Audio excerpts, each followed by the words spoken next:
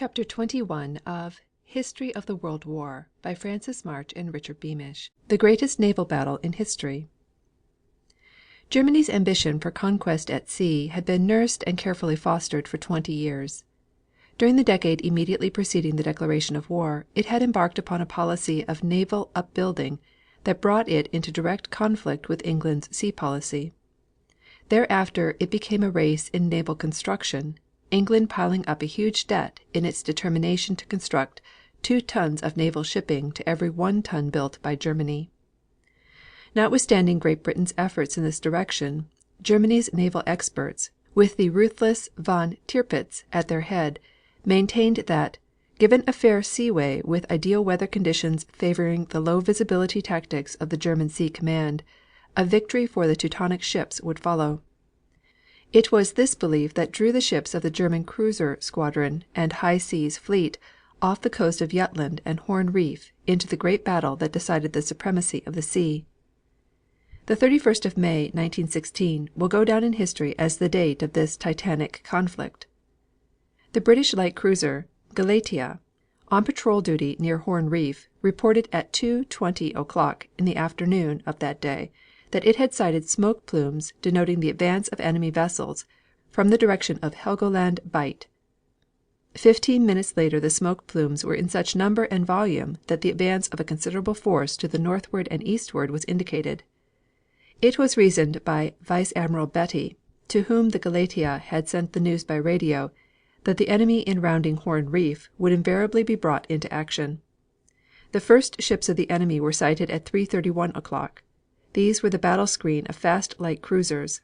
Back of these were 5 modern battle cruisers of the highest power and armament. The report of the battle by an eye witness that was issued upon semi-official authority of the British government follows. First phase, 3:30 P.M., May 31st.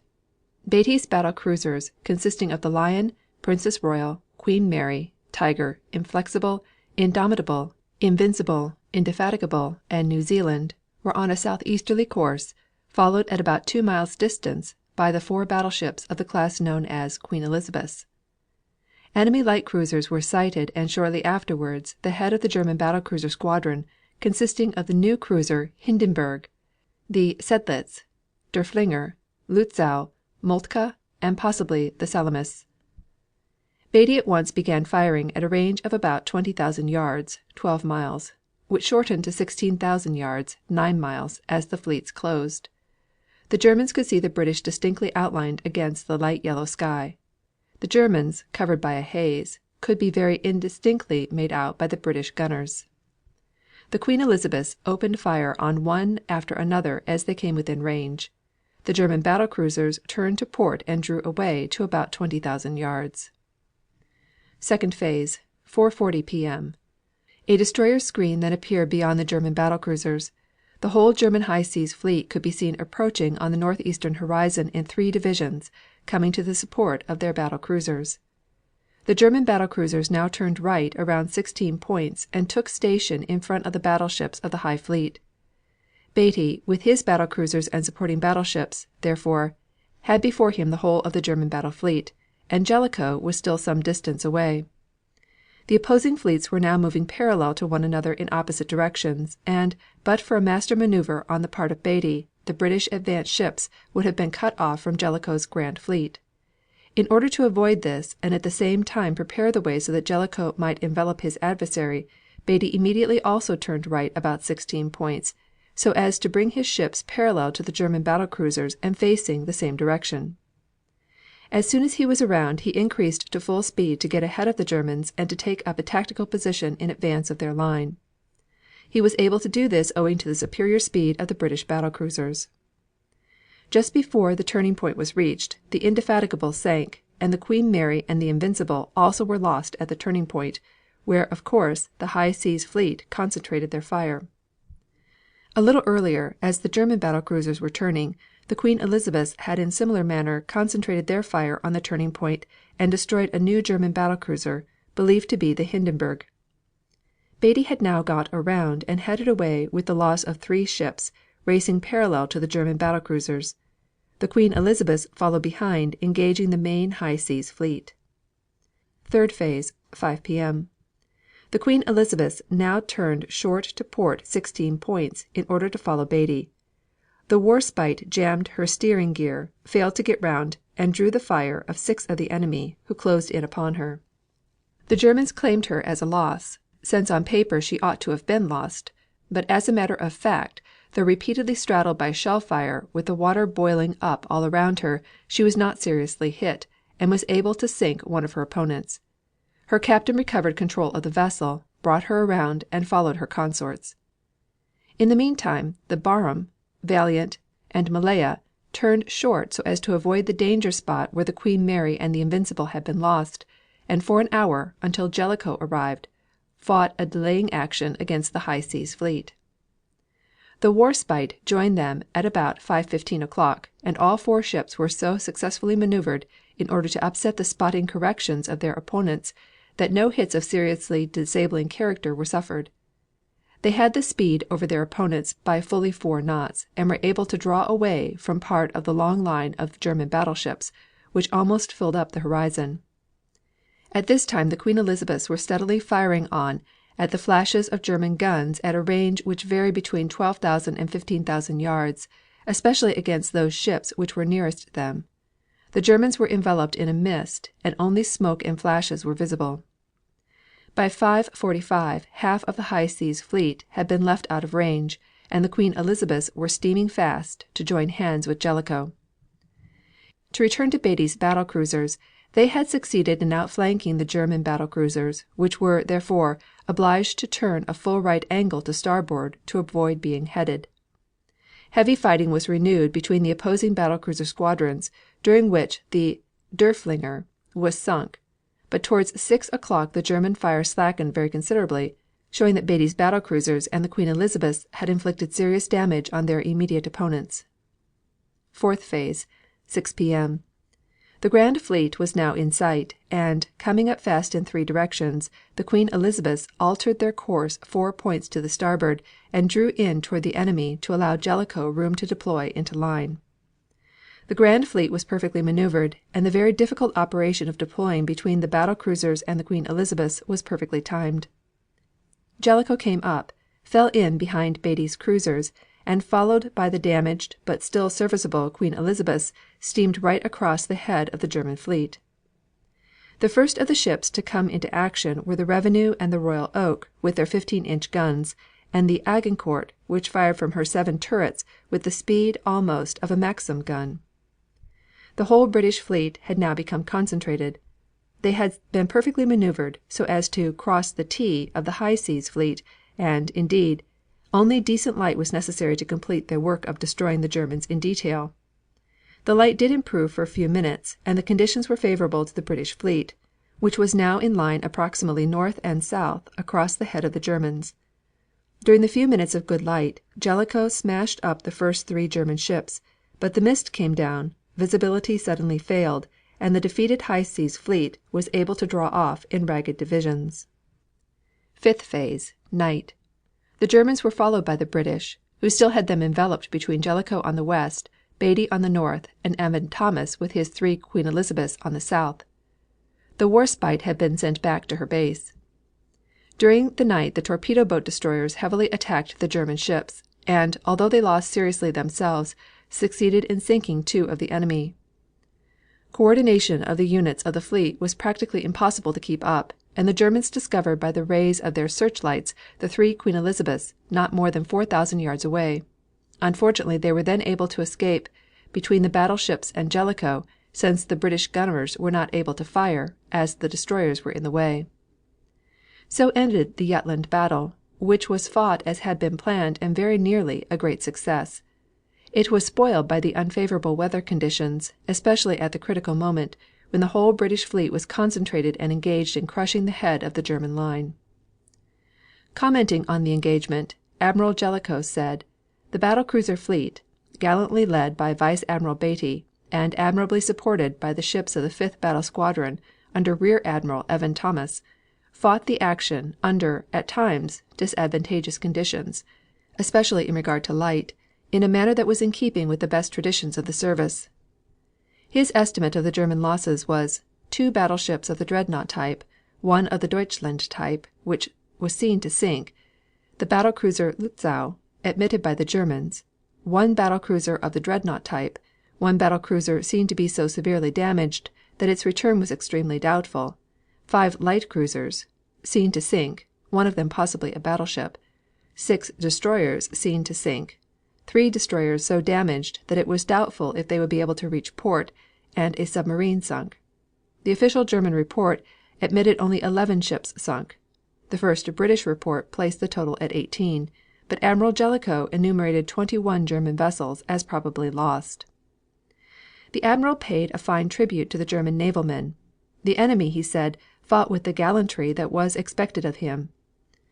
We particularly admire the conduct of those on board a disabled German light cruiser, which passed down the British line shortly after the deployment, under a heavy fire, which was returned by the only gun left in action. The conduct of the officers and men was entirely beyond praise. On all sides it is reported that the glorious traditions of the past were most worthily upheld. Whether in the heavy ships, cruisers, light cruisers, or destroyers, the same admirable spirit prevailed.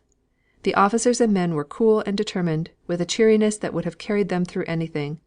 The heroism of the wounded was the admiration of all. I cannot adequately express the pride with which the spirit of the fleet filled me. At daylight on the 1st of June the British battle fleet, being southward of Horn Reef, turned northward in search of the enemy vessels. The visibility early on the 1st of June was 3 to 4 miles less than on May 31st, and the torpedo boat destroyers, being out of visual touch, did not rejoin the fleet until 9 A.M. The British fleet remained in the proximity of the battlefield and near the line of approach to the German ports until 11 A.M., in spite of the disadvantage of long distances from fleet bases and the danger incurred in waters adjacent to the enemy's coasts from submarines and torpedo craft. The enemy, however, made no sign, and the admiral was reluctantly compelled to the conclusion that the high sea fleet had returned into port. Subsequent events proved this assumption to have been correct. The British position must have been known to the enemy, as at 4 A.M. the fleet engaged a Zeppelin about 5 minutes, during which time she had ample opportunity to note and subsequently report the position and course of the British fleet. The Germans at first claimed a victory for their fleet. The test, of course, was the outcome of the battle. The fact that the German fleet retreated and never more ventured forth from beneath the protecting guns and mine fields around Helgoland demonstrates beyond dispute that the British were entitled to the triumph. The German official report makes the best presentation of the German case. It follows in full.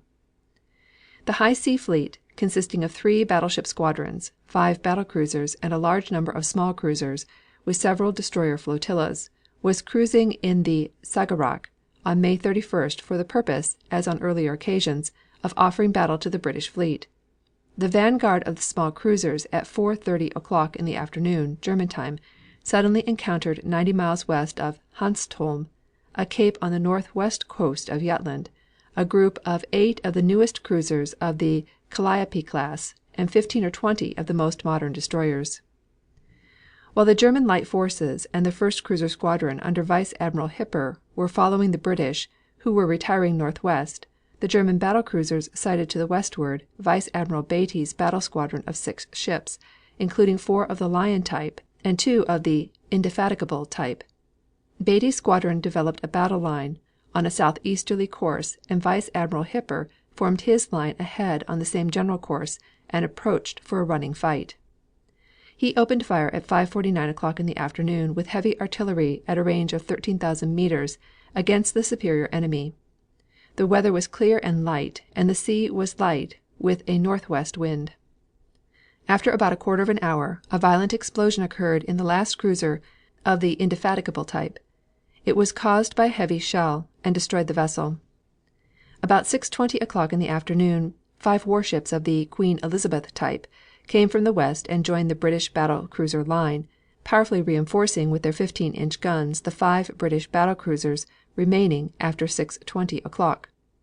To equalize this superiority, Vice Admiral Hipper ordered the destroyers to attack the enemy. The British destroyers and small cruisers interposed, and a bitter engagement at close range ensued, in the course of which a light cruiser participated. The Germans lost 2 torpedo boats, the crews of which were rescued by sister ships under a heavy fire.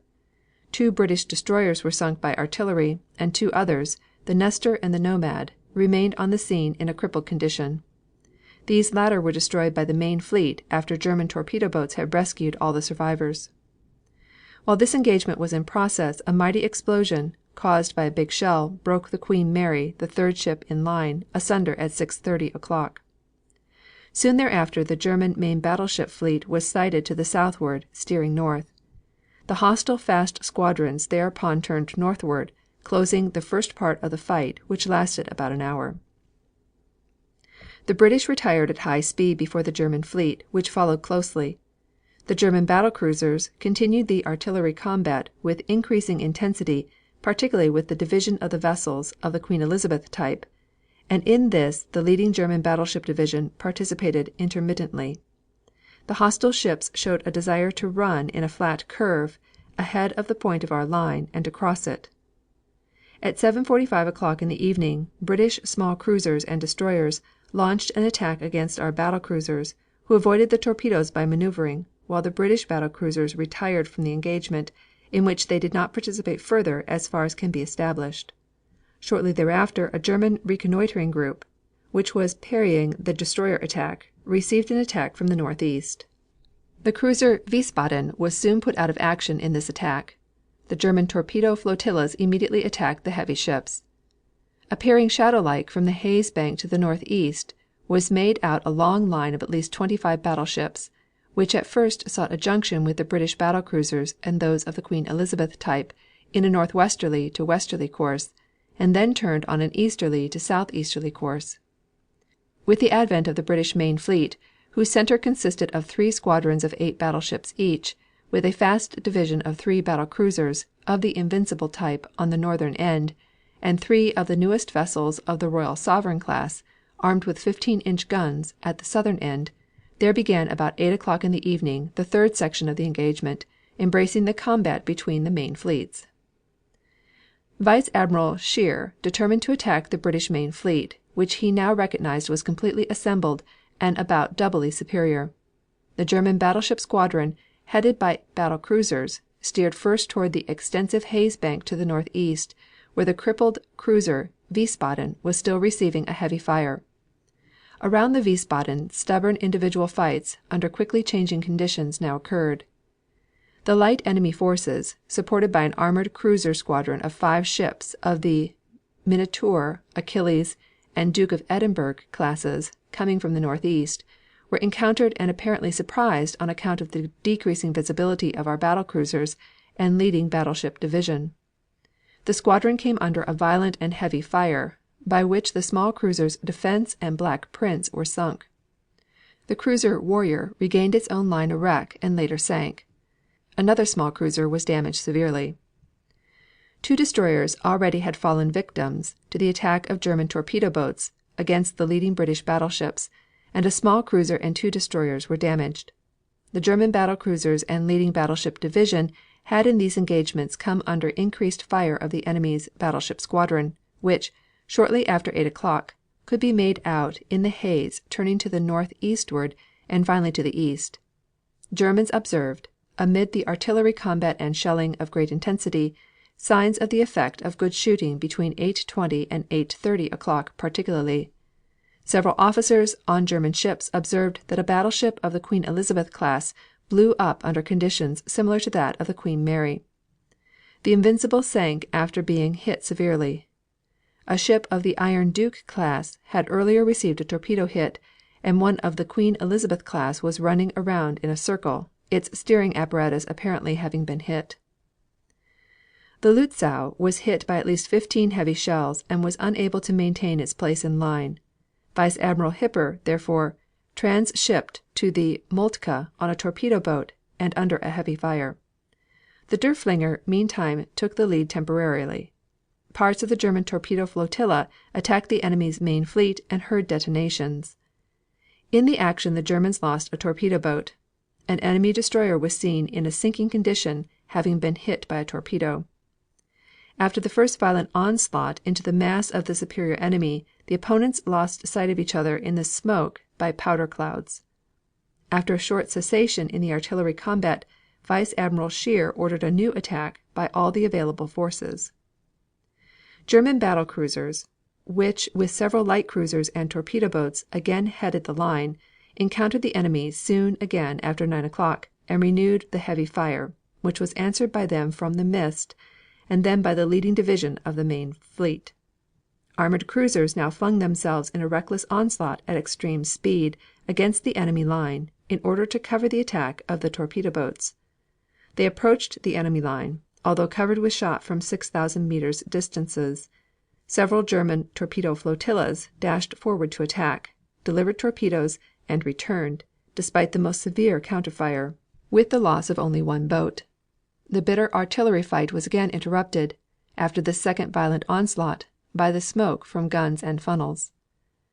Several torpedo flotillas, which were ordered to attack somewhat later, found, after penetrating the smoke cloud, that the enemy fleet was no longer before them, nor, when the fleet commander again brought the German squadrons upon the southerly and southwesterly course where the enemy was last seen, could our opponents be found.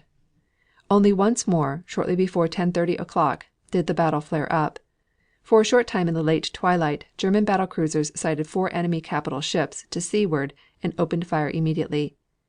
As the 2 German battleship squadrons attacked, the enemy turned and vanished into the darkness. Older German light cruisers of the 4th Reconnaissance Group also were engaged with the older enemy armored cruisers in a short fight.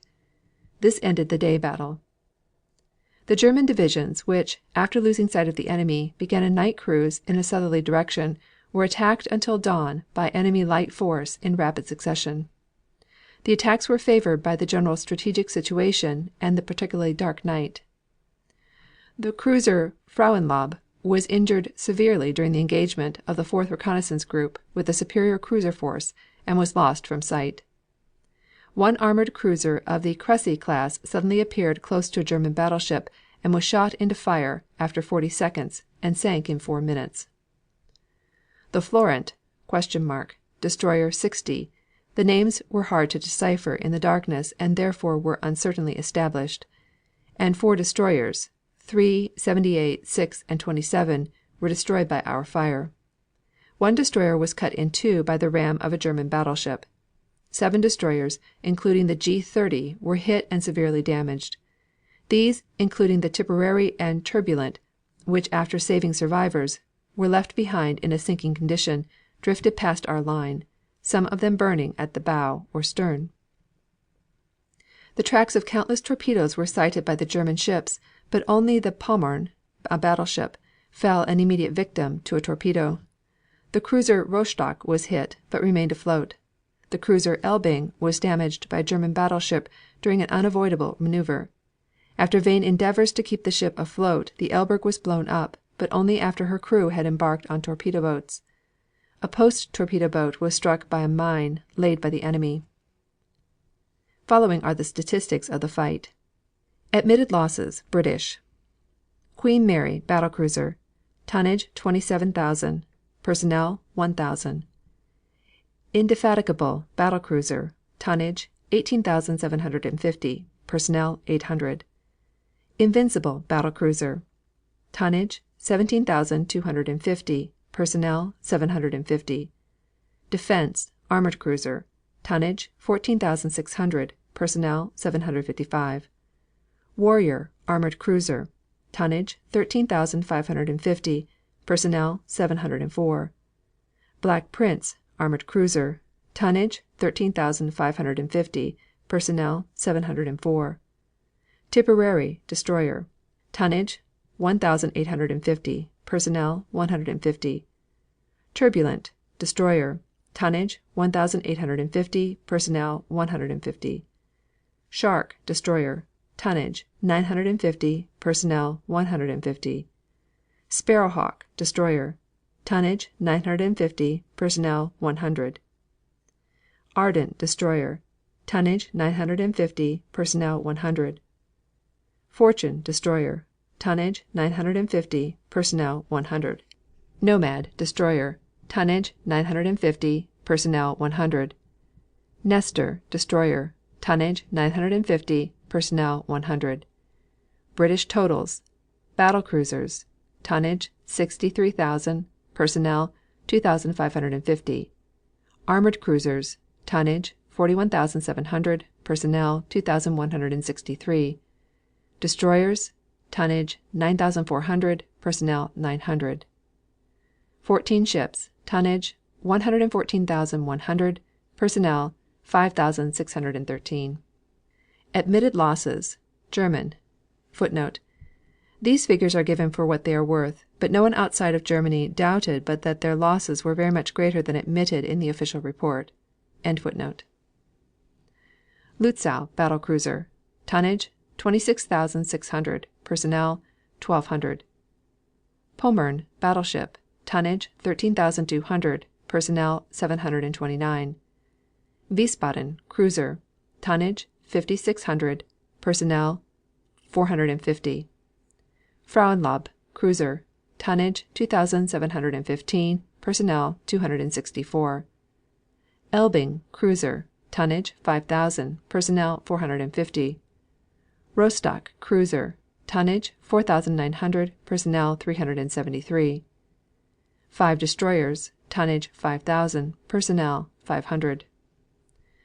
German totals: battle cruisers, tonnage 39,800, personnel 1,929. Cruisers, tonnage 18,215, personnel 1,537. Destroyers, tonnage 5,000, personnel 500. 11 ships, tonnage 63,015, personnel 3,966. Total losses of men, British, dead or missing 6,104, wounded 513, total 6,617. German, dead or missing 2,414, wounded 449, total 2,863. Loss in money value, rough estimate, British 115 million, German 63 million, total 178 million. While the world was still puzzling over the conflicting reports of the Battle of Jutland, came the shocking news that Field Marshal Lord Horatio Herbert Kitchener, the British Secretary of State for War, had perished off the West Orkney Islands on June 5th through the sinking of the British cruiser Hampshire. The entire crew was also lost, except 12 men, a warrant officer and 11 seamen, who escaped on a raft. Earl Kitchener was on his way to Russia, at the request of the Russian government, for consultation regarding munitions to be furnished to the Russian army. He was intending to go to Archangel and visit Petrograd, and expected to be back in London by June 20th. He was accompanied by Hugh James O'Byrne, former counselor of the British Embassy at Petrograd, O.A. Fitzgerald, his military secretary, Brigadier General Ellershaw, and Sir Frederick Donaldson, all of whom were lost. The cause of the sinking of the Hampshire is not known. It is supposed that it struck a mine, but the tragedy very naturally brought into existence many stories which ascribe his death to more direct German action. Seaman Rogerson, one of the survivors, describes Lord Kitchener's last moments as follows: "Of those who left the ship and have survived, I was the one who saw Lord Kitchener last.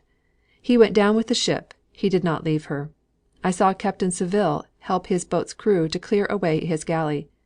At the same time the captain was calling to Lord Kitchener to come to the boat, but owing to the noise made by the wind and sea, Lord Kitchener could not hear him, I think. When the explosion occurred, Kitchener walked calmly from the captain's cabin, went up the ladder and on to the quarterdeck. There I saw him walking quite collectedly, talking to 2 of the officers. All 3 were wearing khaki and had no overcoats on. Kitchener calmly watched the preparations for abandoning the ship, which were going on in a steady and orderly way. The crew just went to their stations, obeyed orders, and did their best to get out the boats. But it was impossible. Owing to the rough weather, no boats could be lowered. Those that were got out were smashed up at once.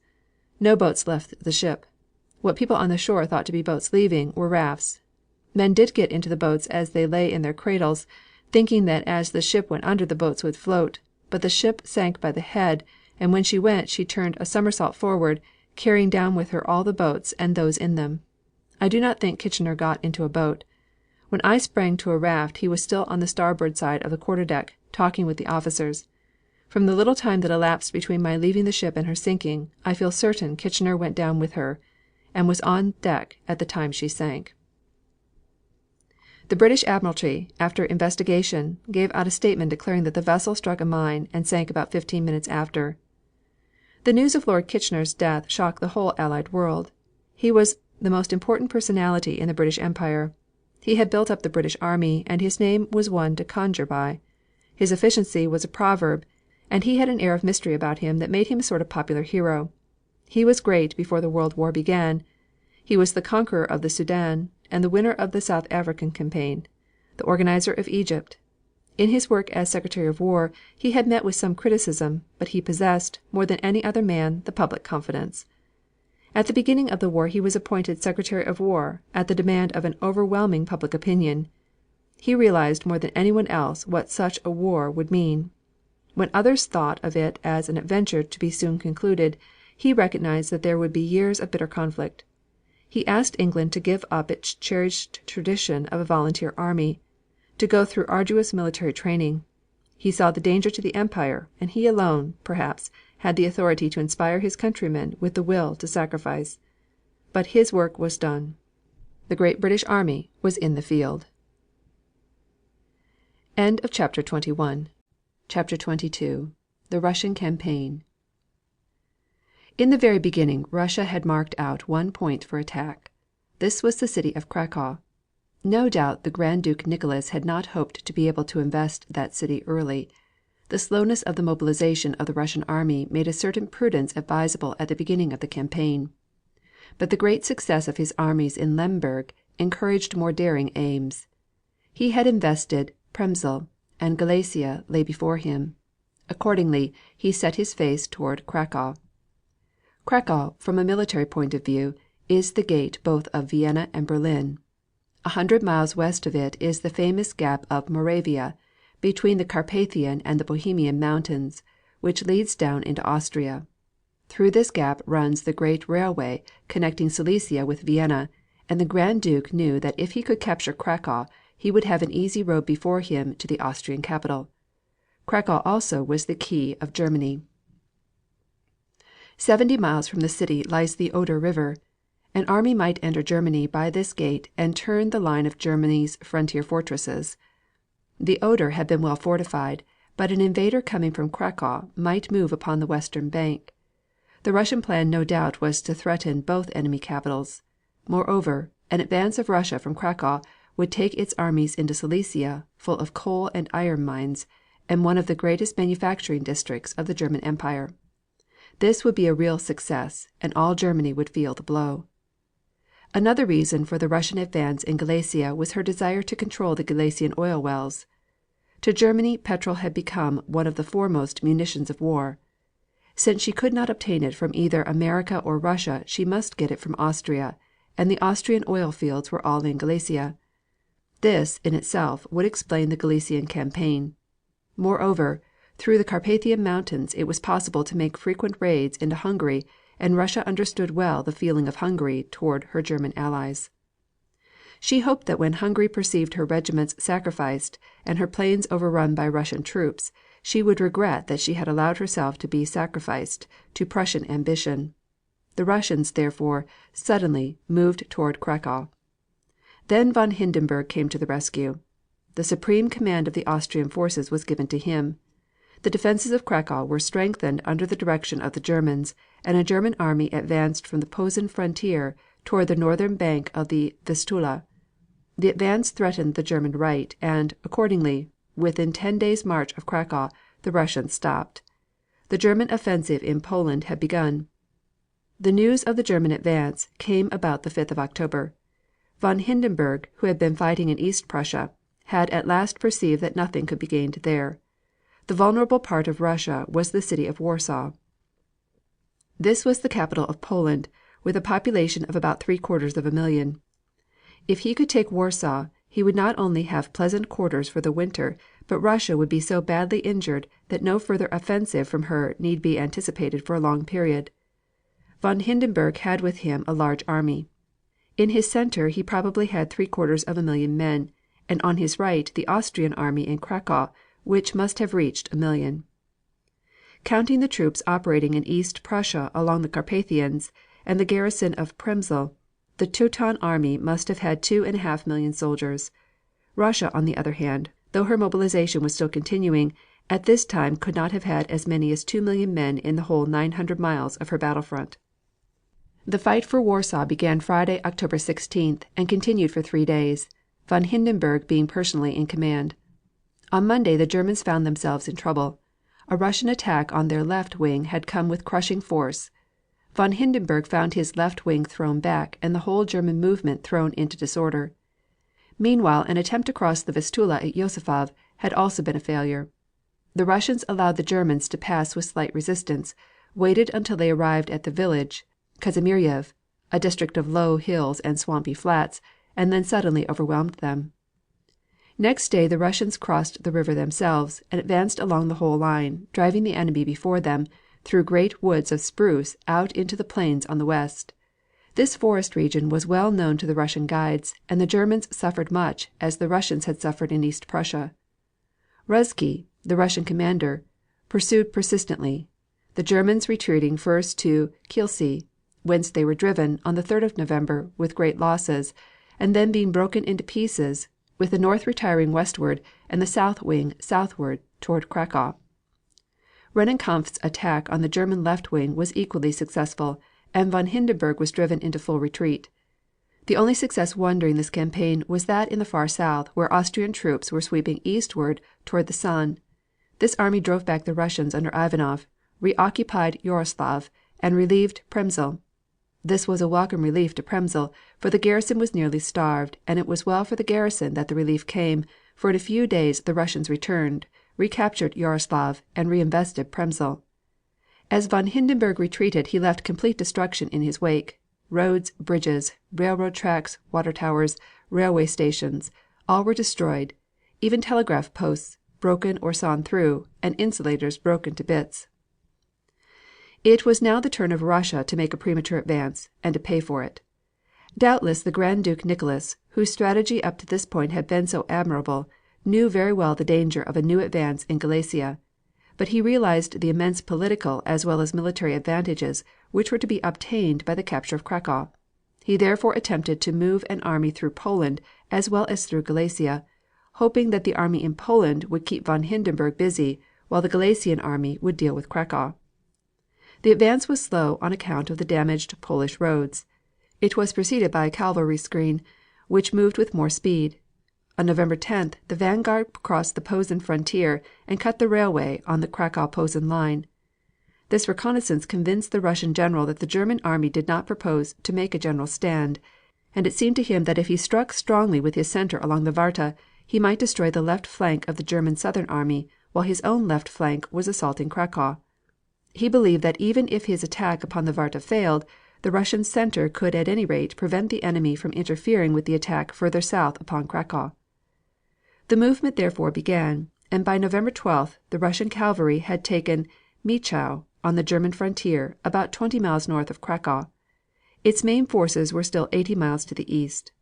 About this time Grand Duke Nicholas perceived that von Hindenburg was preparing a counterstroke. He had retreated north, and then, by means of his railways, was gathering a large army at Thorn. Large reinforcements were sent him, some from the western front, giving him a total of about 800,000 men. In his retreat from Warsaw, he had destroyed all roads and railways in the south and west. He had carefully preserved those of the north, already planning to use them in another movement. He now was beginning an advance, once again, against Warsaw. On account of the roads he perceived that it would be difficult for the Russians to obtain reinforcements. Von Hindenburg had with him as chief of staff General von Ludendorff, one of the cleverest staff officers in the German army, and General von Mackensen, a commander of almost equal repute. The Russian army in the north had been pretty well scattered. The Russian forces were now holding a front of nearly 1,000 miles with about 2,000,000 men. The Russian right center, which now protected Warsaw from the new attack, could hardly number more than 200,000 men. Von Hindenburg's aim was Warsaw only, and did not affect directly the Russian advance to Cracow, which was still going on. Indeed, by the end of the first week in December, General Dmitrieff had cavalry in the suburbs of Cracow, and his main force was on the line of the river Rava about 12 miles away. Cracow had been strongly fortified, and much entrenching had been done in a wide circle around the city. The German plan was to use its field army in Craw's defense rather than a garrison. Two separate forces were used. One moving southwest of Cracow along the Carpathian Hills, struck directly at Ivanov's left. The other operating from Hungary threatened the Russian rear. These two divisions struck at the same time and the Russians found it necessary to fight rear actions as they moved forward. They were doing this with reasonable success and working their way toward Cracow when, on the 12th of December, the Austrian forces working from Hungary carried the Dukla Pass. This meant that the Austrians would be able to pour troops down into the rear of the Russian advance, and the Russian army would be cut off. Dmitrieff, therefore, fell rapidly back until the opening of the Dukla Pass was in front of his line, and the Russian army was once more safe. Meanwhile the renewed siege of Przemysl was going on with great vigor, and attracting the general attention of the Allied world. The Austrians attempted to follow up their successes at the Dukla Pass by attempting to seize the Lupkow Pass and the Uzak Pass, still further to the east, but the Russians were tired of retreating. New troops had arrived, and about the 20th of December a new advance was begun. With the right of the army swinging up along the river Nida, northeast of Cracow, the Russian left attacked the Dukla Pass in great force, driving Austrians back and capturing over 10,000 men. On Christmas Day all three great western passes were in Russian hands. The Austrian fighting, during this period, was the best they had so far shown, the brunt of it being upon the Hungarian troops, who, at this time, were saving Germany. Meantime von Hindenburg was pursuing his movement in the direction of Warsaw. The Russian generals found it difficult to obtain information. Each day came the chronicle of contests, some victories, some defeats, and it soon appeared that a strong force was crushing in the Russian outposts from the direction of Thorn and moving toward Warsaw. Ruzsky found himself faced by a superior German force and was compelled to retreat. The Russian aim was to fall back behind the river Burza, which lies between the Thorn and Warsaw. Burza is a strong line of defense, with many fords but no bridges. The Russian right wing passed by the city of Lowicz, moved southwest to Strykov, and then on past Lodz. West of Lowicz is a great belt of marshes impossible for the movement of armies. The first German objective was the city of Lodz. Von Hindenburg knew that he must move quickly before the Russians should get up reserves. His campaign of destruction had made it impossible for aid to be sent to the Russian armies from Ivanov, far in the south, but every moment counted. His right pushed forward and won the western crossings of the marshes. His extreme left moved toward Plock, but the main effort was against Piontek, where there is a famous causeway engineered for heavy transport through the marshes. At first the Russians repelled the attack on the causeway, but on November 19th the Russians broke and were compelled to fall back. Over the causeway, then, the German troops were rushed in great numbers, splitting the Russian army into two parts, one on the south surrounding Lodz, the other running east of Brezin onto the Vistula. The Russian army around Lodz was assailed in the front, flank and rear. It looked like an overwhelming defeat for the Russian army. At the very last moment possible, Russian reinforcements appeared, a body of Siberians from the direction of Warsaw. They were thrown at once into the battle and succeeded in reestablishing the Russian line. This left about 90,000 Germans almost entirely surrounded, as if they were in a huge sack. Ruzsky tried his best to close the mouth of the sack, but he was unsuccessful. The fighting was terrific, but by the 26th the Germans in the sack had escaped. The Germans were continually receiving reinforcements and still largely outnumbered the Russians. Von Hindenburg therefore determined on a new assault. The German left wing was now far in front of the Russian city of Lodz, one of the most important of the Polish cities. The population was about 500,000. Such a place was a constant danger, for it was the foundation of the Russian salient. When the German movement began the Russian general, perceiving how difficult it would have been to hold the city, deliberately withdrew, and on December 6th the Germans entered Lodz without opposition. The retreat relieved the Russians of a great embarrassment. Its capture was considered in Germany as a great German victory, and at this time von Hindenburg seems to have felt that he had control of the situation. His movement, to be sure, had not interfered with the Russian advance on Cracow, but Warsaw must have seemed to him almost in his power. He therefore concentrated his forces for a blow at Warsaw. His first new movement was directed at the Russian right wing, which was then north of the Bzura River, and east of Lowicz. He also directed the German forces in East Prussia to advance and attempted to cut the main railway line between Warsaw and Petrograd. If this attempt had been successful, it would have been a highly serious matter for the Russians. The Russians, however, defeated it and drove the enemy back to the East Prussian border. The movement against the Russian right wing was more successful, and the Russians fell back slowly. This was not because they were defeated in battle, but because the difficult weather interfered with communications. There had been a thaw and the whole country was waterlogged. The Grand Duke was willing that the Germans should fight in the mud. This slow retreat continued from the 7th of December to Christmas Eve, and involved the surrender of a number of Polish towns, but it left the Russians in a strong position. They were able to entrench themselves so that every attack of the enemy was broken. The Germans tried hard. Von Hindenburg would have liked to enter Warsaw on Christmas. The citizens heard day and night the sound of the cannon, but they were entirely safe. The German attack was a failure. On the whole, the Grand Duke Nicholas had shown better strategy than the best of the German generals. Outnumbered from the very start, his tactics had been admirable. Twice he had saved Warsaw, and he was still threatening Cracow. The Russian armies were fighting with courage and efficiency and were continually growing in numbers as the days went by. During the first weeks of 1915, while there were a number of attacks and counterattacks, both armies had come to trench warfare, so familiar in France. The Germans in particular had constructed a most elaborate trench system, with underground rooms containing many of the ordinary comforts of life. Toward the end of the month the Russians began to move in East Prussia in the north, and also far south in the Bukovina. The object of these movements was probably to prevent von Hindenburg from releasing forces on the west. Russia was still terribly weak in equipment and was not ready for a serious advance. An attack on sacred East Prussia would stir up the Germans, while Hungary would be likewise disturbed by the advance on Bukovina. Von Hindenburg, however, was still full of the idea of capturing Warsaw. He had failed twice, but the old field marshal was stubborn, and moreover he knew well what the capture of Warsaw would mean to Russia, and so he tried again. The Russian front now followed the west bank of the Bzura for a few miles, changed to the eastern bank following the river until it met with the Ravka. From there a line of trenches passed south and east of Balinov, and from there to Skierniewice. Von Mackensen concentrated a considerable army at Balinov and had on the 1st of February about 140,000 men there. That night, with the usual artillery preparation, he moved from Balinov against the Russian position at the Bezormov crest.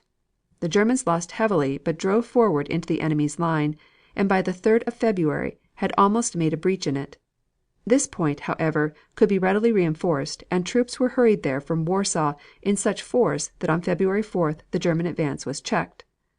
Von Mackensen had lost heavily, and by the time it was checked he had become so weak that his forces yielded quickly to the counterattack and were flung back. This was the last frontal attack on Warsaw. Von Hindenburg then determined to attack Warsaw by indirection. Austria was instructed to move forward along the whole Carpathian front, while he himself, with strong forces, undertook to move from East Prussia behind the Polish capital and cut the communications between Warsaw and Petrograd. If Austria could succeed, Przemysl might be relieved, Lemberg recaptured, and Russia forced back so far on the south that Warsaw would have to be abandoned. On the other hand, if the East Prussia effort were successful, the Polish capital would certainly fall. These plans, if they had developed successfully, would have crippled the power of Russia for at least 6 months. Meantime, troops could be sent to the west front, and perhaps enable Germany to overwhelm France. By this time almost all of Poland west of the Vistula was in the power of the Germans, while 3/4 of Galicia was controlled by Russia. Von Hindenburg now returned to his old battleground near the Masuian Lakes. The Russian forces, which at the end of January had made a forward movement in East Prussia, had been quite successful. Their right was close upon Tilsit, and their left rested upon the town of Johannesburg. Further south was the Russian army of the Nerev.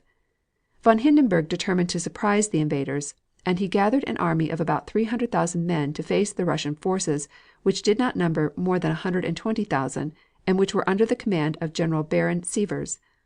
The Russian army soon found itself in a desperate position. A series of bitter fights ensued, at some of which the Kaiser himself was present. The Russians were driven steadily back for a week, but the German stories of their tremendous losses are obviously unfounded. They retreated steadily until February 20th, fighting courageously, and by that date the Germans began to find themselves exhausted. Russian reinforcements came up and a counterattack was begun. The German aim had evidently been to reach Grodno and cut the main line from Warsaw to Petrograd, which passes through that city. They had now reached Suwalki, a little north of Grodno, but were unable to advance further, though the Warsaw-Petrograd Railway was barely 10 miles away. The southern portion of von Hindenburg's army was moving against the railway further west, in the direction of Ossowietz. But Ossowietz put up a determined resistance, and the attack was unsuccessful. By the beginning of March, von Hindenburg ordered a gradual retreat to the East Prussian frontier. While this movement to drive the Russians from East Prussia was under way, von Hindenburg had also launched an attack against the Russian army on the Narev. If he could force the lower Narev from that point, too, he could cut the railroad running east from the Polish capital. He had hoped that the attacks just described further east would distract the Russian attention so that he would find the Narev ill guarded. The advance began on February 22nd, and after numerous battles captured Przasnysz, and found itself with only one division to oppose its progress to the railroad. On the 23rd this force was attacked by the German right, but resisted with the utmost courage. It held out for more than 36 hours until, on the evening of the 24th, Russian reinforcements began to come up, and drove the invaders north through Przasnysz in return. It was an extraordinary fight. The Russians were unable to supply all their troops with munitions and arms. At Przasnysz, men fought without rifles, armed only with a bayonet. All they could do was to charge with cold steel, and they did it so desperately that, though they were outnumbered, they drove the Germans before them. By all the laws of war the Russians should have been defeated with ease. As it was, the German attempt to capture Warsaw by a flank movement was defeated. While the struggle was going on in the north, the Austrian armies in Galicia were also moving. Russia was still holding the three great passes in the Carpathian Mountains, but had not been able to begin an offensive in Hungary.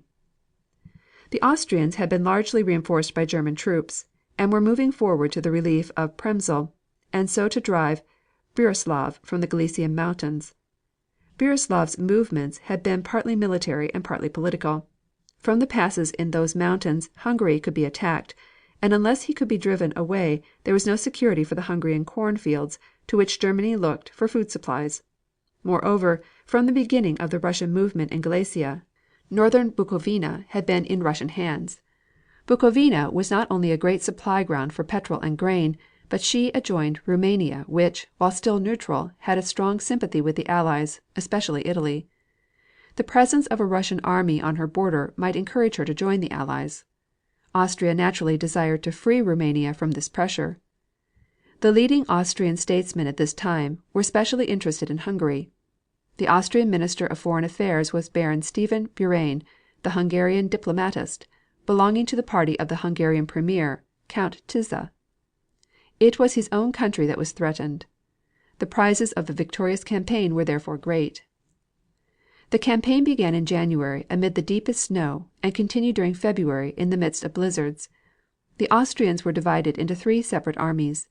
The first was charged with the relief of Przemysl, the second advanced in the direction of Lemberg, and the third moved upon Bukovina. The first made very little progress, after a number of lively battles. It was held pretty safely by Burislav. The second army was checked by Dmitriev. Further east, however, the army of the Bukovina crossed the Carpathian range and made considerable advances. This campaign was fought out in a great number of battles, the most serious of which, perhaps, was the battle of Koziowa. At that point Burislav's center withstood for several days the Austrian Second Army, which was commanded by the German General von Lissingen. The Russian success here saved Lemberg, prevented the relief of Przemysl, and gave time to send reinforcements to Bukovina. The Austrian Third Army, moving on Bukovina, had the greatest Austrian success. They captured in succession Czernowitz, Kolomia, Stanislau. They did not succeed, however, in driving the Russians from the province. The Russians retired slowly, waiting for reinforcements. These reinforcements came, whereupon the Austrians were pushed steadily back. The passes in the Carpathians still remained in Austrian hands, but Przemysl was not relieved or Lemberg recaptured. On March 22d, Przemysl fell. The capture of Przemysl was the greatest success that Russia had so far attained. It had been besieged for about 4 months, and the taking of the fortress was hailed as the first spectacular success of the war. Its capture altered the whole situation. It released a large Russian army, which was sent to reinforce the armies of Ivanov, where the Austrians were vigorously attacked. By the end of March the Russians had captured the last Austrian position on the Lupkov Pass, and were attacking vigorously the pass of Uzok, which maintained a stubborn defense. Brusilov tried to push his way to the rear of the Uzok position, and though the Austrians delivered a vigorous counterattack, they were ultimately defeated. In 5 weeks of fighting, Ivanov captured over 70,000 prisoners. During this period there was considerable activity in East Prussia, and the Courland coast was bombarded by the German Baltic Squadron. There was every indication that Austria was near collapse, but all the time the Germans were preparing for a mighty effort, and the secret was kept with extraordinary success. The little conflicts in the Carpathians and in East Prussia were meant to deceive, while a great army, with an enormous number of guns of every caliber and masses of ammunition, were being gathered. The Russian commanders were completely deceived. There had been no change in the generals in command except that General Ruzsky, on account of illness, was succeeded by General Alexiev. The new German army was put under the charge of von Hindenburg's former lieutenant, General von Mackensen. This was probably the strongest army that Germany ever gathered, and could not have numbered less than 2 millions of men, with nearly 2,000 pieces in its heavy batteries. On April 28th the action began. The Austro-German army lay along the left of the Donets River to its junction with the Biala, and along the Biala to the Carpathian Mountains. Von Mackensen's right moved in the direction of Gorlice. General Dmitriev was compelled to weaken his front to protect Gorlice, and then, on Saturday the 1st of May, the great attack began. Under cover of artillery fire, such as had never been seen before, bridges were pushed across the Biala, and Zikavice was taken. The Russian positions were blown out of existence. The Russian armies did what they could, but their defense collapsed, and they were soon in full retreat. The German armies advanced steadily, and though the Russians made a brave stand at many places, they could do nothing. On the Wisloka they hung on for 5 days, but they were attempting an impossibility. From that time on each day marked a new German victory, and in spite of the most desperate fighting the Russians were forced back until, on the 11th, the bulk of their line lay just west of the lower San as far as Przemysl, and then south to the upper Dniester. The armies were in retreat, but were not routed. In a fortnight the army of Dmitriev had fallen back 85 miles. The Grand Duke Nicholas by this time understood the situation. He perceived that it was impossible to make a stand. The only thing to do was to retreat steadily until Germany's mass of war material should be used up, even though miles of territory should be sacrificed. It should be a retreat in close contact with the enemy, so that the Austro-German troops would have to fight for every mile. This meant a retreat not for days, but perhaps for weeks. It meant that Przemysl must be given up, and Lemberg, and even Warsaw, but the safety of the Russian army was of more importance than a province or a city. On May 18th the German War Office announced their successes in the following terms: The army under General von Mackensen in the course of its pursuit of the Russians reached yesterday the neighborhood of Subiecko, on the lower Wisloka, and Kolbutzowa, northeast of Debicka. Under the pressure of this advance, the Russians also retreated from their positions north of the Vistula. In this section the troops under General von Worak, closely following the enemy, penetrated as far as the region northwest of Kielce. In the Carpathians, Austro-Hungarian and German troops under General von Linsingen conquered the hills east of the upper Stryyi, and took some 3,660 men prisoners, as well as capturing machine guns. At the present moment, while the armies under General von Mackensen are approaching the Przemysl fortress and the lower San, it is possible to form an approximate idea of the booty taken. In the battles of Tarnow and Gorlica, and in the battles during the pursuit of these armies, we have so far taken 103,500 Russian prisoners, 69 cannon, and 255 machine guns. In these figures the booty taken by the Allied troops fighting in the Carpathians and north of Vistula is not included. This amounts to a further 40,000 prisoners. Przemysl surrendered to the Germans on June 3, 1915, only 10 weeks after the Russian capture of the fortress, which had caused such exultation. General von Mackensen continued toward Lemberg, the capital of Galicia. On June 18th, when the victorious German armies were approaching the gates of Lemberg, the Russian losses were estimated at 400,000 dead and wounded and 300,000 prisoners, besides 100,000 lost before Marshal von Hindenburg's forces in Poland and Courland. On June 23d, Lemberg fell. The weakness of Russia in this campaign arose from the exhaustion of her ammunition supplies, but great shipments of such supplies were being constantly forwarded from Vladivostok. When the German army crossed the San, Wilhelm II, then German Emperor, was present. It is interesting to look back on the scene. Here is a paragraph from the account of the Wolf Telegraph Bureau. The Emperor had hurried forward to his troops by automobile. On the way he was greeted with loud hurrahs by the wounded riding back in wagons. On the heights of the Jaroslav the Emperor met Prince Eitel Friedrich, and then, from several points of observation, for hours followed with keen attention the progress of the battle for the crossing. While the great offensive in Galicia was well under way, the Germans were pushing forward in East Prussia. Finding little resistance, they ultimately invaded Courland, capturing Libau, and established themselves firmly in that province. The sweep of the victorious German armies through Galicia was continued into Poland. On July 19th, William the Warlord bombastically telegraphed his sister, the Queen of Greece, to the effect that he had paralyzed Russia for at least 6 months to come, and was on the eve of delivering a coup on the Western Front that will make all Europe tremble. It would be futile to recount the details of the various German victories which followed the advance into Poland. On July 24th, the German line ran from Novgorod in the north, south of Przasnysz, thence to Novogeorgievsk, then swinging to the southeast below Warsaw, it passed close to the west of Ivangorod, Lublin, Chelm, and then south to a point just east of Lemberg. Warsaw at that time was in the jaws of the German nutcracker. On July 21st the bells in all the churches throughout Russia clanged a call to prayer for 24 hours continual service of intercession for victory. In spite of the heat the churches were packed. Hour after hour the people stood wedged together, while the priests and choirs chanted their litanies. Outside the Kamień Cathedral an open-air mass was celebrated in the presence of an enormous crowd. But the German victories continued. On August 5th Warsaw was abandoned. Up to July 29th hope was entertained in military quarters in London and Paris that the Germans would stand a siege in their fortresses along the Warsaw salient. But on that date advances came from Petrograd that in order to save the Russian armies a retreat must be made, and the Warsaw fortresses abandoned.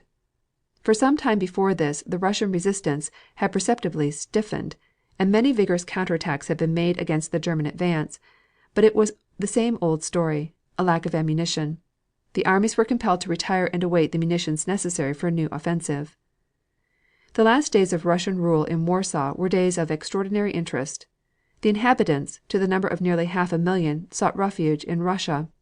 All goods that could be useful to the Germans were either removed or burned. Crops were destroyed in the surrounding fields. When the Germans entered they found an empty and deserted city, with only a few Poles and the lowest classes of Jews still left. Warsaw is a famous city, full of ancient palaces, tastefully adorned shops, finely built streets, and 80 church towers where the bells are accustomed to ring melodiously for matins and vespers. In Ujazdowski Avenue one comes to the most charming building in all Warsaw, the Łazienki Palace, with its delicious gardens mirrored in a lovely lake. It is a beautiful city. The fall of Warsaw meant the fall of Russian Poland, but Russia was not yet defeated. Von Hindenburg was to be treated as Napoleon was in 1812. The strategy of the Grand Duke was sound. So long as he could save the army the victories of Germany would be futile. It is true that the German armies were not compelled, like those of Napoleon, to live on the land. They could bring their supplies from Berlin day by day. But every mile they advanced into hostile territory made their task harder. The German line of communication, as it grew longer, became weaker, and the troops needed for garrison duty in the captured towns seriously diminished the strength of the fighting army. The Russian retreat was good strategy, and it was carried on with extraordinary cleverness. It is unnecessary to describe the events which succeeded the fall of Warsaw in great detail. There was a constant succession of German victories and Russian defeats, but never one of the Russian armies enveloped or destroyed. Back they went, day after day, always fighting. Each great Russian fortress resisted until it saw itself in danger and then safely withdrew its troops. Kovno fell, and Novogeorgievsk, and Ivangorod, and then Ossowietz was abandoned, and Brest-Litovsk and Grodno. On September 5th the Emperor of Russia signed the following order: Today I have taken supreme command of all the forces of the sea and land armies operating in the theater of war. With firm faith in the clemency of God, with unshakable assurance in final victory, we shall fulfill our sacred duty to defend our country to the last. We will not dishonor the Russian land. The Grand Duke Nicholas was made Viceroy of the Caucasus, a post which took him out of the main theater of fighting but gave him a great field for fresh military activity. He had been bearing a heavy burden, and had shown himself to be a great commander.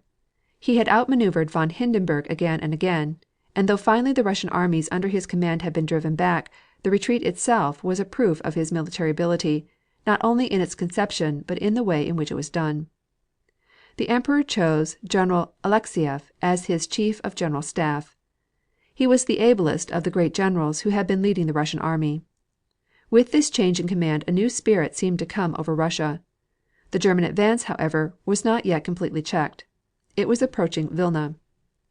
The fighting around Vilna was the bitterest in the whole long retreat. On the 18th of September it fell, but the Russian troops were safely removed and the Russian resistance had become strong. Munitions were pouring into the new Russian army. The news from the battle front began to show improvement. On September 8th General Brussilov, further in the south, had attacked the Germans in front of Tarnopol and defeated them with heavy loss. More than 17,000 men were captured with much artillery. Soon the news came of other advances. Dubno was retaken, and Lutsk. The end of September saw the German advance definitely checked. The Russian forces were now extended in a line from Riga on the north along the Dwina down to Dvinsk. Then turning to the east along the river it again turned south and so down east of the Pripet marshes. It followed an almost straight line to the southern frontier. Its two strongest points were Riga, on the Gulf of Riga, which lay under the protection of the guns of the fleet, and Dvinsk, through which ran the great Petrograd railway line. Against these 2 points von Hindenburg directed his attack. And now, for the first time in many months, he met with complete failure. The German fleet attempted to assist him on the Gulf of Riga, but was defeated by the Russian Baltic fleet with heavy losses. A bombardment turned out a failure, and the German armies were compelled to retire. A more serious effort was made against Dvinsk, but was equally unsuccessful, and the German losses were immense. Again and again the attempt was made to cross the Dwina River, but without success. The German invasion was definitely stopped. By the end of October there was complete stagnation in the northern section of the battle line, and though in November there were a number of battles, nothing happened of great importance. During the year 1916 the Russian armies seemed to have had a new birth. At last they were supplied with guns and munitions. They waited until they were ready. In March a series of battles was fought in the neighborhood of Lake Narach, and 8 successive attacks were made against the German army, entrenched between Lake Narach and Lake Vichnebesky. The Germans at first were driven back and badly defeated. Later on, however, the Russian artillery was sent to another section, and the Germans were able to recover their position. During June the Russians attacked all along the southern part of their line. In 3 weeks they had regained a whole province. Lutsk and Dubno had been retaken. 200,000 men and hundreds of guns had been captured, and the Austrian line had been pierced and shattered. Further south the German army had been compelled to retreat and the Russian armies were in Bukovina and Galicia. On the 10th of August Stanislau fell. By this time 2 Austrian armies had been shattered, over 350,000 prisoners taken, and nearly 1,000,000 men put out of action. Germany, however, was sending reinforcements as fast as possible and putting up a desperate defense. Nevertheless, everything was encouraging for Russia, and she entered upon the winter in a very different condition from her condition in the previous year. Then she had just ended her great retreat. Now she had behind her a series of successes.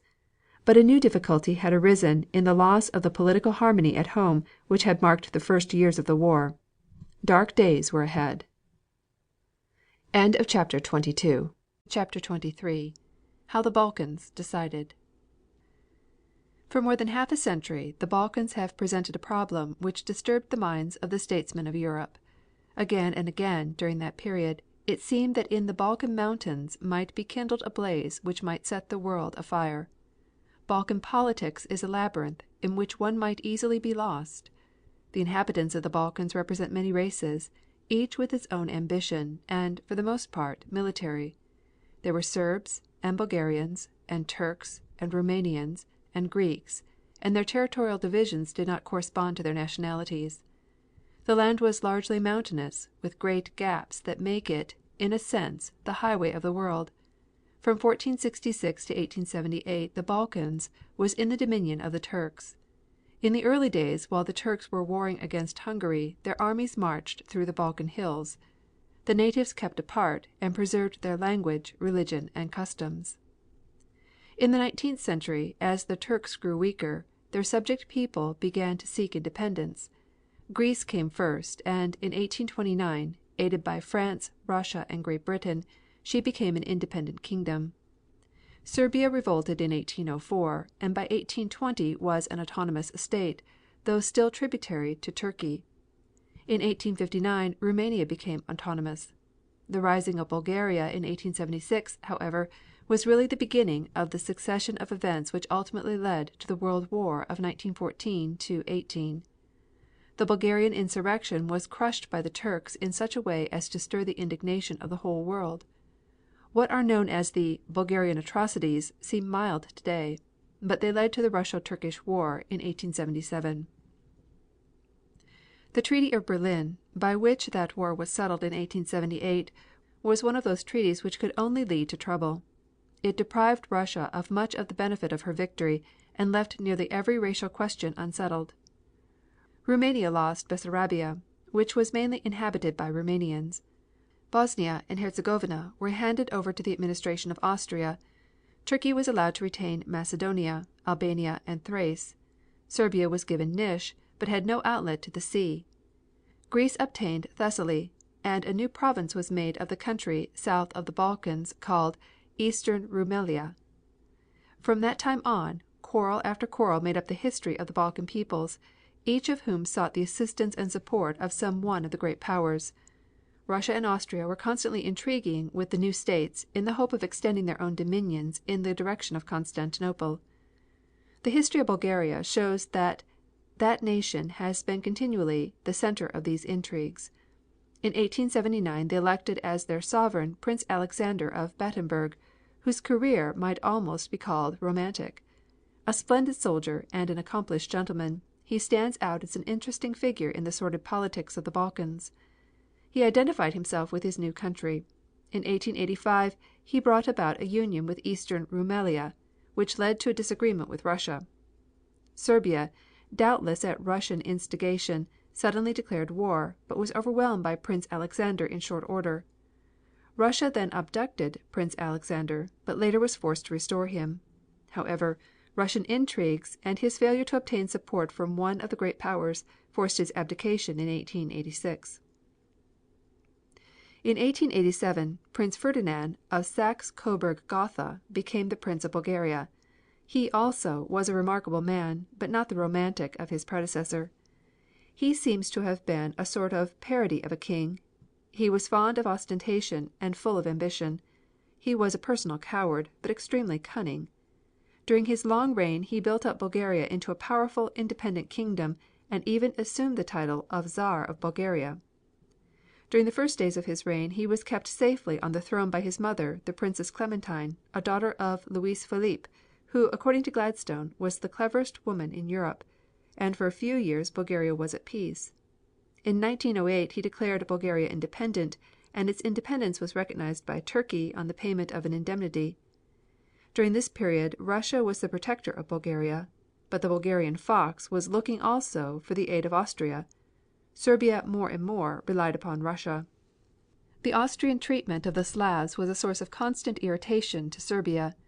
Roumania had a divided feeling. Her loss of Bessarabia to Russia had caused ill feeling, but in Austria's province of Transylvania there were millions of Roumanians whom Roumania desired to bring under her rule. Greece was fearful of Russia, because of Russia's desire for the control of Constantinople. All of these nations, too, were deeply conscious of the Austro-German ambitions for extension of their power through to the east. Each of these principalities was also jealous of the other. Bulgaria and Serbia had been at war. Many Bulgarians were in the Roumanian territory, many Serbians, Bulgarians, and Greeks in Macedonia. There was only one tie in common, that was their hatred of Turkey. In 1912 a league was formed under the direction of the Greek statesman Venizelos, having for its object an attack on Turkey. By secret treaties arrangements were made for the division of the land which they hoped to obtain from Turkey. War was declared and Turkey was decisively defeated, and then the trouble began.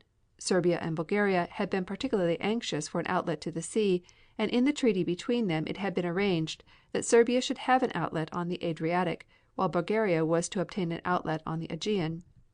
The Triple Alliance positively refused Serbia its share of the Adriatic coast.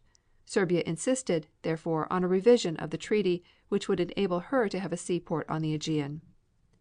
An attempt was made to settle the question by arbitration, but King Ferdinand refused, whereupon, in July, 1913, the Second Balkan War began.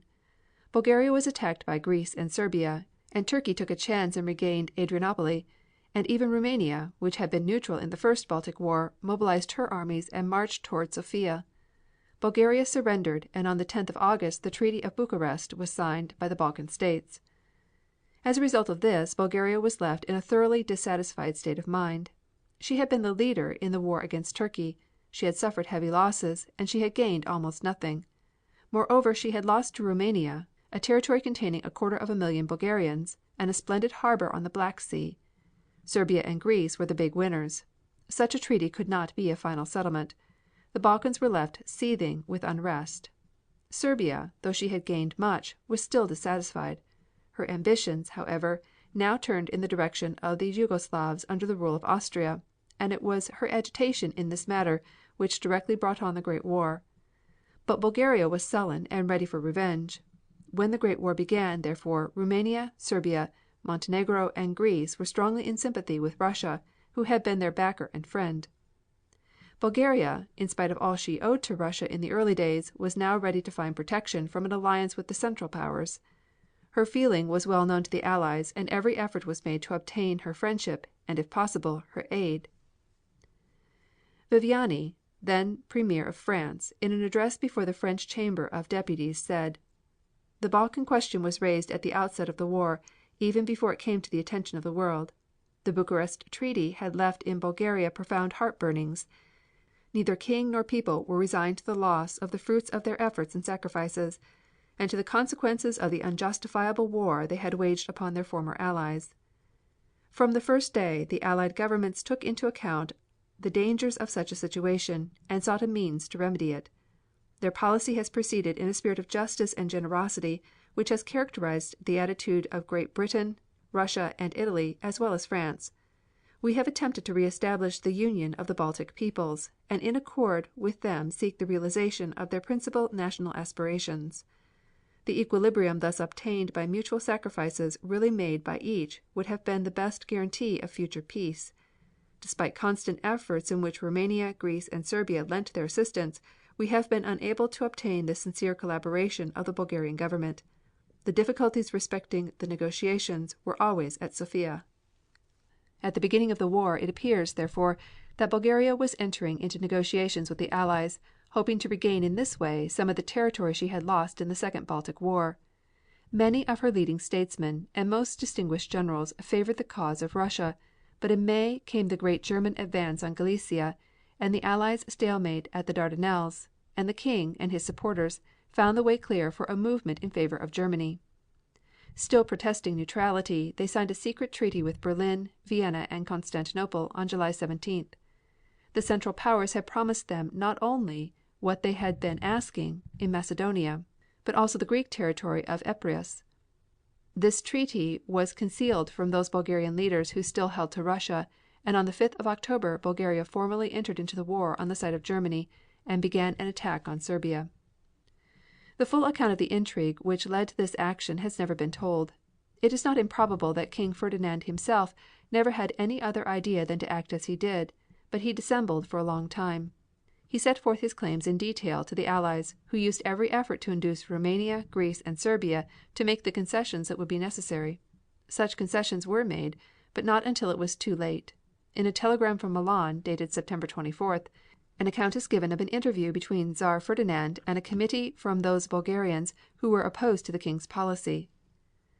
"Mind your own head, I shall mind mine," are the words which the King spoke to M. Stambulivski when he received the 5 opposition members who had come to warn him of the danger to which he was exposing himself and the nation. The 5 members were received by the King in the Red Room at the Royal Palace, and chairs had been placed for them around a big table. The King entered the room, accompanied by Prince Boris, the heir apparent, and his secretary, M. Bukovich. "Be seated, gentlemen," said the King, as he sat down himself, as if for a very quiet talk. His secretary took a seat at the table, a little apart to take notes, but the conversation immediately became so heated and rapid that he was unable to write it down. The first to speak was M. Malinoff, the leader of the Democratic Party, who said, "The policy adopted by the government is one of adventure, tending to throw Bulgaria into the arms of Germany and driving her to attack Serbia. This policy is contrary to the aspirations, feeling and interest of the country, and if the government obstinately continues in this way it will provoke disturbances of the greatest gravity." It was the first allusion to the possibility of a revolution, but the King listened without flinching. M. Malinoff concluded: "For these reasons we beg your Majesty, after having vainly asked the government, to convoke the Chamber immediately, and we ask this convocation for the precise object of saving the country from dangerous adventures by the formation of a coalition ministry." The King remained silent and, with a nod, invited Mr. Stambulivski to speak. M. Stambulivski was a leader of the Agrarian Party, a man of sturdy, rustic appearance, accustomed to speak out his mind boldly, and exceedingly popular among the peasant population. He grew up himself as a peasant, and wore the laborer's blouse up till very recently. He stood up, and looking the King straight in the face, said with resolute tones: "In the name of every farmer in Bulgaria I add, to what Mr. Malinoff has just said, that the Bulgarian people hold you personally responsible, more than your government, for the disastrous adventure of 1913.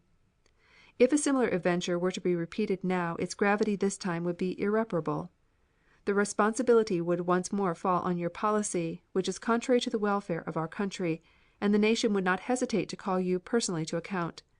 That there may be no mistake as to the real wishes of the country I present to your Majesty my country's demand in writing." He handed the King a letter containing the resolution voted by the agrarians. The King read it and then turned to Mr. Zanoff, leader of the Radical Democrats, and asked him to speak. Mr. Zanoff did so, speaking very slowly and impressively and also looking the King straight in the face. "Sire, I have sworn never again to set foot inside your palace, and if I come today it is because the interests of my country are above personal questions, and have compelled me. Your Majesty may read what I have to say in this letter, which I submit to you in behalf of our party." He handed the letter and the King read it, and still remained silent. Then said he, turning to his former Prime Minister and ablest politician: "Gueshoff, it is now your turn to speak."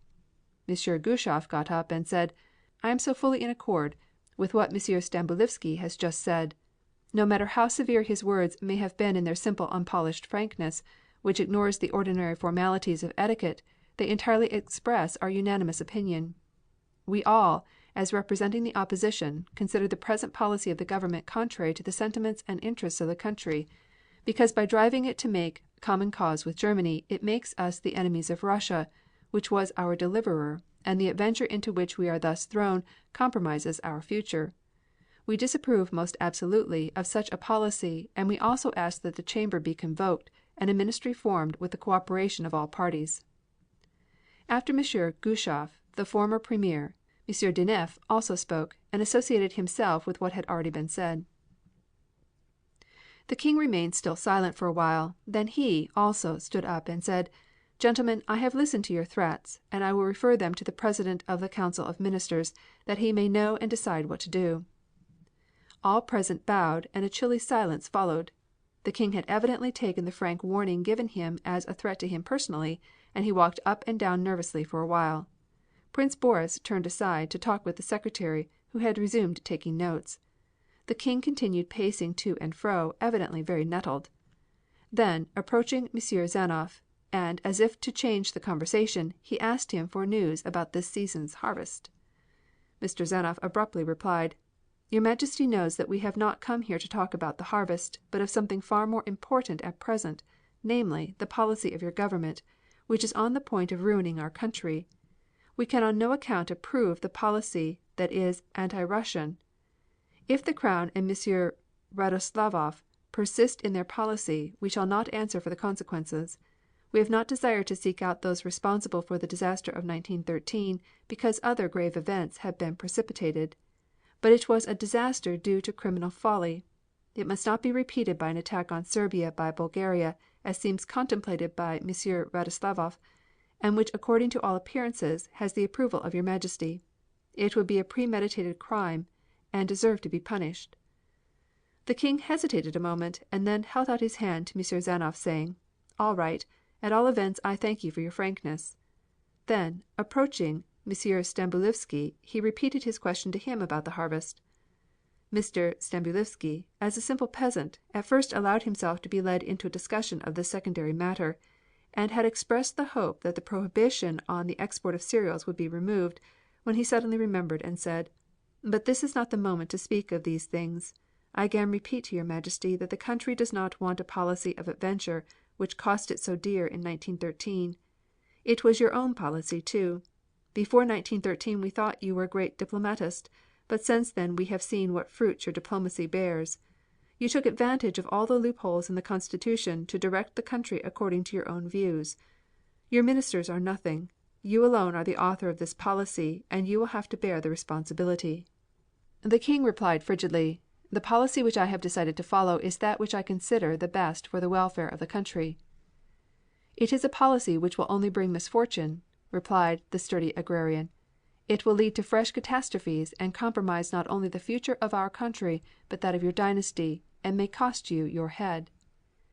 It was as bold a saying as was ever uttered before a king, and Ferdinand looked astonished at the peasant who had thus spoken to him. He said, "Do not mind my head, it is already old. Rather mind your own," he added with a disdainful smile, and turned away. M. Stambulivski retorted, "My head matters little, sire. What matters more is the good of our country." The King paid no more attention to him, and took M. Gueshoff and M. Danoff apart, who again insisted on convoking the Chamber, and assured him that M. Radoslavov's government would be in a minority. They also referred to the Premier's oracular utterances. "Ah," said the King, "has Radoslavov spoken to you? And what has he said?" "He has said," replied the leaders, "that Bulgaria would march with Germany and attack Serbia." The King made a vague gesture, and then said, "Oh, I don't know." This incident throws a strong light upon the conflict which was going on in the Balkan States between those kings who were of German origin and who believed in the German power, and their people who loved Russia. King Ferdinand got his warning. He did not listen, and he lost his throne. All this, however, took place before the Bulgarian declaration of war. Yet much had already been shown what King Ferdinand was about to do. The Allies, to be sure, were incredulous, and were doing their best to cultivate the good will of the treacherous King. On September 23rd the official order was given for Bulgaria's mobilization. She, however, officially declared that her position was that of armed neutrality, and that she had no aggressive intentions. As it has developed, she was acting under the direction of the German High Command. It was at this period that Germany had failed to crush Russia in the struggle on the Vilna, and, in accordance with her usual strategy when one plan failed, another was undertaken.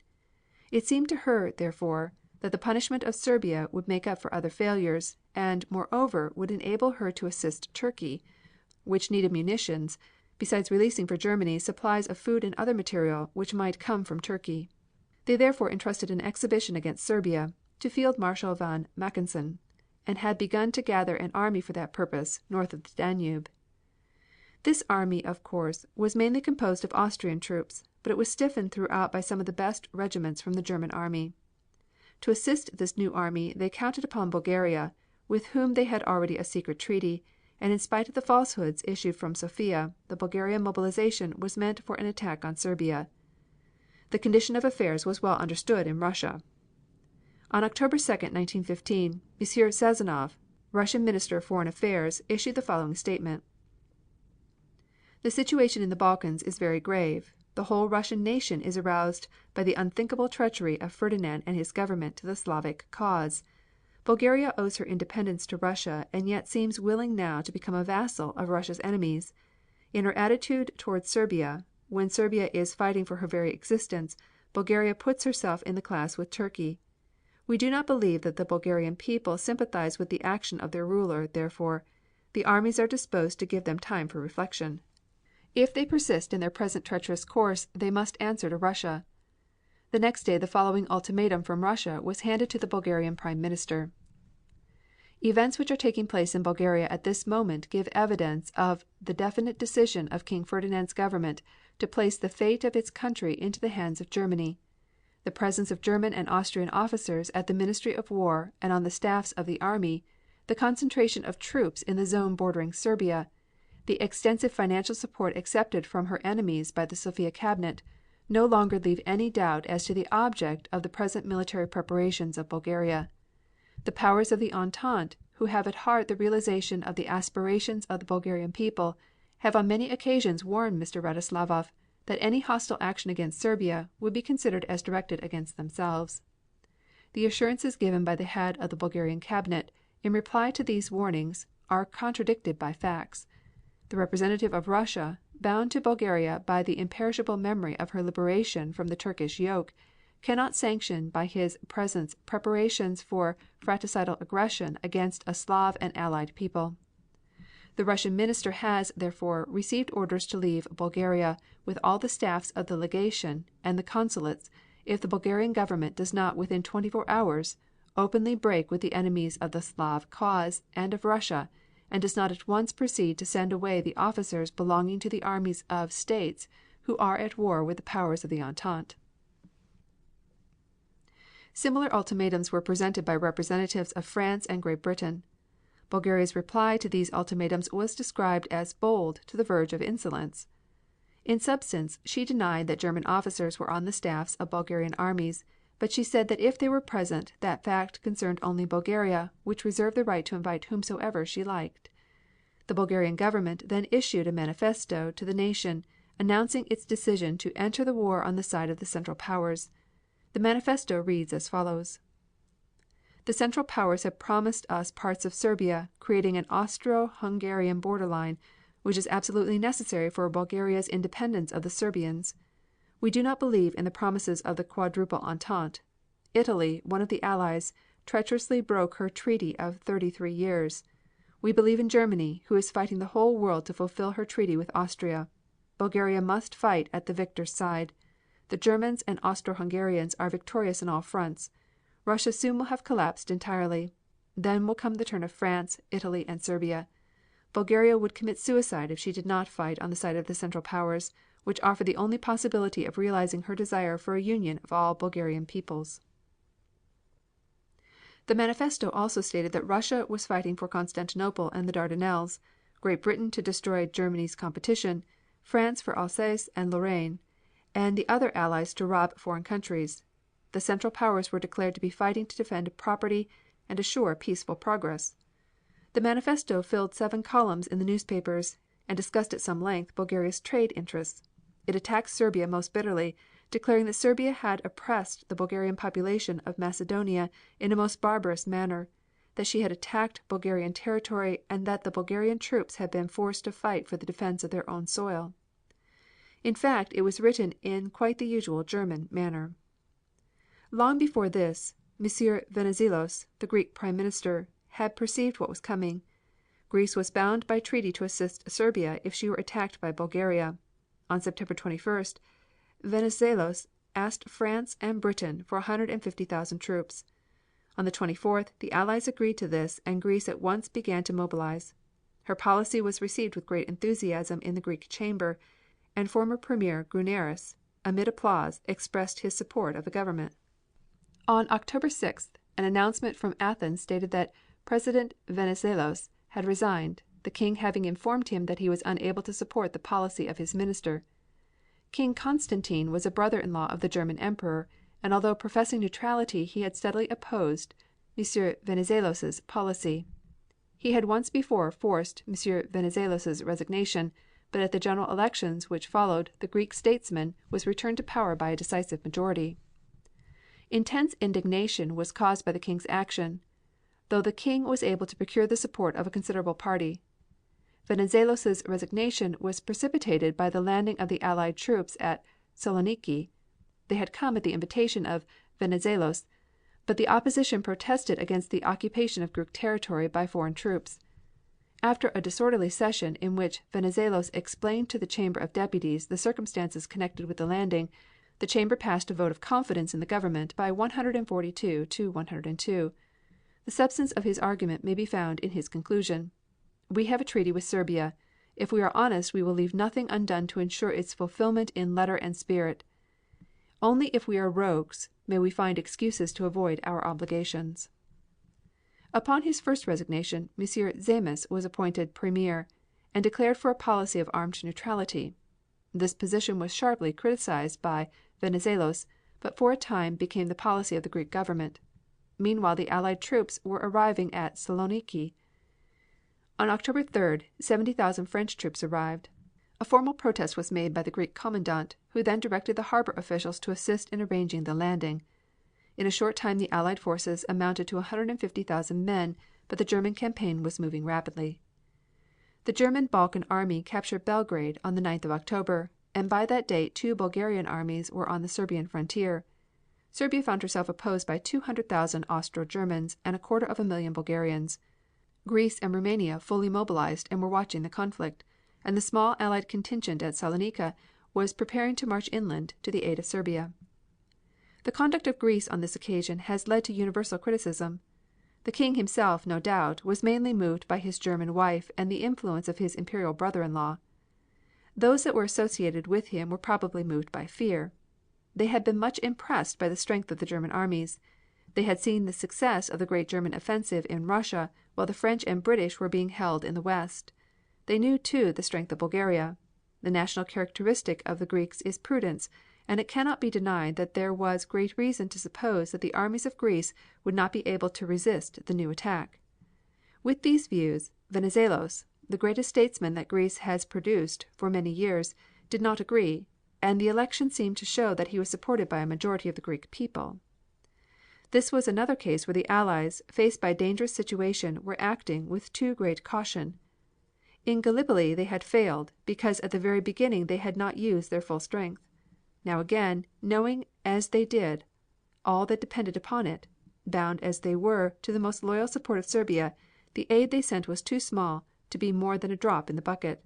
It must be remembered, however, that the greatest leaders among the Allies were at all times opposed to in any way scattering their strength. They believed that the war was to be won in France. Military leaders in particular yielded under protest to the political leaders when expeditions of this character were undertaken. Certainly this is true, that the world believed that Serbia had a right to Allied assistance. The gallant little nation was fighting for her life, and public honor demanded that she should be aided. It was this strong feeling that led to the action that was taken, in spite of the military opinions. It was, however, too late. In the second week of October Serbia found herself faced by an enemy which was attacking her on three sides. She herself had been greatly weakened. Her losses in 1914, when she had driven Austria from her border, must have been at least 200,000 men. She had suffered from pestilence and famine. Her strength now could not have been more than 200,000, and though she was fairly well supplied with munitions, she was so much outnumbered that she could hardly hope for success. On her west she was facing the Austro-German armies. On her east, Bulgaria; on the south, Albania. Her source of supplies was Salonika, and this was really her only hope. If the Allies at Salonika could stop the Bulgarian movement, the Serbians might face again the Austro-Germans. They expected this help from the Allies. At Nish the town was decorated and the school children waited outside the station with bouquets to present to the coming reinforcements. But the Allies did not come. Von Mackensen's plan was simple enough. His object was to win a way to Constantinople. This could be done either by the control of the Danube or the Ottoman Railroad. To control the Danube he had to seize northeastern Serbia for the length of the river. This was comparatively easy and would give him a clear waterway to the Bulgarian railways connected with Constantinople. The Ottoman Railway was a harder route to win. It meant an advance to the southeast which would clear the Moravo Valley up to Nish, and then the Nishava Valley up to Bulgaria. The movements involved were somewhat complex, but easily carried out on account of the very great numerical superiority of von Mackensen's forces. On September 19th Belgrade was bombarded.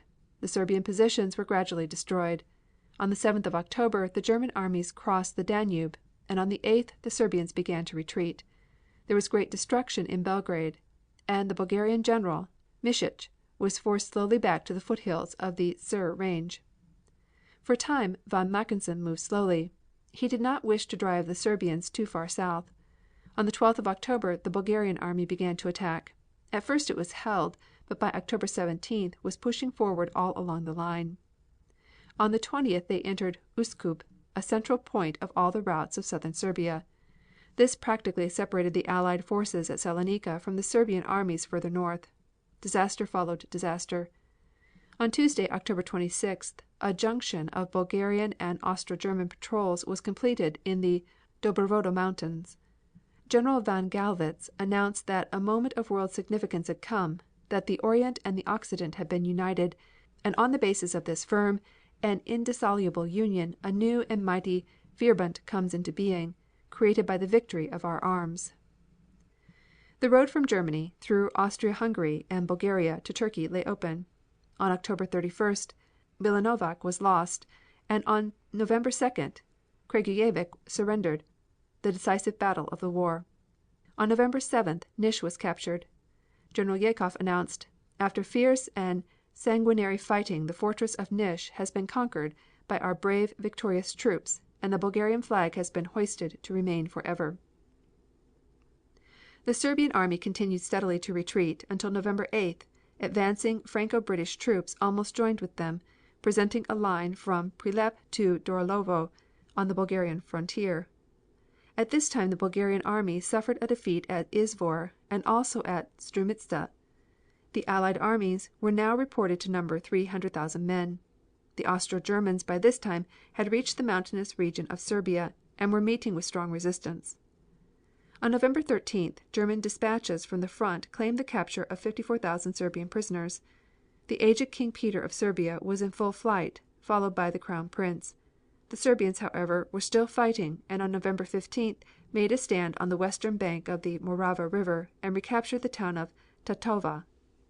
At this time the Allied world was watching the Serbian struggle with interest and sympathy. In the House of Lords, Lord Lansdowne, in a discussion of the English effort to give them aid, said, "It is impossible to think or speak of Serbia without a tribute to the wondrous gallantry with which that little country withstood two separate invasions, and has lately been struggling against a third. She repelled the first two invasions by an effort which I venture to think formed one of the most glorious chapters in the history of this great war." Serbia, however, was compelled once more to retreat, and their retreat soon became a rout. Their guns were abandoned, and the roads were strewn with fainting, starving men. The sufferings of the Serbian people during this time are indescribable. Men, women and children struggled along in the wake of the armies without food or shelter. King Peter himself was able to escape, with the greatest difficulty. By traveling on horseback and mule in disguise he finally reached Scutari and crossed to Brindisi and finally arrived at Saloniki on New Year's Day, crippled and almost blind, but still full of fight. "I believe," he said, "in the liberty of Serbia, as I believe in God. It was the dream of my youth. It was for that I fought throughout manhood. It has become the faith in the twilight of my life. I live only to see Serbia free. I pray that God may let me live until the day of redemption of my people. On that day I am ready to die, if the Lord wills. I have struggled a great deal in my life, and am tired, bruised, and broken from it, but I shall see this triumph. I shall not die before the victory of my country." The Serbian army had been driven out of Serbia, but the Allies who had come up from Saloniki were still unbeaten. On October 12th the French General Serrail arrived and moved with the French forces, as has already been said, to the Serbian aid. They met with a number of successes. On October 19th they seized the Bulgarian town of Struminica and occupied strong positions on the left bank of the Vardar. On October 27th they occupied Krivolak with the British 10th Division, which had joined them on their right. Then they occupied the summit of Karahodjali, which commanded the whole section of the valley. This the Bulgarians attacked in force on the 5th of November, but were badly repulsed. They then attempted to move towards Babuna Pass, 25 miles west of Krivolak, where they hoped to join hands with the Serbian column at that point. They were being faced by a Bulgarian army numbering 125,000 men, and found themselves in serious danger.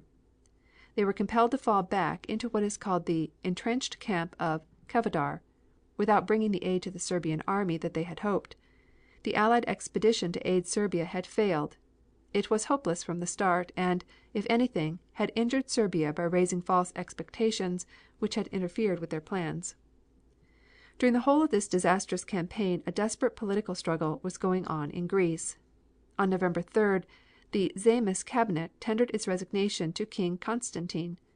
The trouble was over a bill for extra pay for army officers, but it led to an elaborate discussion of the Greek war policy. M.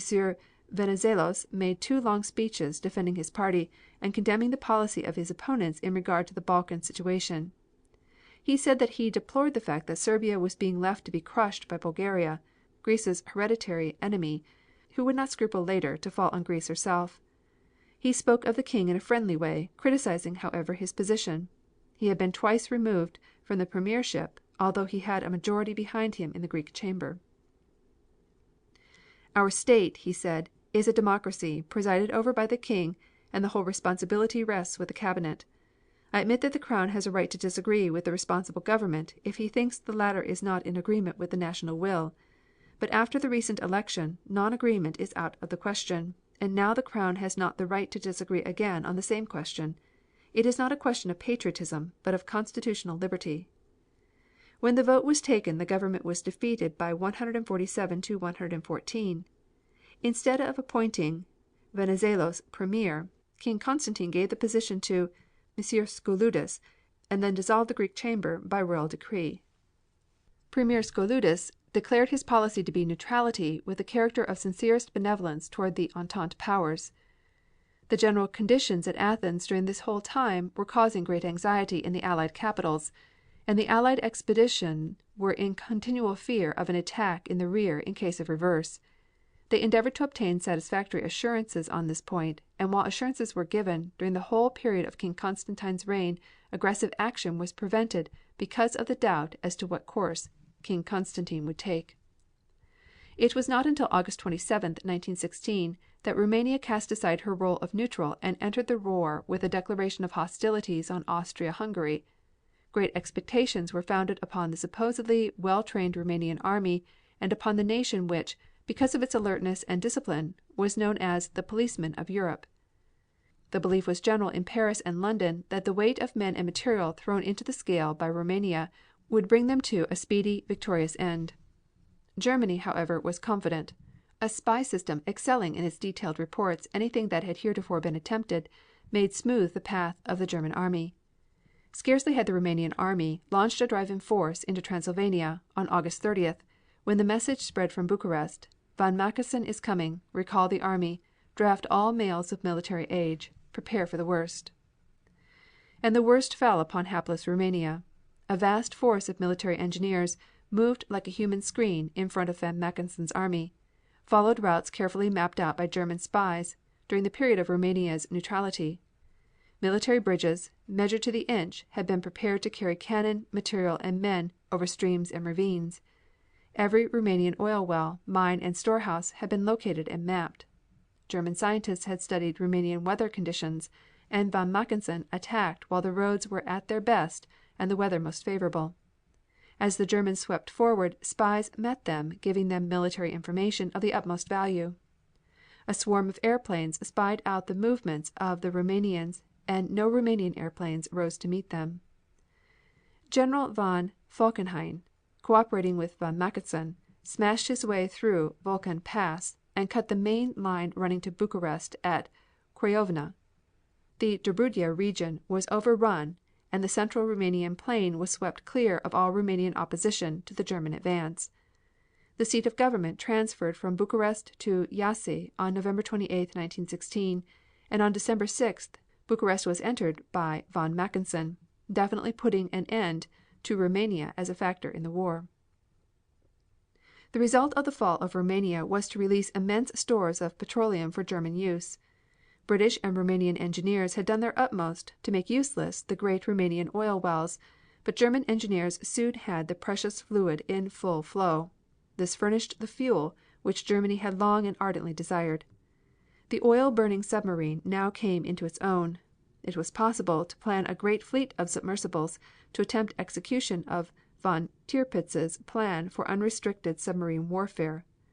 This was decided upon by the German High Command the day Bucharest fell.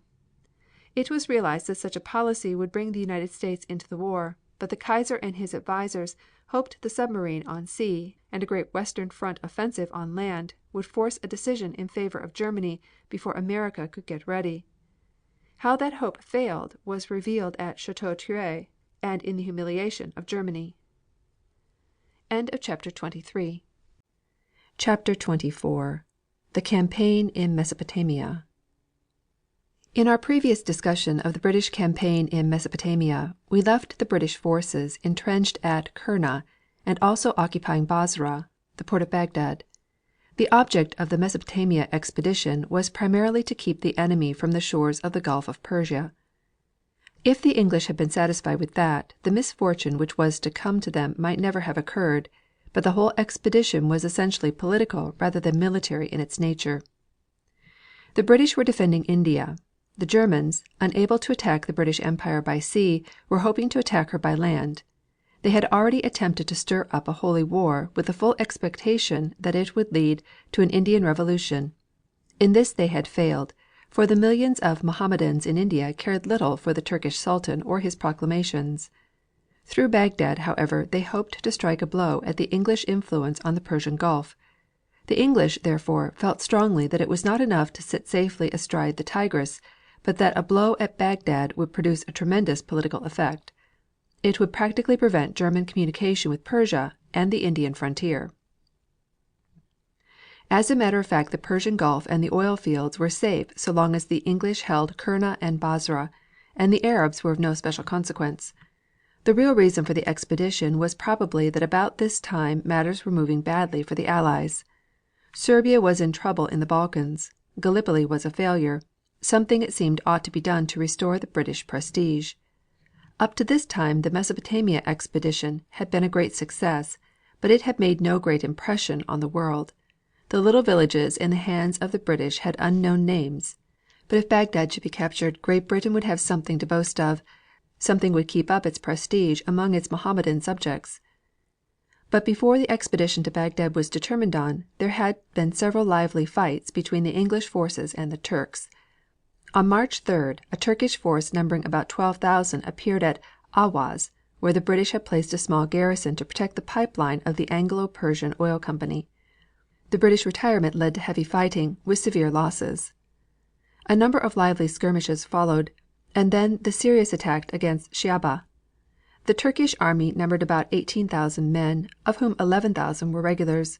The fighting lasted for several days, the Turks being reinforced. On the 14th of April, however, the English attacked in turn and put the whole enemy force to flight. The British lost about 700 officers and men, reported a Turkish loss of about 6,000.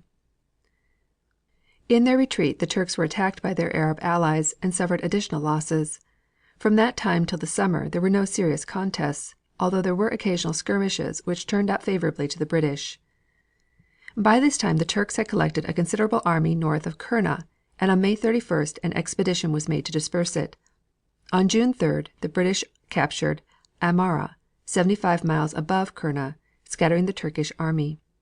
Early in July a similar expedition was sent against Nisiriya, which led to serious fighting, the Turks being badly defeated with a loss of over 2,500 men.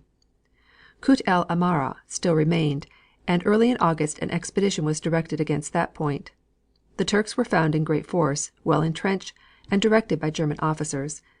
The battle lasted for 4 days. The English suffered great hardship on account of the scarcity of water and the blinding heat. But on September 29th they drove the enemy from the city and took possession. More than 2,000 prisoners were taken. The town was found thoroughly fortified, with an elaborate system of trenches extending for miles, built in the true German fashion. Its capture was the end of the summer campaign. Britain now had at last made up their minds to push on to Baghdad.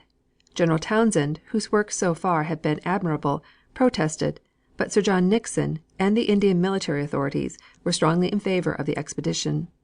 By October Turkey was able to gather a large army. She was fighting in Transcaucasia, Egypt, Gallipoli and Mesopotamia.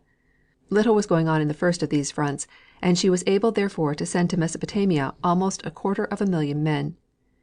To meet these, General Townshend had barely 15,000 men, of whom only one third were white soldiers. He was backed by a flotilla of boats of almost every kind: river boats, motor launches, paddle steamers, native punts.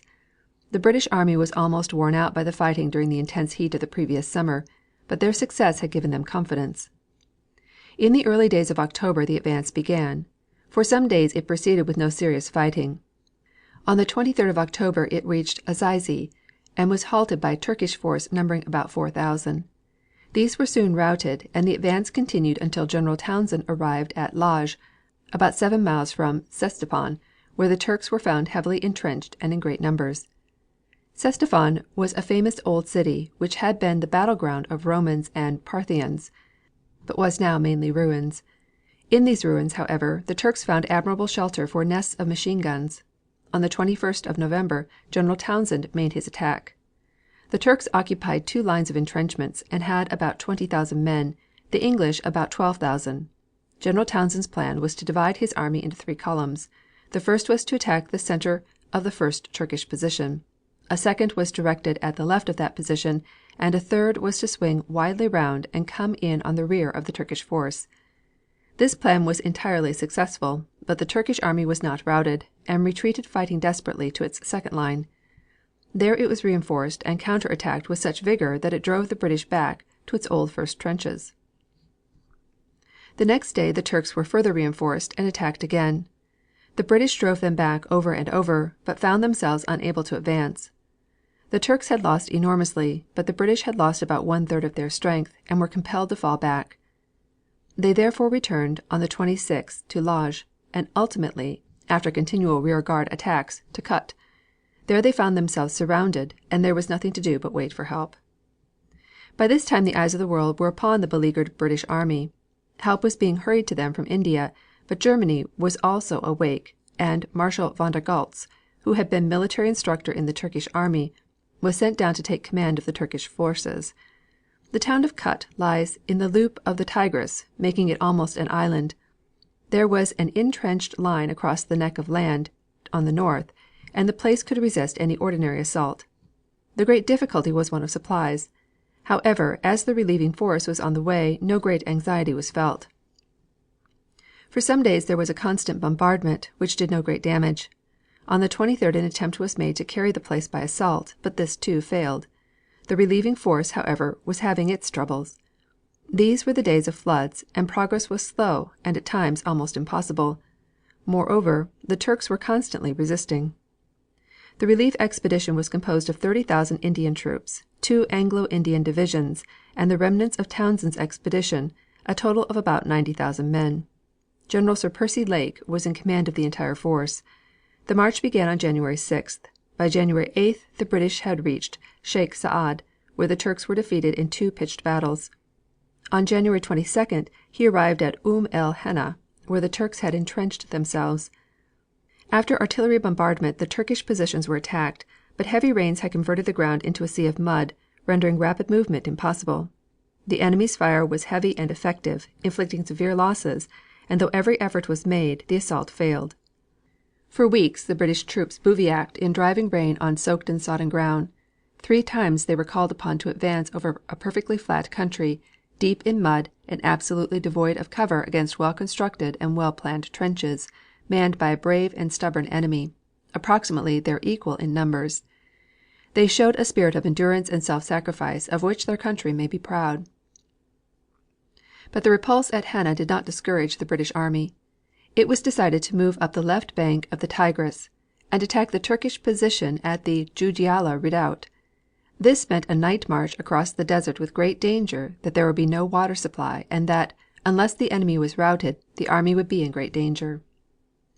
General Lake says: "On the afternoon of May 7th, General Almer assembled his subordinate commanders and gave his final instructions, laying particular stress on the fact that the operation was designed to effect a surprise, and that to prevent the enemy forestalling us it was essential that the first phase of the operation should be pushed through with the utmost vigor." His dispositions were, briefly, as follows: the greater part of a division, under General Younghusband, assisted by naval gunboats, controlled the enemy on the left bank.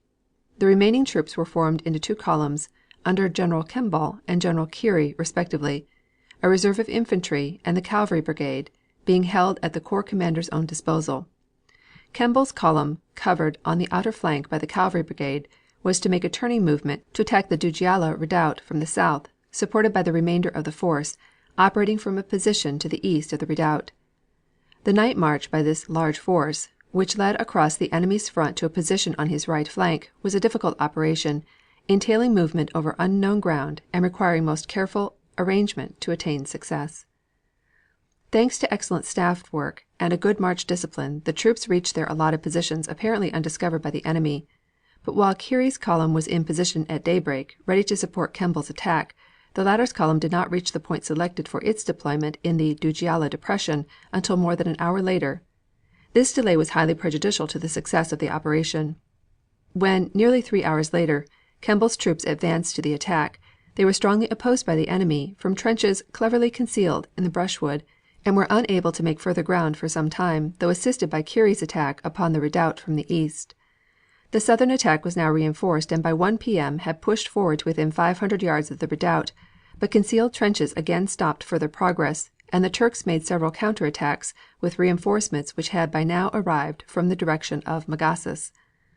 It was about this time that the corps commander received from his engineer officers the unwelcome news that the water supply contained in rainwater pools and in Dujailah depression, upon which he had reckoned, was insufficient and could not be increased by digging.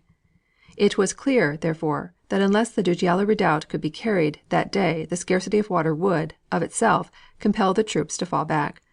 Preparations were accordingly made for a further assault on the redoubt, and attacks were launched from the south and east under cover of a heavy bombardment.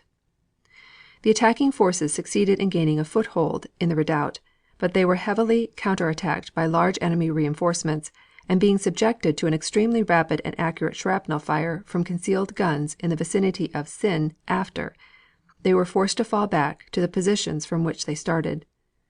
The troops who had been under arms for some 30 hours, including a long night march, were now much exhausted, and General Almer considered that a renewal of the assault during the night could not be made with any prospect of success. Next morning the enemy's position was found to be unchanged, and General Almer, finding himself faced with the deficiency of order already referred to, decided upon the immediate withdrawal of his troops to Wadi, which was reached the same night. For the next month the English were held in their positions by the Tigris floods. On April 4th the floods had sufficiently receded to permit another attack upon el Hana, which this time was successful. On April 8th the Turkish position at Sana-i-Yat was attacked, but the British were repulsed. Then they determined to make another attempt to capture the Sin after redoubt. On April 17th the fort at Beit Aissa, 4 miles from Es Sin on the left bank, was captured after heavy bombardment and held against serious counterattacks. On the 20th and 21st the Suna-i-Yat position was bombarded and vigorous assault was made, which met with some success. The Turks, however, delivered a strong counterattack and succeeded in forcing the British troops back. General Lake says: "Persistent and repeated attempts on both banks have thus failed, and it was known that at the outside not more than 6 days' supplies remained to the Kut garrison. The British troops were nearly worn out. The same troops had advanced time and again to assault positions strong by art and held by a determined enemy. For 18 consecutive days they had done all that men could do to overcome, not only the enemy, but also exceptional climatic and physical obstacles, and this on a scale of rations which was far from being sufficient in view of the exertions they had undergone, but which the shortage of river transports had made it impossible to augment. The need for rest was imperative." On April 28th the British garrison at Kut el Amara surrendered unconditionally after a heroic resistance of 143 days. According to British figures, the surrendered army was composed of 2,970 English and 6,000 Indian troops. The Turkish figures are 13,300. The Turks also captured a large amount of booty, although General Townshend destroyed most of his guns and munitions. During the period in which Kut el Amara was besieged by the Turks, the British troops had suffered much. The enemy bombarded the town almost every day, but did little damage. The real foe was starvation. At first the British were confident that a relief expedition would soon reach them, and they amused themselves by cricket and hockey and fishing in the river. By early February, however, it was found necessary to reduce the rations, and a month later they were suffering from hunger. Some little help was given them by airplanes, which brought tobacco and some small quantities of supplies. Soon the horses and mules were slaughtered and eaten. As time went on the situation grew desperate. Till almost the end, however, they did not lose hope. Through the wireless they were informed about the progress of the relief expeditions and had even heard their guns in the distance. They gradually grew, however, weaker and weaker, so that on the surrender the troops in the first lines were too weak to march back with their kits. The Turks treated the prisoners in a chivalric manner. Food and tobacco was at once distributed, and all were interned at Anatolia, except General Townshend and his staff, who were taken to Constantinople. Later on it was General Townshend who was to have the honor of carrying the Turkish plea for an armistice in the closing days of the war. The surrender of Kut created a world-wide sensation. The loss of 8,000 troops was, of course, not a serious matter, and the road to India was still barred, but the moral effect was most unfortunate. That the great British nation, whose power had been so respected in the Orient, should now be forced to yield was a great blow to its prestige. In England, of course, there was a flood of criticism. It was very plain that a mistake had been made. A commission was appointed to inquire into the whole business. The committee reported to Parliament on June 26, 1917, and the report created a great sensation. The substance of the report was, that while the expedition was justifiable from a political point of view, it was undertaken with insufficient forces and inadequate preparation, and it sharply criticized those that were responsible. It seems plain that the military authorities in India underestimated their opponent. The report especially criticized General Sir John Eccles Nixon, the former commander of the British forces in Mesopotamia, who had urged the expedition, in spite of the objection of General Townshend. Others sharing in the blame were the Viceroy of India, Baron Hardinge, General Sir Beauchamp Duff, Commander-in-Chief of British forces in India, and in England, Major General Sir Edmund Barrow, Military Secretary of the Indian Office, J. Austen Chamberlain, Secretary for India, and the War Committee of the Cabinet. According to the report, besides the losses incurred by the surrender, more than 23,000 men were lost in the relieving expedition. The general armament and equipment were declared to be not only insufficient, but not up to the standard. In consequence of this report, Mr. Chamberlain resigned as Secretary for India. In the House of Commons, Mr. Balfour, Secretary of Foreign Affairs, supported Lord Hardinge, who, at the time of the report, was Under Secretary of Foreign Affairs. He declared the criticism of Baron Hardinge to be grossly unjust. After some discussion the House of Commons supported Mr. Balfour's refusal to accept Baron Hardinge's resignation by a vote of 176 to 81. It seems to be agreed that the civil administration of India were not responsible for the blunders of the expedition. 10 years before, Lord Kitchener, after a bitter controversy with Lord Curzon, had made the military side of the Indian government free of all civilian criticism and control. The blunders here were military blunders. The English, of course, were not satisfied to leave the situation in such a condition, and at once began their plans for a new attempt to capture Baghdad. The summer campaign, however, was uneventful, though on May 18th a band of Cossacks from the Russian army in Persia joined the British camp. A few days afterwards the British army went up the Tigris and captured the Dujailah redoubt, where they had been so badly defeated on the 8th of March. They then approached close to Kut, but the weather was unsuitable and there was now no object in capturing the city. In August, Sir Percy Lake was succeeded by Lieutenant General Sir Frederick Stanley Maude, who carefully and thoroughly proceeded to prepare for an expedition which should capture Baghdad. A description from General Maude dated July 10, 1917, gives a full account of this expedition. It was thoroughly successful. This time with a sufficient army and a thorough equipment the British found no difficulties, and on February 26th they captured Kut el Amara, not after a hard-fought battle, but as the result of a successful series of small engagements. The Turks kept up a steady resistance, but the British blood was up. They were remembering General Townshend's surrender, and the Turks were driven before them in great confusion. The capture of Kut, however, was not an object in itself, and the British pushed steadily up on the Tigris. The Turks occasionally made a stand, but without effect. On the 28th of February, the English had arrived at Azai, halfway to Bagdad, where a halt was made. On the 5th of March the advance was renewed. The Ctesiphon position, which had defied General Townshend, was found to be strongly intrenched, but empty. On March 7th the enemy made a stand on the river Diala, which enters the Tigris 8 miles below Bagdad. Some lively fighting followed, the enemy resisting 4 attempts to cross the Diala. However, on March 10th the British forces crossed, and were now close to Bagdad. The enemy suddenly retired, and the British troops found that their main opponent was a dust storm. The enemy retired beyond Bagdad, and on March 11th the city was occupied by the British. The fall of Bagdad was an important event. It cheered the Allies, and proved, especially to the Oriental world, the power of the British army. Those who originally planned its capture had been right, but those who were to carry out the plan had not done their duty. Under General Maude it was a comparatively simple operation, though full of admirable details, and it produced all the good effects expected. The British, of course, did not stop at Bagdad. The city itself is not of strategic importance. The surrounding towns were occupied, and an endeavor was made to conciliate the inhabitants. The real object of the expedition was attained. End of chapter 24. Chapter 25. Canada's Part in the Great War, by Colonel George G. Nasmyth, C.M.G., Toronto. When, in August 1914, war burst suddenly upon a peaceful world like distant thunder in a cloudless summer sky, Canada, like the rest of the British Empire, was profoundly startled. She had been a peace-loving, non-military nation, satisfied to develop her great natural resources and live in harmony with her neighbors, taking little interest in European affairs. Canadians, in fact, were a typical colonial people, with little knowledge even of the strength of the ties that linked them to the British Empire. Upon declaration of war by Great Britain, Canada immediately sprang to arms.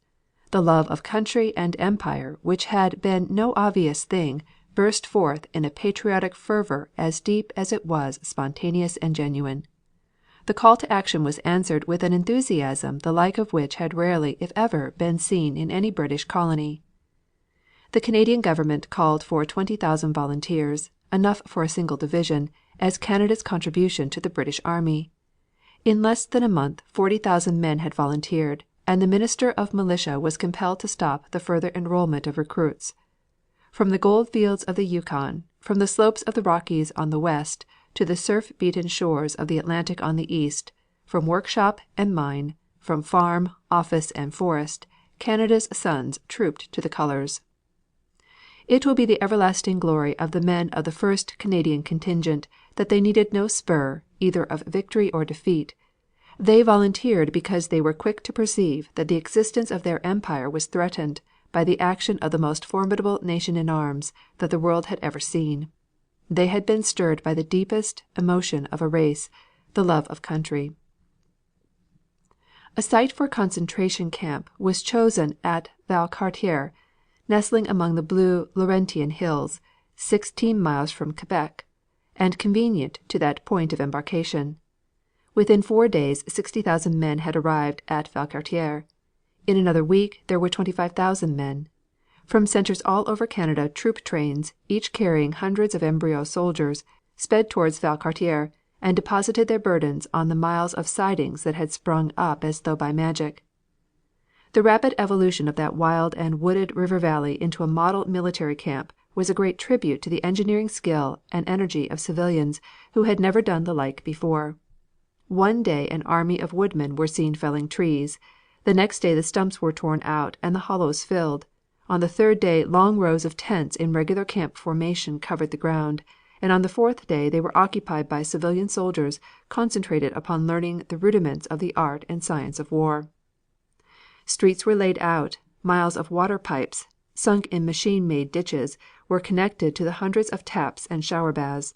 Electric light was installed, 3 miles of rifle butts completed, and in 2 weeks the camp was practically finished. the finest camp that the 1st Canadians were destined to see.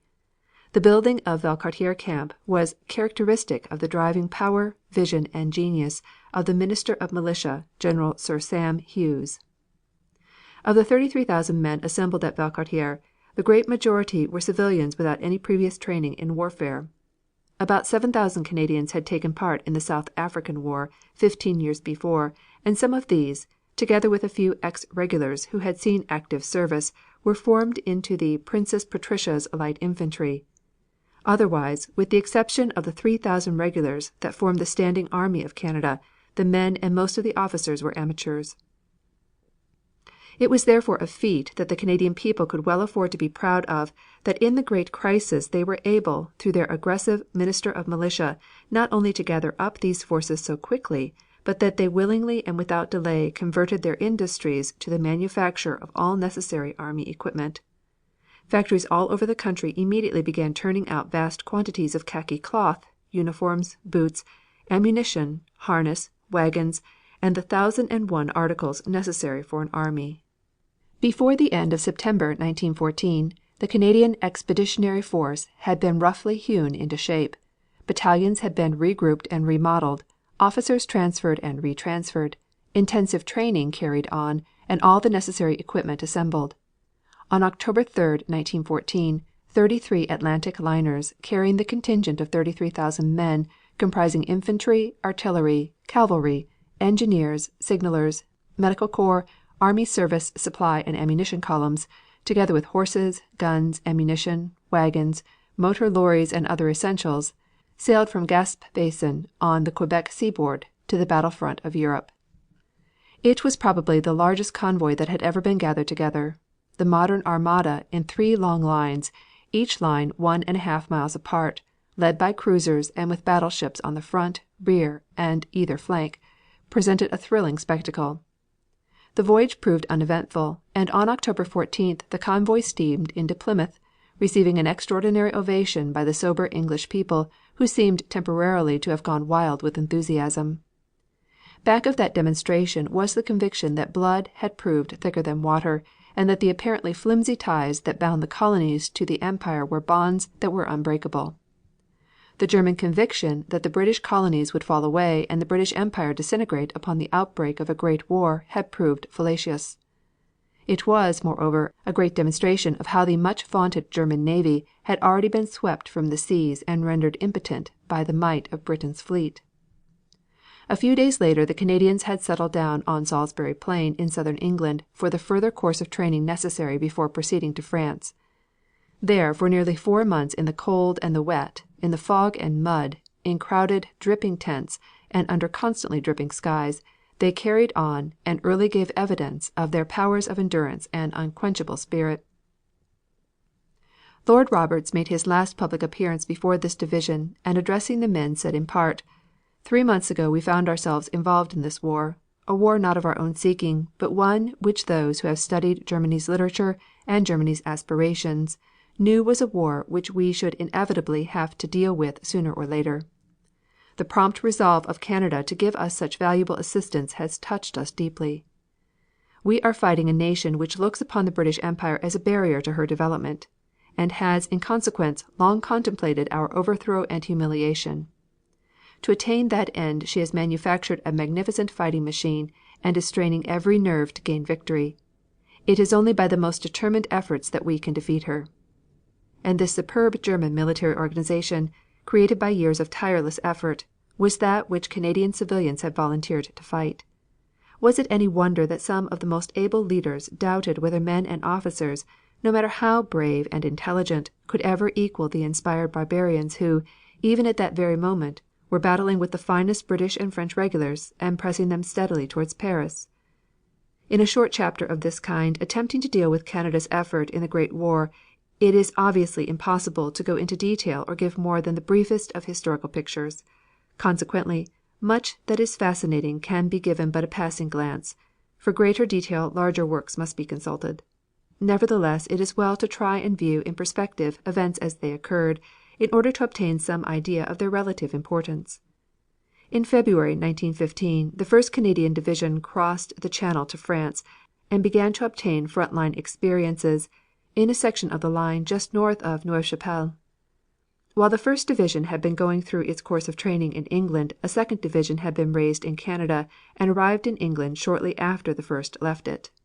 During that period the conflict in Europe had passed through certain preliminary phases, most of them fortunate for the Allies. The unexpected holding up of the German armies by the Belgians had prevented the enemy from gaining the Channel ports of Calais and Boulogne in the first rush. Later on the Battle of the Marne had resulted in the rolling back of the German waves until they had subsided on a line roughly drawn through Dixmude, Ypres, Armentières, La Basse, Lens, and southward to the French border, and the trench phase of warfare had begun. The British held the section of front between Ypres and La Basse, about 30 miles in length, the Germans unfortunately occupying all the higher grounds. Shortly after the arrival of the Canadian division the British, concentrating the largest number of guns that had hitherto been gathered together on the French front, made an attack on the Germans at Neuve Chapelle. This attack, only partially successful in gains of terrain, served to teach both belligerents several lessons.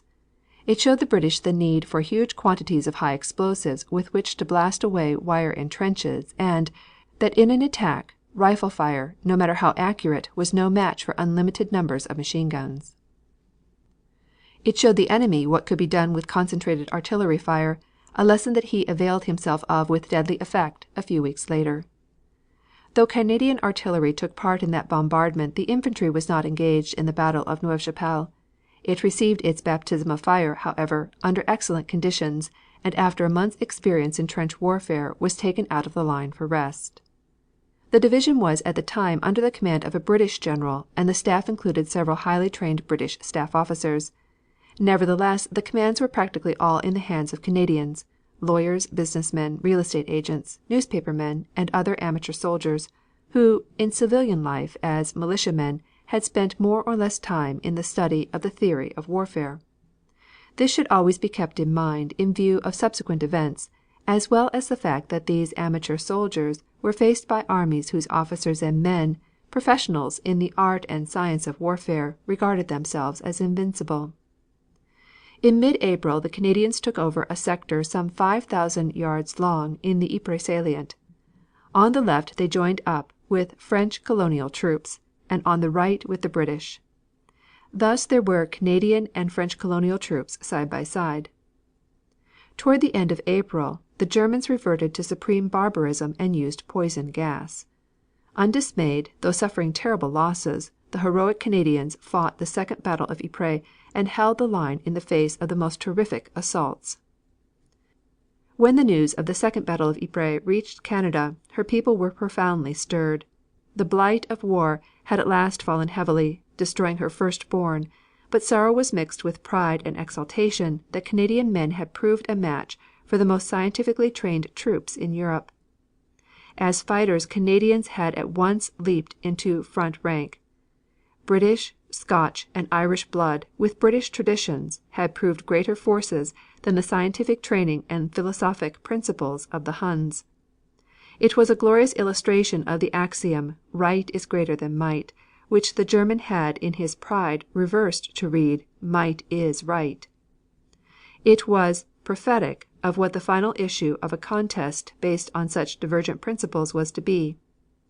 So in those days Canadian men and women held their heads high and carried on their war work with increased determination, stimulated by the knowledge that they were contending with an enemy more remorseless and implacable than those terrible creatures which used to come to them in their childish dreams. It was felt that a nation which could scientifically and in cold blood resort to poison gases, contrary to all accepted agreements of civilized countries, to gain its object, must be fought with all the determination, resources, and skill which it was possible to employ. Canada's heart had been steeled. She was now in the war with her last dollar and her last man if need be. She had begun to realize that failure in Europe would simply transfer the struggle with German fighting hordes to our Atlantic provinces and Eastern American states. The famous Princess Patricia's Canadian Light Infantry was originally composed of soldiers who had actually seen service and were therefore veterans. Incidentally, they were older men and most of them were married, but the call of the Empire was insistent. In the winter of 1914 to 1915 the British line in Flanders was very thin, and the P.P.C.L.I.'s, being a trained regiment, was sent over to France several weeks before the 1st Canadian Division. It soon earned the name of a regiment of extraordinarily hard fighting qualities and was all but wiped out before spring arrived. The immortal story of this gallant unit must be read in detail if one wishes to obtain any clear conception of their deeds of valor, of what it is possible for men to go through and live. However, it was but one regiment whose exploits were later equaled by other Canadian regiments, and it would therefore be invidious to select any one for special praise.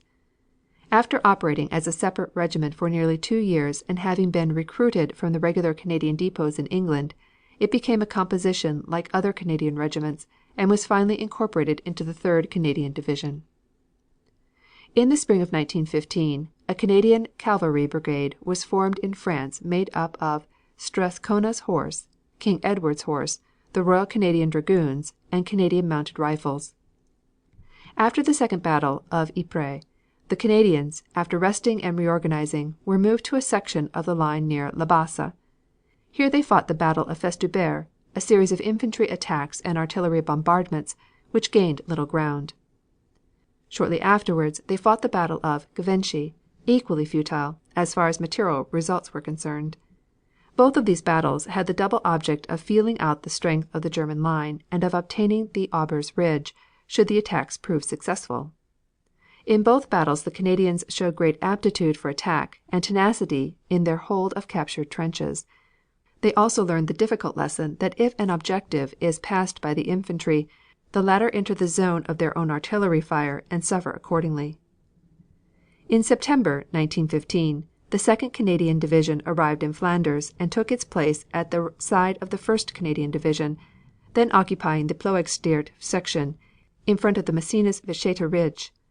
The rest of the winter was spent more or less quietly by both divisions in the usual trench warfare and battling with mud, water and weather. It was here that the Canadians evolved the trench raid, a method of cutting off a section of enemy trench, killing or taking prisoners all the enemy inhabitants, destroying it and returning with little or no loss to the attacking party. This method was quickly copied from one end of the Franco-British line to the other. It proved a most valuable method of gaining information and served to keep the troops, during the long cold winter months, stimulated and keen when otherwise life would have proved most dull and uninteresting. The 3rd Canadian Division was formed in January and February 1916. One infantry brigade was composed of regiments which had been acting as Canadian Corps troops, including the Princess Patricia's Canadian Light Infantry and the Royal Canadian Regiment. The 2nd Infantry Brigade was made up of 6 Canadian Mounted Rifle regiments, which had comprised a part of the Cavalry Brigade. These 2 brigades of the 3rd Division, under the command of General Mercer of Toronto, almost immediately began front line work. During this period the Germans, making desperate efforts extending over weeks of time, did their utmost to break through the French line at Verdun and exhaust the French reserves. To offset these objects, a 4th British army was assembled, which took over still more of the French line, while a series of British attacks, intended to pin down the German reserves all along the line, was inaugurated. One of these developed into a fight for the craters, a terrible struggle at St. Eloi, where, blasted from their muddy ditches, with rifles and machine guns choked with mud and water, with communications lost and lack of artillery support, the men of the 2nd Canadian Division fought gamely from April 6th to April 20th, but were forced to yield the craters and part of their front line system to the enemy. Notwithstanding this, the men of the 2nd Canadian Division at St. Eloi fought quite as nobly as had their brothers of the 1st Division just a year before at the glorious battle of Ypres, a few miles farther north. But it was a bitter experience. The lesson of failure is as necessary in the education of a nation as that of success. On June 2nd and 3rd, the 3rd Canadian Division, which then occupied part of the line in the Ypres salient, including Hooge and Sanctuary Wood, was smothered by an artillery bombardment unprecedented in length and intensity. Trenches melted into irregular heaps of splintered wood, broken sandbags and mangled bodies. Fighting gallantly, the men of this division fell in large numbers where they stood. The best infantry in the world is powerless against avalanches of shells projected from greatly superior numbers of guns. The Canadian trenches were obliterated, not captured. By this time Britain had thoroughly learned her lesson and now countless shells and guns were pouring into France from Great Britain, where thousands of factories, new and old, toiled night and day under the inspiring energy of Mr. Lloyd George. On June 13th, in a terrific counter attack, the Canadians in turn blasted the Huns from the trenches taken from them a few days before. The 1st Canadian Division recaptured and consolidated all the ground and trench systems that had been lost. Thus ended the second year of Canadian military operations in the Ypres salient. Each of the 3 Canadian divisions had been tried by fire in that terrible region, from which, it was said, no man ever returned the same as he entered it. Beneath its torn and rifted surface thousands of Canadians lie, mute testimony to the fact that love of liberty is still one of the most powerful, yet most intangible, things that man is swayed by. A very distinguished French general, speaking of the part that Canada was playing in the war, said: "Nothing in the history of the world has ever been known quite like it. My countrymen are fighting within 50 miles of Paris to push back and chastise a vile and leprous race, which has violated the chastity of beautiful France, but the Australians at the Dardanelles and the Canadians at Ypres fought with supreme and absolute devotion for what to many must have seemed simple abstractions, and that nation which will support for an abstraction the horror of this war of all wars will ever hold the highest place in the records of human valor." The 4th Canadian Division reached the Ypres region in August 1916, just as the other 3 Canadian divisions were leaving for the Somme battlefield further south. For a while it occupied part of the line near Kemmel, but soon followed the other divisions to the Somme, there to complete the Canadian Corps. It may be stated here that though a 5th Canadian Division was formed and thoroughly trained in England, it never reached France. Canada, until the passing of the Military Service Act on July 6, 1917, depended solely on voluntary enlistment. Up to that time Canada, with a population of less than 9,000,000, had recruited 525,000 men by voluntary methods. Of this number, 356,986 had actually gone overseas. Voluntary methods at last, however, failed to supply drafts in sufficient numbers to keep up the strength of the depleted reserves in England, and in consequence conscription was decided upon. By this means 56,000 men were drafted in Canada before the war ended. In the meantime, through heavy fighting the demand for drafts became so insistent that the 5th Canadian Division in England had to be broken up to reinforce the exhausted fighting divisions in France. It would be an incomplete summary of Canada's part in the war that did not mention some of the men who have been responsible for the success of Canadian arms. It is obviously impossible to mention all those responsible. It is even harder to select a few. But looking backward one sees 2 figures that stand forth from all the rest: General Sir Sam Hughes in Canada and General Sir Arthur Currie, commander of the Canadian Corps.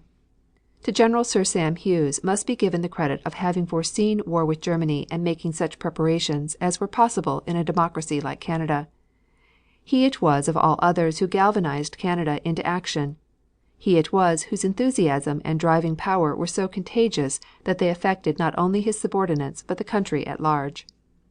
Sir Sam Hughes will be remembered for the building of Valcartier Camp and the dispatch of the 1st Canadian Contingent. But he did things of just as great importance. It was he who sought and obtained for Canada huge orders of munitions from Great Britain, and thereby made it possible for Canada to weather the financial depression, pay her own war expenditures, and emerge from the war in better financial shape than she was when the war broke out.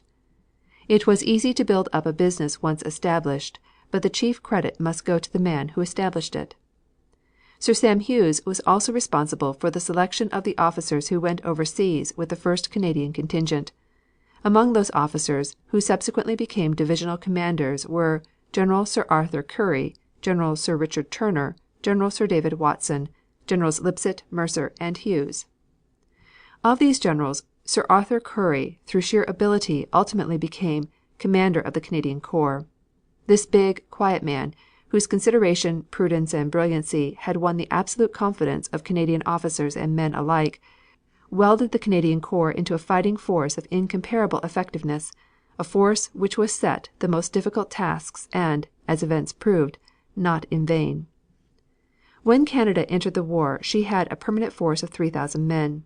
When hostilities ceased on November 11, 1918, Canada had sent overseas 418,980 soldiers. In addition to this about 15,000 men had joined the British Royal Air Service, several hundred physicians and veterinarians as well as 200 nurses had been supplied to the British Army, while many hundreds of university men had received commissions in the Imperial Army and Navy. In September, October and November 1916, the Canadian Corps of 4 divisions, which had been welded by General Byng and General Currie into an exceedingly efficient fighting machine, took its part in the Battle of the Somme, a battle in which the British army assumed the heaviest share of the fighting and casualties, and shifted the greatest burden of the struggle from the shoulders of the French to their own. The British army had grown vastly in power and efficiency, and in growing had taken over more and more of the line from the French. The Battle of the Somme was long and involved. The Franco-British forces were everywhere victorious and by hard and continuous fighting forced the Hun back to the famous Hindenburg line. It was in this battle that the tanks, evolved by the British, were used for the first time, and played a most important part in breaking down wire entanglements and rounding up the machine gun nests. The part played in this battle by the Canadian Corps was conspicuous, and it especially distinguished itself by the capture of Courcelette.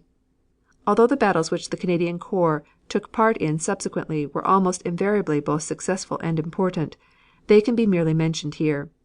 The Canadian Corps, now known everywhere to consist of shock troops second to none on the western front, was frequently used as the spearhead with which to pierce particularly tough parts of the enemy defenses. On April 19 to 13, 1917, the Canadian Corps, with some British support, captured Vimy Ridge, a point which had hitherto proved invulnerable. When a year later the Germans, north and south, swept the British line to one side in gigantic thrusts, they were unable to disturb this key point, Vimy Ridge, which served as an anchor to the sagging line. The Canadian Corps was engaged at Arleux and Fresnoy in April and May, and was effective in the operations around Lens in June. Again, on August 15th, it was engaged at Hill 70 and fought with conspicuous success in that toughest, most difficult, and most heartbreaking of all battles, Passchendaele. In 1918 the Canadian Cavalry Brigade won distinction in the German offensive of March and April. On August 12, 1918, the Canadian Corps was engaged in the brilliantly successful Battle of Amiens, which completely upset the German offensive plan. On August 26 to 28 the Canadians captured Monchy-le-Preux, and in one of the hammer blows, which Foch rained on the German front, were given the most difficult piece of the whole line to pierce, the Queant de Chour line. This section of the famous Hindenburg line was considered by the enemy to be absolutely impregnable, but was captured by the Canadians on September 3rd and 4th. With this line outflanked a vast German retreat began, which ended on November 11th with the signing of the armistice. To the Canadians fell the honors of breaking through the first Hindenburg line by the capture of Cambrai on October 1st to 9th. They also took Douai on October 19th and Dena on October 20th. On October 26th to November 2nd, they had the signal honor of capturing Valenciennes, thereby being the first troops to break through the fourth and last Hindenburg line.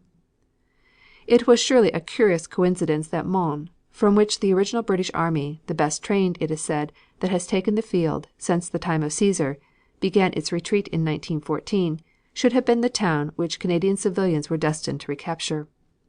The war began for the professional British army, the Contemptibles, when it began its retreat from Mons in 1914.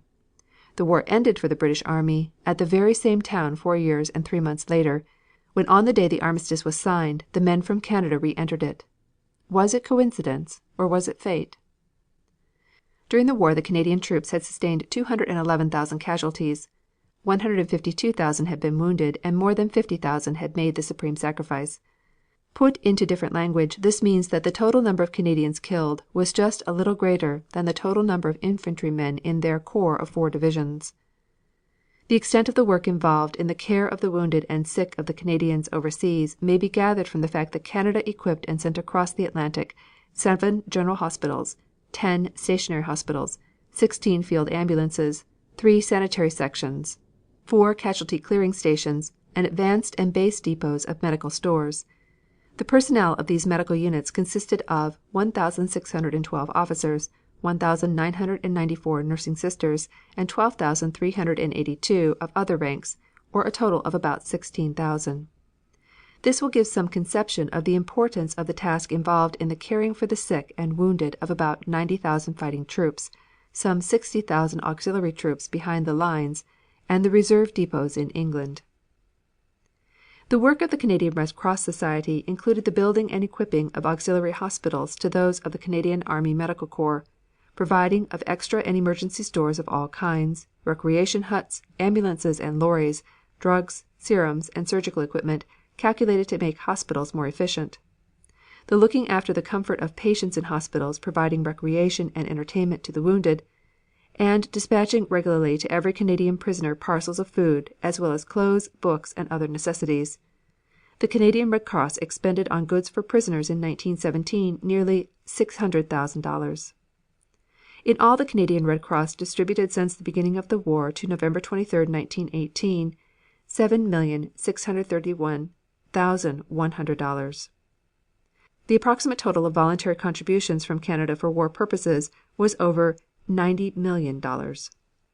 The following figures, quoted from tables issued by the Department of Public Information at Ottawa, show the exports in certain Canadian commodities having a direct bearing on the war for the last 3 fiscal years before the war, 1912, 13, and 14, and for the last fiscal year, 1918, and illustrates the increase during this period in the value of these articles exported.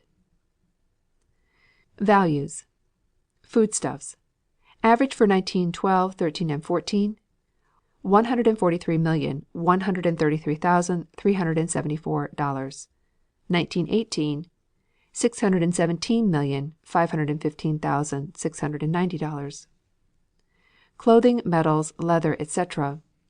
Average value for 1912, 1913, and 1914, $45,822,717. 1918, $215,873,357. Total. Average for 1912, 13, and 14, $188,956,091. For 1918, $833,389,047. As practically all of the increase of food and other materials went to Great Britain, France, and Italy, the extent of Canada's effort in upholding the Allied cause is clearly evident and was by no means a small one. The trade of Canada for 1914 was $1 billion. For the fiscal year of 1917 to 18 it was $2.5 billion. Approximately 60 million shells were made in Canada during the war. Shortly after the outbreak of hostilities, a shell committee was formed in Canada to really act as an agent for the British War Office in placing contracts. The first shells were shipped in December 1914, and by the end of May 1915 approximately 400 establishments were manufacturing shells in Canada. By November 1915, orders had been placed by the Imperial government to the value of $300 million, and an Imperial Munitions Board, replacing the Shell Committee, was formed, directly responsible to the Imperial Ministry of Munitions. During the war period, Canada purchased from her bank savings $1,669,381,000 of Canadian war loans. Estimates of expenditures for the fiscal year ending March 31, 1919, demonstrated the thoroughness with which Canada went to war. They follow: Pay of 110,000 troops in Canada and 290,000 in England and France. Expenditure in Canada, $50,187,500. Expenditure overseas, $70,312,500. Total expenditures, $120,500,000. Assigned pay overseas troops. Expenditure in Canada, $54 million. Total expenditures, $54 million. Separation allowances. Expenditure in Canada, $21,750,000. Expenditure overseas, $6 million. Total expenditures, $27,750,000. Rations. Canada 50 cents per day, England 38 1/2 cents per day. Expenditure in Canada, $20,750,000. $75,000. Expenditure overseas, $21 million. Total expenditures, $41,075,000. Clothing and necessaries. Expenditure in Canada, $19,080,000. Total expenditures, $19,080,000. Outfit allowances, officers and nurses. Expenditure in Canada, $1 million. Expenditure overseas, $700,000. Total expenditures, $1,700,000. Equipment including harness, vehicles, tanks, blankets, but not rifles, machine guns, etc. Expenditure in Canada, $20 million. Total expenditures, $20 million. Ordnance Service. Expenditure overseas, $1,800,000. Total expenditures, $1,800,000. Medical Services. Expenditure in Canada, $5 million. Total expenditures, $5 million. Ammunition. Expenditure in Canada, $5 million. Total expenditure, $5 million. Machine guns. Expenditure in Canada, $2 million. Total expenditure, $2 million. Ocean transport. Expenditure in Canada, $4,612,500. Total expenditure, $4,612,500. Railway transport. Expenditure in Canada, $11,062,500. Expenditure overseas, $450,000. Total expenditures, $11,512,500. Forage. Expenditure in Canada, $450,000. Total expenditures, $450,000. Veterinary service. Remounts. Expenditure overseas, $3 million. Total expenditure, $3 million. Engineer works. Housing. Expenditure in Canada, $2,750,000. Expenditure overseas, $1,250,000. Total expenditures, $4 million. Civilian employees. Expenditure in Canada, $2,920,000. Expenditure overseas, $750,000. Total expenditures, $8,670,000. Sundries, including recruiting, censors, custom duties, etc. Expenditure in Canada, $3 million. Total expenditures, $3 million. Overseas printing and stationery. Expenditure overseas, $300,000. Total expenditures, $300,000. General expenses overseas. Expenditures overseas, $1,800,000. Total expenditures, $1,800,000. Maintenance of troops in France at 9 shilling 4 pence each day. Expenditures overseas, $115 million. Total expenditures, $115 million. Total. Expenditure in Canada, $217,887,500. Expenditure overseas, $225,162,500. Total expenditures, $443,050,000. End of chapter 25. Chapter 26. Immortal Verdun. France was revealed to herself, to Germany, and to the world as the heroic defender of civilization, as a defender defying death, in the victory of Verdun. There, with the gateways to Paris lying open at its back, the French army, in the longest pitched battle in all history, held like a cold blue rock against the uttermost man power and resources of the German army. General von Falkenhayn, chief of the German General Staff and military dictator of the Teutonic Allies, there met disaster and disgrace. There the mettle of the Crown Prince was tested and he was found to be merely a thing of straw, a weak creature whose mind was under the domination of von Falkenhayn. For the tremendous offensive which was planned to end the war by one terrific thrust, von Falkenhayn had robbed all the other fronts of effective men and munitions. Field Marshal von Hindenburg and his crafty Chief of Staff, General Ludendorff, had planned a campaign against Russia designed to put that tottering military colossus out of the war. The plans were upon a scale that might well have proved successful. The Kaiser, influenced by the Crown Prince and by von Falkenhayn, decreed that the Russian campaign must be postponed and that von Hindenburg must send his crack troops to join the army of the Crown Prince fronting Verdun. Ludendorff promptly resigned as Chief of Staff to von Hindenburg and suggested that the Field Marshal also resign. That grim old warrior declined to take this action, preferring to remain idle in East Prussia and watch what he predicted would be a useless effort on the western front. His warning to the General Staff was explicit, but von Falkenhayn coolly ignored the message. Why did Germany select this particular point for its grand offensive? The answer is to be found in a demand made by the great Junker associations of Germany in May 1915, 9 months before the attack was undertaken. That demand was to the effect that Verdun should be attacked and captured. They declared that the Verdun fortifications made a menacing salient thrust into the rich iron fields of the Brie Basin. From this metalliferous field of Lorraine came the ore that supplied 80% of the steel required for German and Austrian guns and munitions. These fields of Brie were only 20 miles from the great guns of Verdun. They were French territory at the beginning of the war and had been seized by the army of the Crown Prince, cooperating with the army of Metz because of their immense value to the Germans in war making. As a preliminary to the battle, von Falkenhayn placed a semicircle of huge howitzers and rifles around the field of Brie. Then assembling the vast forces drained from all the fronts and having erected ammunition dumps covering many acres, the great battle commenced with a surprise attack upon the village of Haumont on February 21, 1916. The first victory of the Germans at that point was an easy one. The great fort of Douaumont was the next objective.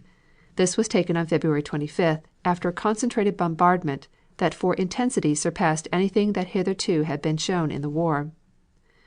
Von Falkenhayn, personally superintending the disposition of guns and men, had now penetrated the outer defenses of Verdun. The tide was running against the French, and shells, more shells for the guns of all caliber, more men for the earthworks surrounding the devoted city, were needed. The narrow gauge railway connecting Verdun with the great French depots of supplies was totally inadequate for the transportation burdens suddenly cast upon it. In this desperate emergency a transport system was born of necessity, a system that saved Verdun. It was fleet upon fleet of motor trucks, all sizes, all styles. Anything that could pack a few shells or a handful of men was utilized. The backbone of the system was a great fleet of trucks driven by men whose average daily rest was 4 hours, and upon whose horizon blue uniforms the stains of snow and sleet, of dust and mud were indelibly fixed through the winter, spring, summer and fall of 1916, for the glorious engagement continued from February 21st until November 2nd, when the Germans were forced into a full retreat from the field of honor, the evacuation of Fort Vaux putting a period to Germany's disastrous plan and to von Falkenhayn's military career. Lord Northcliffe, describing the early days of the immortal battle, wrote: Verdun is, in many ways, the most extraordinary of battles. The mass of metal used on both sides is far beyond all parallel. The transformation of the Douaumont ridge was more suddenly dramatic than even the battle of the Marne, and, above all, the duration of conflict already looks as if it would surpass anything in history. More than a month has elapsed since, by the kindness of General Joffre and General Petain, I was able to watch the struggle from various vital viewpoints. The battle had then been raging with great intensity for a fortnight, and as I write, 4,000 to 5,000 guns are still thundering round Verdun. Impossible, therefore, any man to describe the entire battle. The most one can do is to set down one's impressions of the first phases of a terrible conflict, the end of which cannot be foreseen. My chief impression is one of admiration for the subtle powers of mind of the French High Command. General Joffre and General Castelnau are men with especially fine intellects tempered by terrible keenness. Always they have had to contend against superior numbers. In 1870, when they were subalterns, their country lost the advantage of its numerous population by abandoning general military service at a time when Prussia was completely realizing the idea of a nation in arms. In 1914, when they were commanders, France was inferior to a still greater degree in point of numbers to Prussianized Germany. In armament France was inferior at first to her enemy. The French High Command had thus been trained by adversity to do all that human intellect can against overwhelming hostile material forces. General Joffre, General Castelnau, and later General Petain, who at a moment's notice displaced General Herr, had to display genius where the Germans were exhibiting talent, and the result is to be seen at Verdun. They there caught the enemy in a series of traps of a kind hitherto unknown in modern warfare, something elemental and yet subtle, neo-primitive and befitting the atavistic character of the Teuton. They caught him in a web of his own unfulfilled boasts. The enemy began by massing a surprising force on the western front. Tremendous energy and organizing power were the marks of his supreme efforts to obtain a decision. It was usually reckoned that the Germans maintain on all fronts a field army of about 74.5 army corps, which at full strength number 3,000,000 men. Yet, while holding the Russians from Riga to the south of the Pripet marshes, and maintaining a show of force in the Balkans, Germany seemed to have succeeded in bringing up nearly 2,500,000 of men for her grand spring offensive in the west. At one time her forces in France and Flanders were only 90 divisions, but troops and guns were withdrawn in increasing numbers from Russia and Serbia in December 1915 until there were, it is estimated, 118 divisions on the Franco-British-Belgian front. A number of 6-inch and 12-inch Austrian howitzers were added to the enormous Krupp batteries. Then a large portion of new recruits from the 1916 class were moved into Rhineland depots to serve as drafts for the 59 Army Corps, and it is thought that nearly all the huge shell output that had accumulated during the winter was transported westward. The French staff reckoned that Verdun would be attacked when the ground had dried somewhat in the March winds. It was thought that the enemy movement would take place against the British front in some of the sectors of which there were chalk undulations, through which the rains of winter quickly drained. The Germans skillfully encouraged this idea by making an apparent preliminary attack at Lyon, on a 5-mile front with rolling gas clouds and successive waves of infantry. During this feint, the veritable offensive movement softly began on Saturday, February 19, 1916, when the enormous masses of hostile artillery west, east, and north of the Verdun salient started registering on the French positions. Only in small numbers did the German guns fire, in order not to alarm their opponents, but even this trial bombardment by shifts was a terrible display of power, calling forth all the energies of the outnumbered French gunners to maintain the artillery duels that continued day and night until Monday morning, February 21st. The enemy seems to have maintained a bombardment all round General Herr's lines on February 21, 1916, but this general battering was done with 1,000 pieces of field artillery. The grand masses of heavy howitzers were used in a different way. At 7:15 in the morning they concentrated on the small sector of advanced entrenchments near Brabant and the Meuse. 12-inch shells fell with terrible precision every few yards, according to the statements made by the French troops. I afterwards saw a big German shell, from at least 6 miles distant from my place of observation, hit quite a small target. So I can well believe that, in the first bombardment of French positions, which had been photographed from the air and minutely measured and registered by the enemy gunners in the trial firing, the great destructive shots went home with extraordinary effect. The trenches were not bombarded, they were obliterated. In each small sector of the 6-mile northward bulge of the Verdun salient, the work of destruction was done with surprising quickness. After the line from Brabant to Haumont was smashed, the main firepower was directed against the other end of the bow at Herbebois, Orne, and Maucourt. Then when both ends of the bow were severely hammered, the central point of the Verdun salient, Carrez Woods, was smothered in shells of all sizes, poured in from east, north, and west. In this manner almost the whole enormous force of heavy artillery was centered upon mile after mile of the French front. When the great guns lifted over the line of craters, the lighter field artillery placed row after row in front of the wreckage, maintained an unending fire curtain over the communicating saps and support entrenchments. Then came the second surprising feature in the new German system of attack. No waves of storming infantry swept into the battered works. Only strong patrols at first came cautiously forward to discover if it were safe for the main body of troops to advance and reorganize the French line so as to allow the artillery to move onward. There was thus a large element of truth in the marvelous tales afterwards told by German prisoners.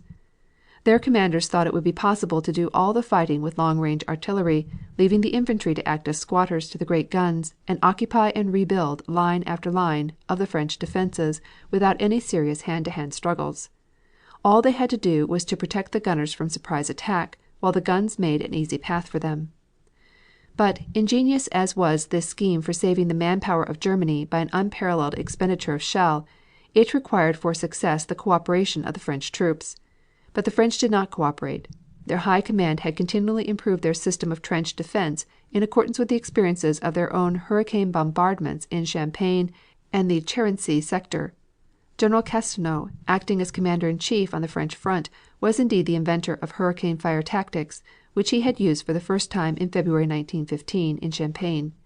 When General Joffre took over the conduct of all French operations, leaving to General Castelnau the immediate control of the front line in France, the victor of the Battle of Nancy weakened his advance lines and then his support lines until his troops actually engaged in fighting were very little more than a thin covering body, such as is thrown out towards the frontier while the main forces connect well behind. We shall see the strategical effect of this extraordinary measure in the second phase of the Verdun battle, but its tactical effect was to leave remarkably few French troops exposed to the appalling tempest of German and Austrian shells. The fire trench was almost empty, and in many cases the real defenders of the French line were men with machine guns, hidden in dugouts at some distance from the photographed positions at which the German gunners aimed. The batteries of light guns, which the French handled with the flexibility and continuity of fire of Maxims, were also concealed in widely scattered positions. The main damage caused by the first intense bombardment was the destruction of all the telephone wires along the French front. In 1 hour the German guns plowed up every yard of ground behind the observing posts and behind the fire trench. Communications could only be slowly reestablished by messengers, so that many parties of men had to fight on their own initiative, with little or no combination of effort with their comrades. Yet, desperate as were their circumstances, they broke down the German plan for capturing trenches without an infantry attack. They caught the patrols and annihilated them, and then swept back the disillusioned and reluctant main bodies of German troops. First, the bombing parties were felled, then the sappers as they came forward to repair the line for their infantry, and at last the infantry itself in wave after wave of field gray. The small French garrison of every center of resistance fought with cool, deadly courage, and often to the death. Artillery fire was practically useless against them, for though their tunnel shelters were sometimes blown in by the 12-inch shells, which they regarded as their special terror by reason of their penetrative power and wide blast, even the Germans had not sufficient shells to search out all their underground chambers, every one of which had 2 or 3 exits. The new organization of the French machine gun corps was a fine factor in the eventual success. One gun fired 10,000 rounds daily for a week, most of the positions selected being spots from which each German infantry advance would be enfiladed and shattered. Then the French 75's, which had been masked during the overwhelming fire of the enemy howitzers, came unexpectedly into action when the German infantry attacks increased in strength. Near Haumont, for example, 8 successive furious assaults were repulsed by 3 batteries of 75's. One battery was then spotted by the Austrian 12-inch guns, but it remained in action until all its ammunition was exhausted. The gunners then blew up their guns and retired, with the loss of only 1 man. Von Falkenhayn had increased the Crown Prince's army from the 14 divisions that battled at Douaumont Fort to 25 divisions. In April he added 5 more divisions to the forces around Verdun by weakening the effectiveness in other sectors and drawing more troops from the Russian front. It was rumored that von Hindenburg was growing restive and complaining that the wastage at Verdun would tell against the success of the campaign on the Riga-Dvinsk front, which was to open when the Baltic ice melted. Great as was the wastage of life, it was in no way immediately decisive. But when the expenditure of shells almost outran the high speed of production of the German munitions factories, and the wear on the guns was more than Krupp and Skoda could make, there was danger to the enemy in beginning another great offensive likely to overtax his shell makers and gun makers. Immortal and indomitable France had won over her foe more power than she had possessed even after the Battle of the Marne. Through the entire summer Verdun, with the whole population of France roused to the supreme heights of heroism behind it, held like a rock. Wave after wave of Germans in gray-green lines were sent against the 25 miles of earthworks, while the French guns took their toll on the crack German regiments.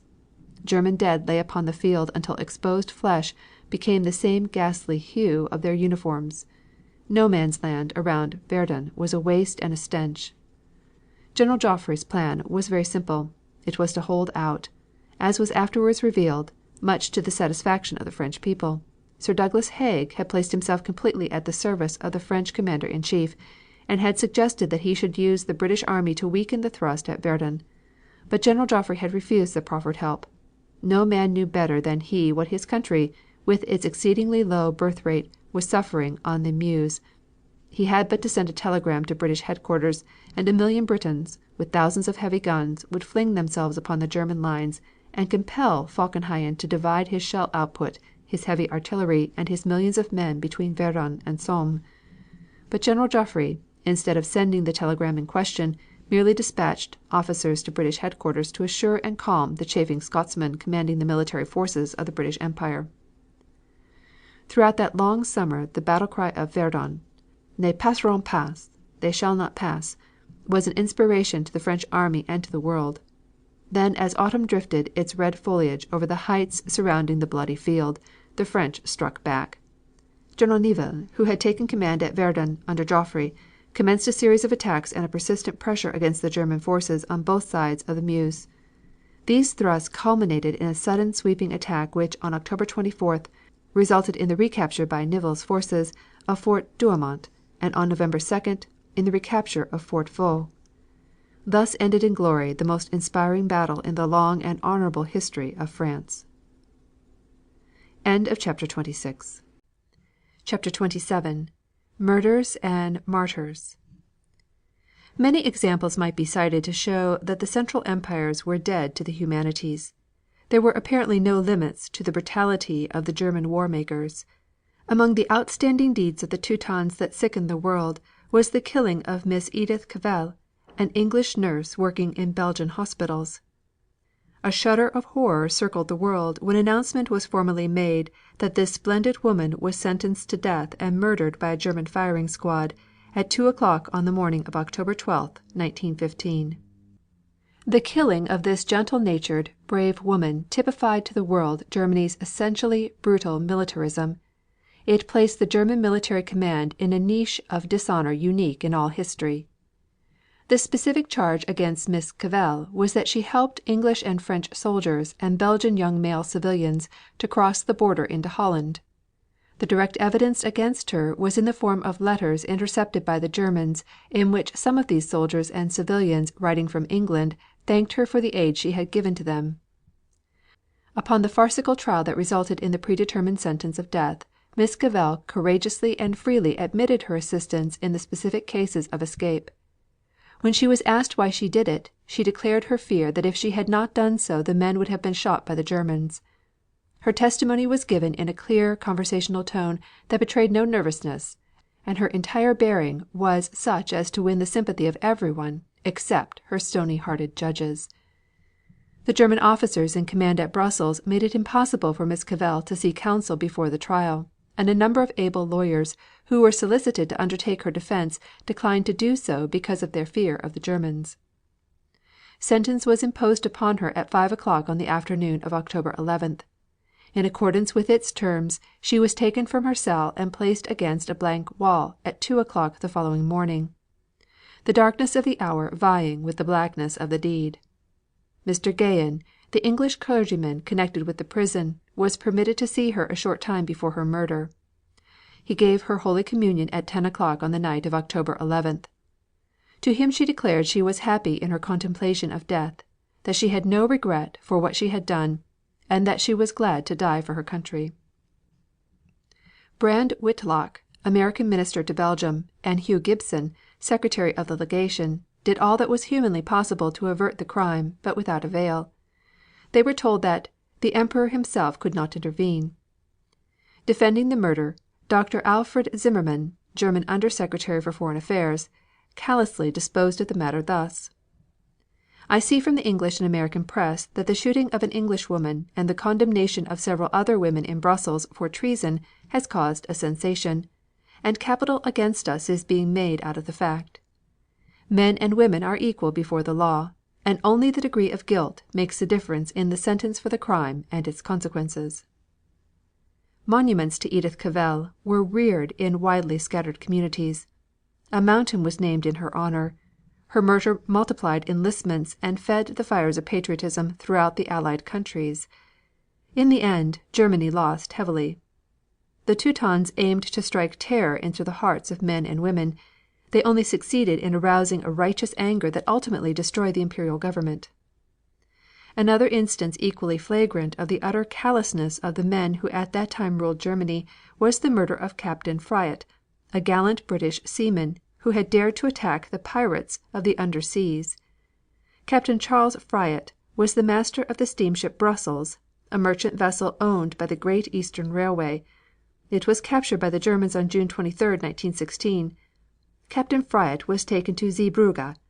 A court martial went through the motions of a trial at Berg on July 27th.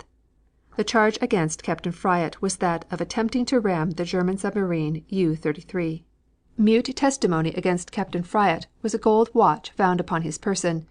This carried an inscription testifying that the watch had been presented by the mayor and people of Harwich in recognition of the captain's bravery in attempting to ram a submarine, and his successful escape when the U boat called upon him to surrender. The prisoners who were captured with Captain Fryatt were sent to the prison camp at Ruhlaben, but Captain Fryatt was condemned to death as a franc tireur. The news of the murder was sent to the world through a German communiqué dated July 28th. It stated: "The accused was condemned to death because, although he was not a member of a combatant force, he made an attempt on the afternoon of March 20th, 1915, to ram the German submarine U-33 near the Maas lightship. The accused, as well as the first officer and the chief engineer of the steamer, received at the time from the British Admiralty a gold watch as a reward of his brave conduct on that occasion, and his action was mentioned with praise in the House of Commons. On the occasion in question, disregarding the U boat's signal to stop and show his national flag, he turned at a critical moment at high speed on the submarine, which escaped the steamer by a few meters only by immediately diving. He confessed that in so doing he had acted in accordance with the instructions of the Admiralty.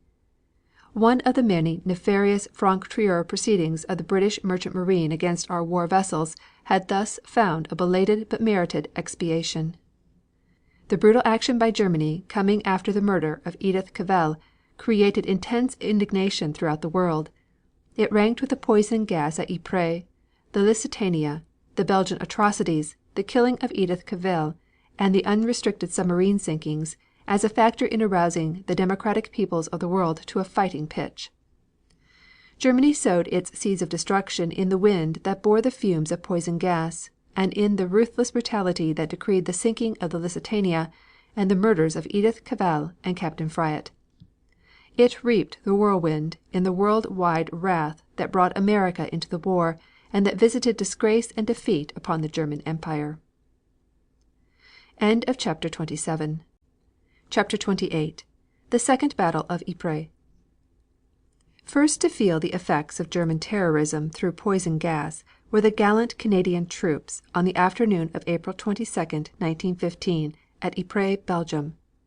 Gas had been used by the Germans previously to this, but they were mere experimental clouds directed against Belgian troops. Before the battle, the English and Canadians held a line from Broodseinde to half a mile north of St. Julien on the crest of the Grafenstafel ridge. The French prolonged the line to Steenstraate on the Yperlee Canal. The Germans originally planned the attack for Tuesday, April 20th, but with satanic ingenuity the offensive was postponed until between 4 and 5 o'clock on the afternoon of Thursday, the 22nd. During the morning the wind blew steadily from the north, and the scientists attached to the German field headquarters predicted that the strong wind would continue at least 12 hours longer. The Canadian division held a line extending about 5 miles from the Ypres Roulers Railway to the Ypres Poelcapelle Road. The division consisted of 3 infantry brigades, in addition to the artillery brigades. Upon this unsuspecting body of men the poisonous fumes were projected by means of pipes and force pumps. The immediate consequences were that the asphyxiating gas of great intensity rendered immediately helpless thousands of men. The same gas attack that was projected upon the Canadians also fell with murderous effect upon the French. The consequences were that the French division on the left of the Canadians gave way, and the 3rd Brigade of the Canadian Division, so far as the left was concerned, was "up in the air," to use the phrase of its commanding officer. It became necessary for Brigadier General Turner, commanding the 3rd Brigade, to throw back his left flank southward to protect his rear. This caused great confusion, and the enemy, advancing rapidly, took a number of guns and many prisoners, penetrating to the village of St. Julien, 2 miles in the rear of the original French trenches. The Canadians fought heroically, although greatly outnumbered and pounded by artillery that inflicted tremendous losses. The Germans, as they came through the gas clouds, were protected by masks moistened with a solution containing bicarbonate of soda. The tactics of General Turner offset the numerical superiority of the enemy and prevented a disastrous rout. General Currie, commanding the 2nd Brigade of Canadians, repeated this successful maneuver when he flung his left flank southward and, presenting 2 fronts to the enemy, held his line of trenches from Thursday at 5 o'clock until Sunday afternoon. The reason the trenches were held no longer than Sunday afternoon was that they had been obliterated by heavy artillery fire. The Germans finally succeeded in capturing a line, the forward point of which was the village of St. Julien. Reinforcements under General Alderson had come up by this time, and the enemy's advance was suddenly checked. Enemy attacks upon the line running from Ypres to Passchendaele completely broke down under the withering fire of the reinforced and reformed artillery and infantry brigades. The record officer of the Canadians makes this comment of the detailed fighting: "The story of the second battle of Ypres is the story of how the Canadian division, enormously outnumbered, for they had in front of them at least 4 divisions, supported by immensely heavy artillery, with a gap still existing, though reduced, in their lines, and with dispositions made hurriedly after the stimulus of critical danger, fought through the day and through the night, and then through another day and night, fought under their officers until, as happened to so many, those perished gloriously, and then fought from the impulsion of sheer valor because they came from fighting stock." The enemy, of course, was aware, whether fully or not may perhaps be doubted, of the advantage his breach in the line had given him, and immediately began to push a formidable series of attacks upon the whole of the newly formed Canadian salient. The attack was everywhere fierce, but developed with particular intensity at this moment upon the apex of the newly formed line, running in the direction of St. Julien. It has already been stated that some British guns were taken in a wood comparatively early in the evening of the 22d. In the course of that night, and under the heaviest machine gun fire, this wood was assaulted by the Canadian Scottish 16th Battalion of the 3rd Brigade and the 10th Battalion of the 2nd Brigade, which was intercepted for this purpose on its way to a reserve trench. The battalions were respectively commanded by Lieutenant Colonel Leckie and Lieutenant Colonel Boyle, and after a most fierce struggle in the light of a misty moon they took the position at the point of a bayonet. At midnight the 2nd Battalion, under Colonel Watson, and the Toronto Regiment, Queen's Own 3rd Battalion, under Lieutenant Colonel Rennie, both of the 1st Brigade, brought up much needed reinforcement, and though not actually engaged in the assault, were in reserve. All through the following days and nights these battalions shared the fortunes and misfortunes of the 3rd Brigade. An officer who took part in the attack describes how the men about him fell under the fire of the machine guns, which, in his phrase, played upon them like a watering pot. He added quite simply, "I wrote my own life off." But the line never wavered. When one man fell another took his place, and with a final shout the survivors of the 2 battalions flung themselves into the wood. The German garrison was completely demoralized, and the impetuous advance of the Canadians did not cease until they reached the far side of the wood and entrenched themselves there in the position so dearly gained. They had, however, the disappointment of finding that the guns had been blown up by the enemy, and later on in the same night a most formidable concentration of artillery fire, sweeping the wood as a tropical storm sweeps the leaves from a forest, made it impossible for them to hold the position for which they had sacrificed so much. The fighting continued without intermission all through the night, and, to those who observed the indications that the attack was being pushed with ever growing strength, it hardly seemed possible that the Canadians, fighting in positions so difficult to defend, and so little the subject of deliberate choice, could maintain their resistance for any long period.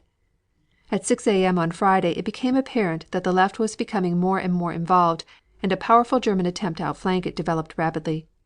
The consequences, if it had been broken or outflanked, need not be insisted upon. They were not merely local. It was there decided, formidable as the attempt undoubtedly was, to try and give relief by a counter attack upon the first line of German trenches, now far, far advanced from those originally occupied by the French.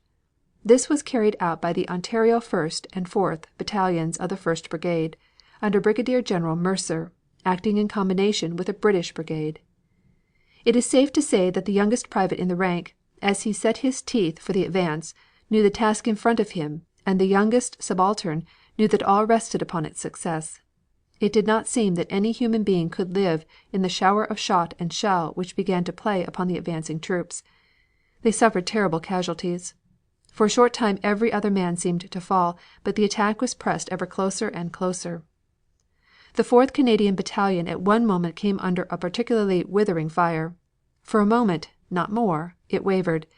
Its most gallant commanding officer, Lieutenant Colonel Burchell, carrying, after an old fashion, a light cane, coolly and cheerfully rallied his men and, at the very moment when his example had infected them, fell dead at the head of his battalion.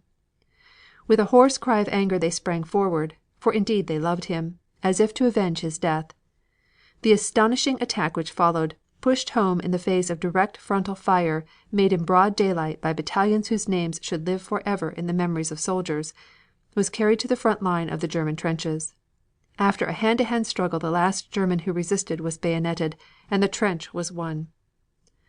The measure of this success may be taken when it is pointed out that this trench represented in the German advance the apex in the breach which the enemy had made in the original line of the Allies, and that it was 2½ miles south of that line.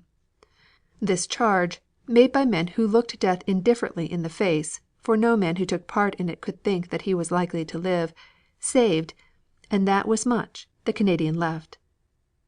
But it did more. Up to the point where the assailants conquered or died, it secured and maintained during the most critical moment of all the integrity of the Allied line. For the trench was not only taken, it was held thereafter against all comers, and in the teeth of every conceivable projectile, until the night of Sunday the 25th, when all that remained of the war-broken but victorious battalion was relieved by fresh troops. End of chapter 28. Chapter 29. Zeppelin raids on France and England. The idea of warfare in the air has been a dream of romancers from a period long before Jules Verne. Indeed, balloons were used for observation purposes in the 18th century by the French armies. The crude balloon of that period, in a more developed form, was used in the Franco-Prussian War, and during the siege of Paris, by its assistance communication was kept up between Paris and the outside world. Realizing its possibilities, inventors had been trying to develop a balloon which could be propelled against the wind and so guided that explosives could be dropped upon a hostile army. Partially successful dirigible balloons have been occasionally exhibited for a number of years. The idea of such a balloon took a strong hold upon the imagination of the German army staff long before the Great War, and Count Ferdinand Zeppelin gave the best years of his life to its development. From the beginning he met with great difficulties. His first ships proved mechanical failures, and after these difficulties were overcome he met with a series of accidents which almost put an end to his efforts. By popular subscription and by government support he was able to continue, and when the war began Germany had 35 dirigible balloons of the Zeppelin and other types, many of them as much as 490 feet long. The Zeppelin balloon, called the Zeppelin from the name of its inventor, was practically a vast ship capable of carrying a load of about 15,000 pounds. It would carry a crew of 20 men or more, fuel for the engines, provisions, a wireless installation, and armament with ammunition. For a journey of 20 hours such a vessel would need at least 7,000 pounds of fuel. It would probably be able to carry about 2 tons of explosives. These Zeppelins could travel great distances. Before the war one of them flew from Lake Constance to Berlin, a continuous flight of about 1,000 miles in 31 hours. These great aerial warships were given a thorough trial by the Germans. They disliked to admit that they had made a costly mistake in adding them to their armament. It soon turned out, however, that the Zeppelins were practically useless in battle. Whatever they could do, either for scouting purposes or in dropping explosives behind the enemy's lines, could be better done by the airplane. The French and the English, who before the war had decided that the airplane was the more important weapon, were right. But the Germans did not give up their costly toy so easily, and they determined to use it in the bombardment of cities and districts situated far away from the German line, in dropping bombs, not upon fortifications or armed camps where they might meet with resistance, but upon peaceful non-belligerents in the streets of great unfortified cities. It was their policy of frightfulness once again, and once again they had made a mistake.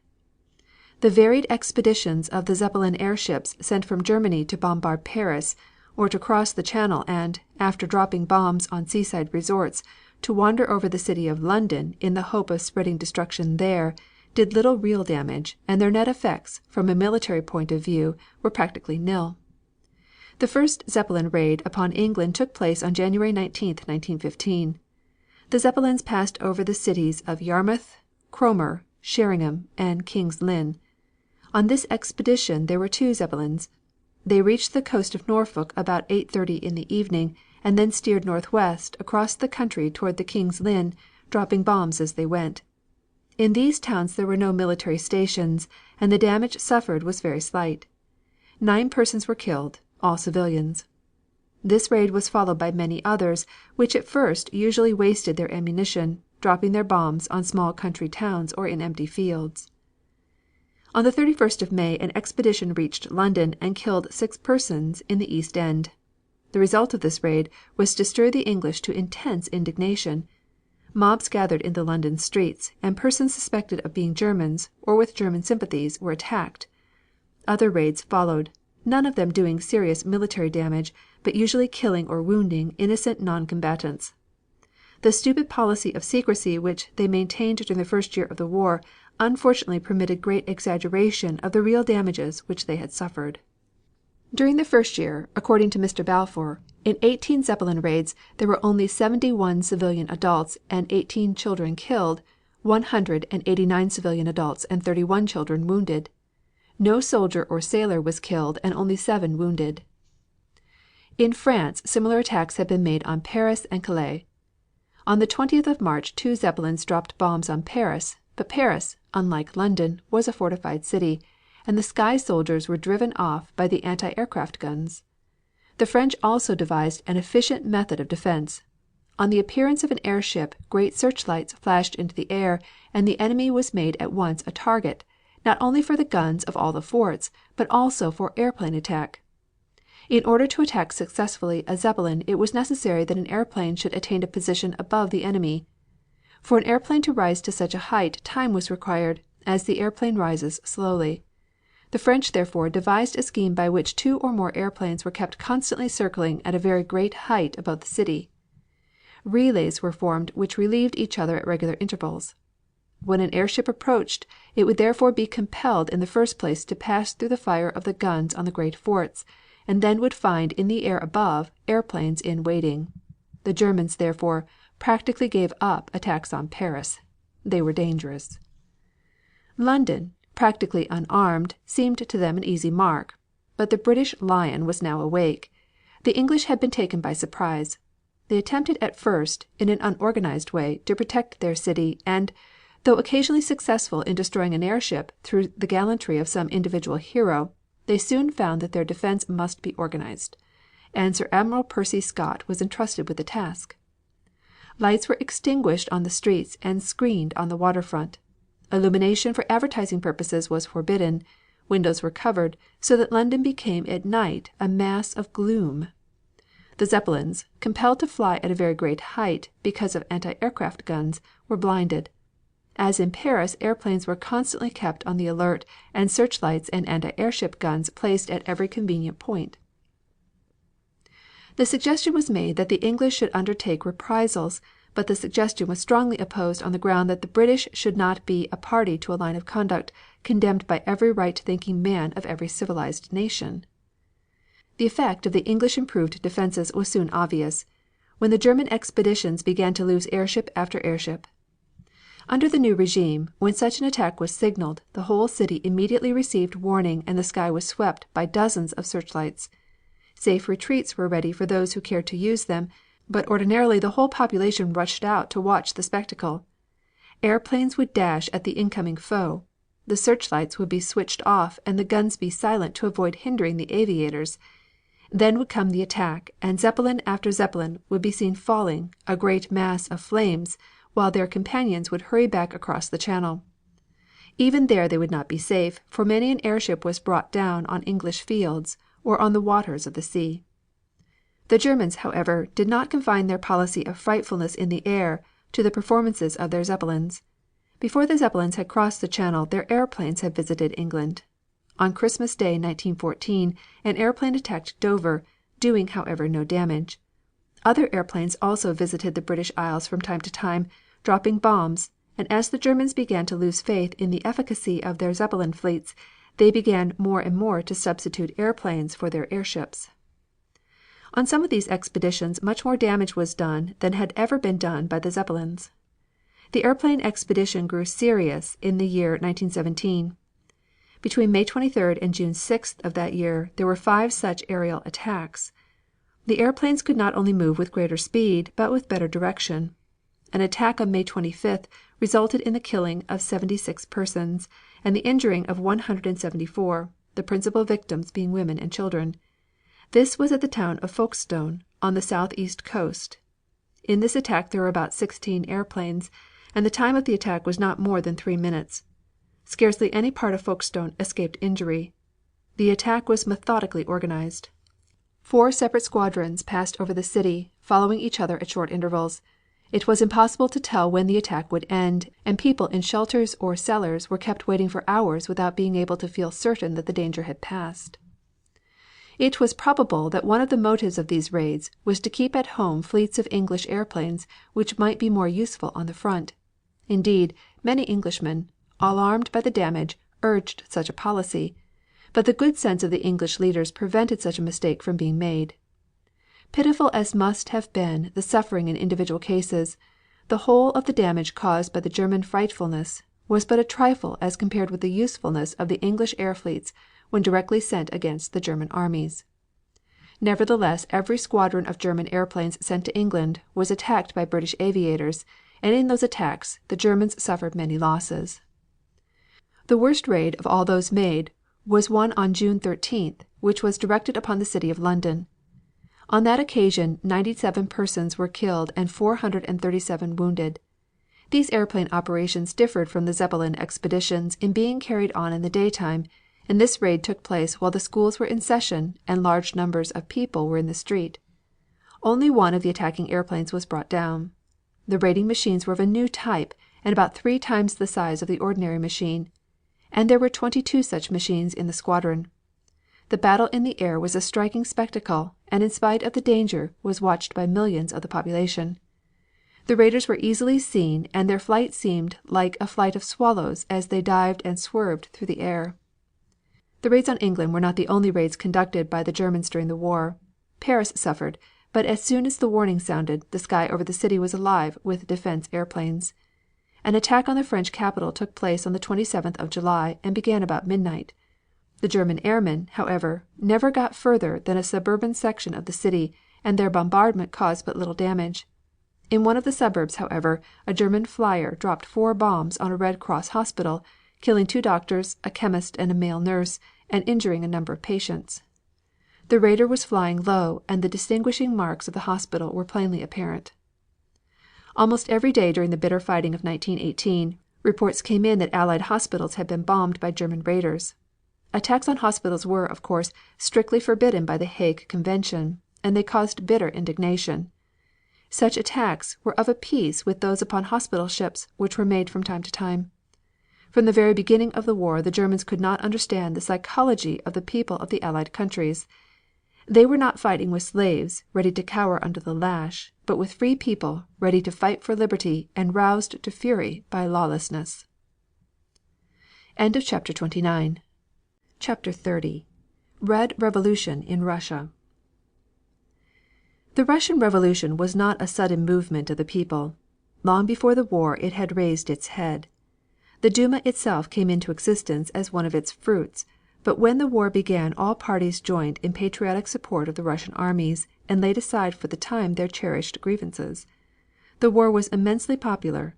Slavonic nationalism turned against Austria-Hungary and Germany, who were bent upon crushing the Slavonic sister state, Serbia.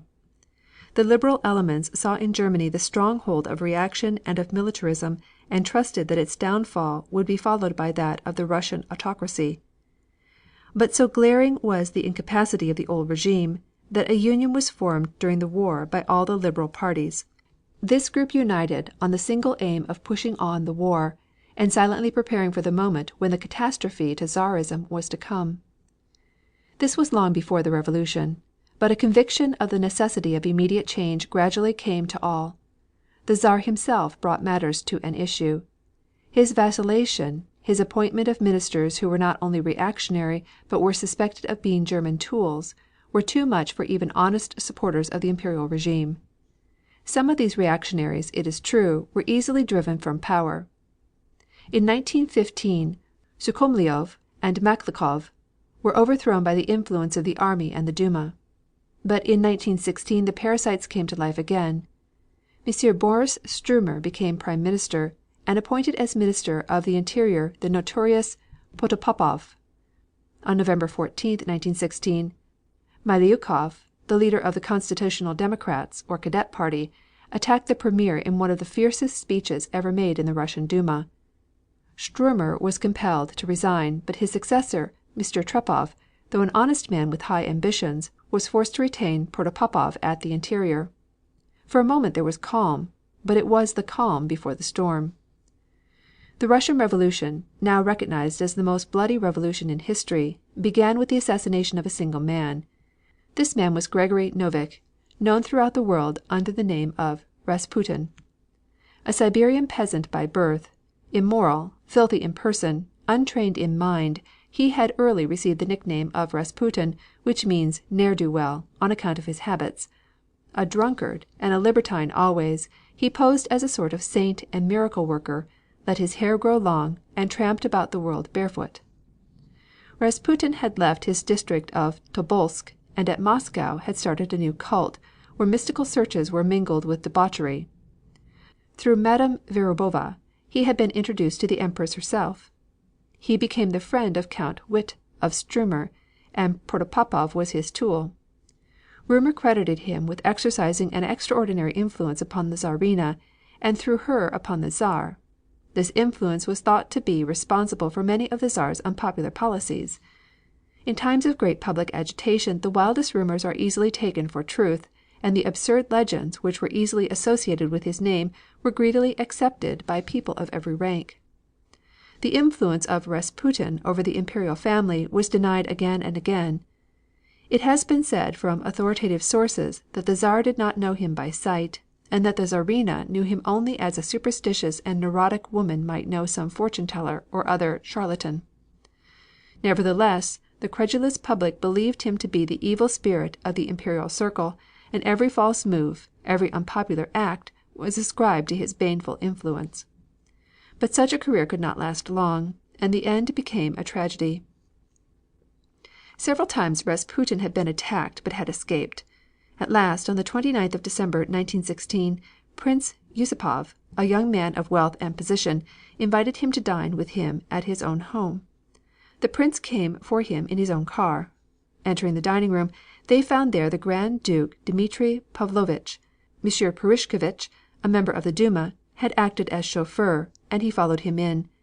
The three told him that he was to die, and he was handed a pistol that he might kill himself. Instead of doing so, he shot at the Grand Duke, but missed, and then was shot in turn by his captors. The noise attracted the attention of the police, who inquired what had happened.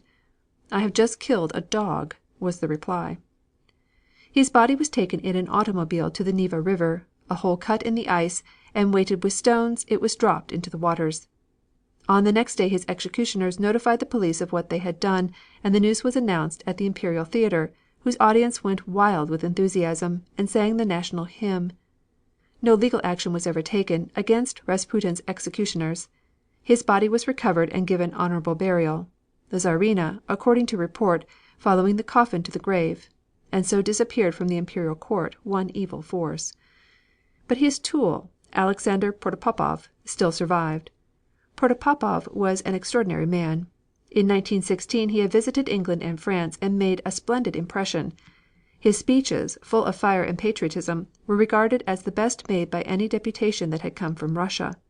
But on his return to Petrograd he fell completely into the hands of the Court party. He became associated with Rasputin, and his wild talk and restless conduct suggested to many that his mind had become affected. After the death of Rasputin, the meeting of the Duma, which should have taken place on January 25, 1917, was postponed for a month. The censorship was drawn tighter, the members of the secret police were greatly increased, and a deliberate endeavor, under the direction of Protopopov, was made to encourage an abortive revolution, so that its overthrow might establish the reactionaries in power. But the attempt failed. During January and February the people were calm. No one wanted revolution then. On October 9th the labor members of the War Industry Committee were arrested. This was regarded as plainly provocative, and M. Miliukov wrote appeals to the public for patience. These were suppressed, but no disturbance ensued. A British commission, then on a visit to Russia, reported that there was no danger of revolution. But the people were hungry. Speakers in the Duma discussed the food problem. It became harder and harder to procure bread, and little that was practical seemed to be done to improve the situation, though in some parts of the country there were large surplus stocks. On March 8th crowds gathered around the bakery shops and looted several of them. The next day the crowds in the streets increased. Groups of Cossacks rode here and there, fraternizing with the people. They, too, were hungry. In the afternoon 2 workmen were arrested for disorder by the police. A band of Cossacks freed them. Street speakers began to appear here and there, and crowds gathered to listen to their fiery denunciations of the government. On March 11th, General Kabalov, military governor of the city, issued a proclamation announcing that the police had orders to disperse all crowds, and that any workmen who did not return to work on Monday morning would be sent to the trenches. The main streets of the city were cleared and guarded by the police and soldiery. The crowds were enormous and disorderly, and more than 200 of the rioters were killed. Yet it seemed as if the government had the situation in a firm grasp, though an ominous incident was that the Pavlovsk regiment, on being ordered to fire upon the mob, mutinied and had to be ordered to their quarters. Meantime, Rodzianko, the president of the Duma, had telegraphed to the Czar: "Situation serious. Anarchy reigns in the capital. Government is paralyzed. Transport, food, and fuel supplies are utterly disorganized. General discontent is growing. Disorderly firing is going on in streets. Various companies of soldiers are shooting at each other. It is absolutely necessary to invest someone, who enjoys the confidence of the people, with powers to form a new government. No time must be lost, and delay may be fatal. I pray to God that in this hour responsibility may not fall on the wearer of the crown." The Prime Minister, Prince Golitsyn, acting under powers which he had received from the Czar, prorogued the Duma. But the Duma refused to be prorogued. Its president, Rodzianko, holding in his hand the order for dissolution, announced that the Duma was now the sole constitutional authority of Russia. During the night following, the soldiers at the capital and the Socialists decided upon their course. The soldiers determined that they would not fire upon their civilian brothers. The Socialists planned an alternative scheme of government. On March 12th the city was taken possession of by a mob. The Preobrazhensky Guards refused to fire upon the crowd. The Volinsky regiment, sent to coerce them, joined in the mutiny. Followed by the mob, the 2 regiments seized the arsenal. A force of 25,000 soldiers was in the revolt. At 11 A.M. the courts of law were set on fire, and the fortress of Saints Peter and Paul was seized. The police, fighting desperately, were hunted from their quarters, their papers destroyed, and the prisoners, political and criminal, released from the jails. During the day the Duma kept in constant session, awaiting the Emperor, who did not come. Telegram after telegram was sent to him, each more urgent. There is reason to believe that these telegrams never reached the Czar. When information finally did come to him it was too late. Meantime the Duma appointed an executive committee. Their names were Rodzianko, Nekrasov, Konovalov, Dmitrikov, Lvov, Ryansky, Korolov, Miliukov, Shadlovsky, Shulgin, Shaitsa, and Kerensky. The workmen and soldiers also formed a committee, which undertook to influence the troops now pouring into Petrograd. But the center of the revolution was still the Duma, and crowds gathered to listen to its speeches. In the evening Protopovo surrendered to the Russian Guards, but General Khabalov still occupied the Admiralty building with such forces as were faithful. On March 13th it became evident that the army in the field were accepting the authority of the provisional government. The Duma committee was composed mainly of men of moderate political views. They moved slowly, fearing on the one hand the reactionaries who still preserved their loyalty to the Czar, and on the other hand the Council of Labor with its extreme views and its influence with the troops. The siege of the Admiralty building was ended by the surrender of General Khabalov. The police, however, were still keeping up a desultory resistance, but the mob were hunting them like wild beasts. On Wednesday, the 14th of March, the revolution was over. The Executive Committee of the Duma and the Council of the Workmen's and Soldiers' Delegates, now universally known as the Soviet, were working in harmony. Every hour proclamations were issued, some of them foolish, some of them, it is thought, inspired by German agents, and some of them wise and patriotic. One of the most unfortunate of these proclamations was one to the army directing that the orders of the War Committee must be obeyed, saving only in those occasions when they shall contravene the orders and regulations of the labor deputies and military delegates. This same proclamation abolished saluting for private soldiers off duty. It was the beginning of the destruction of the Russian military power. The proclamation of the Duma Committee itself was admirable. Citizens, the Provisional Executive Committee of the Duma, with the aid and support of the garrison of the capital and its inhabitants, has now triumphed over the baneful forces of the old regime in such a manner as to enable it to proceed to the more stable organization of the executive power. With this object, the Provisional Committee will name ministers of the First National Cabinet, men whose past public activity assures them of the confidence of the country. The new cabinet will adopt the following principles as the basis of its policy: 1. An immediate amnesty for all political and religious offenses, including military revolts, acts of terrorism, and agrarian crimes. 2. Freedom of speech, of the press, of associations and labor organizations, and the freedom to strike, with an extension of these liberties to officials and troops insofar as military and technical conditions permit. 3. The abolition of social, religious, and racial restrictions and privileges. 4. Immediate preparation for the summoning of a Constituent Assembly which, with universal suffrage as a basis, shall establish the governmental regime and the constitution of the country. 5. The substitution for the police of a national militia with elective heads and subject to the self-governing bodies. 6. Communal elections to be carried out on the basis of universal suffrage. 7. The troops that have taken part in the revolutionary movement shall not be disarmed, but they are not to leave Petrograd. 8. While strict military discipline must be maintained on active service, all restrictions upon soldiers in the enjoyment of social rights granted to other citizens are abolished. Meanwhile the Emperor, the Little Father, at first thoroughly incredulous of the gravity of the situation, had at last become alarmed. He appointed General Ivanov Commander-in-Chief of the army, and ordered him to proceed to Petrograd at the head of a division of loyal troops. General Ivanov set out, but his train was held up at Tsarskoye Selo, and he returned to Pskov. The Czar himself then started for the city, but he too was held up at the little station of Bologoi, where the workmen had pulled up the track, and he returned to Pskov. He sent for Ruzsky and declared that he was ready to yield to the Duma and grant a responsible ministry. Ruzsky advised him to get in touch with Rodzianko, and as a result of a telephone communication with Rodzianko and with several of his trusted generals, it became clear that there was no other course than abdication. Guchov and Shulgin, messengers from the Duma, arrived on the evening of March 15th and found the Emperor alone, except for his aide-de-camp, Count Fredericks. "What do you want me to do?" he asked. "You must abdicate," Guchkov told him, "in favor of your son, with the Grand Duke Michael Alexandrovitch as regent." The Emperor sat for a long time silent.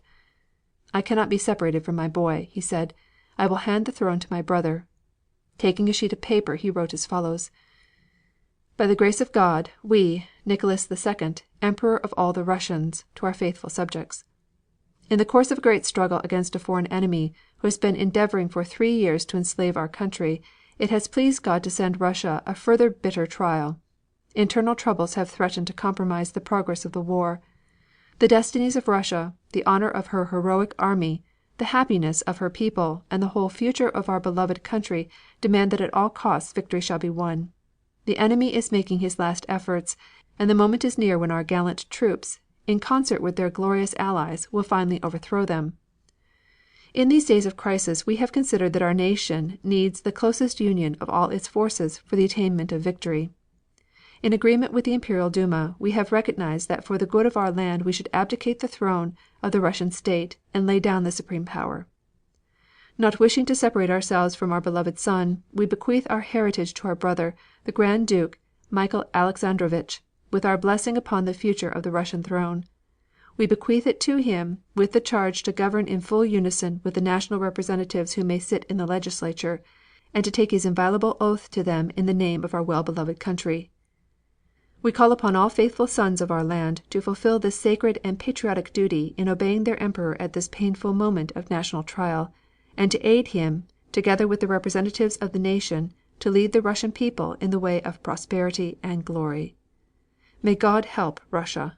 So ended the reign of Nicholas II, Czar of all the Russians. The news of the Czar's abdication spread over the world with great rapidity, and was received by the Allies with mixed feelings. The Czar had been scrupulously loyal to the alliance. He was a man of high personal character, and his sympathies on the whole liberal. But he was a weak man in a position in which even a strong man might have failed. He was easily influenced, especially by his wife. Warned again and again of the danger before him, he constantly promised improvement, only to fail in keeping his promises. He deeply loved his wife, and yielded continually to her unwise advice. The Empress Alexandra Fedorovna is but another instance of a devoted queen who dethroned her consort. She believed in divine right, and looked with suspicion upon popular leaders. Her one object in life was to hand on the Russian crown to her son, with no atom of its power diminished. She surrounded herself and her husband with scoundrels and charlatans. On the whole, the feeling among the Allies was one of relief. There was a general distrust of the influences which had been surrounding the Czar. The patriotism of the Grand Duke Michael was well known, and a government conducted by him was sure to be a great improvement. But it was not to be. Before the news of the abdication reached Petrograd a new ministry had been formed by the Duma. Milyukov announced their names and explained their credentials. The Prime Minister was Prince George Lvov. Miliukov was Minister of Foreign Affairs. Guchkov Minister of War and Marine. Kerensky, a new name in the government, Minister of Justice. The ministry included representatives of every party of the left and center. Miliukov declared that their credentials came from the Russian Revolution. We shall not fight for the sake of power. To be in power is not a reward or pleasure but a sacrifice. As soon as we are told that the sacrifice is no longer needed, we shall give up our places with gratitude for the opportunity which has been accorded us. He concluded by informing his hearers that the despot who had brought Russia to the brink of ruin would either abdicate of his free will or be deposed. He added that the Grand Duke Michael would be appointed regent. This announcement at once produced an explosion. A ministry of moderates and a continuance of the imperial government under a regency stirred the delegates of the workmen and soldiers to revolt. For a time it seemed as if the new government would disappear in the horrors of mob rule. But Kerensky saved the situation. Making his way into the meeting of the Soviet, he burst into an impassioned speech. "Comrades," he cried, "I have been appointed Minister of Justice. No one is a more ardent Republican than I, but we must bide our time. Nothing can come to its full growth at once. We shall have our Republic, but we must first win the war. The need of the moment is organization and discipline, and that need will not wait." His eloquence carried the day. The Soviet passed a resolution supporting the provincial government with only 15 dissenting votes. But it had been made clear that the people did not approve of the regency, and on the night of the 15th of March, Prince Lvov, Kerensky, and the other leaders of the Duma sought out the Grand Duke Michael and informed him of the situation. The Grand Duke yielded to the people, and on Friday, March the 16th, issued a declaration which ended the power of the Romanovs in Russia. I am firmly resolved to accept the supreme power only if this should be the desire of our great people, who must, by means of a plebiscite, through their representatives in the Constituent Assembly, establish the form of government and the new fundamental laws of the Russian state.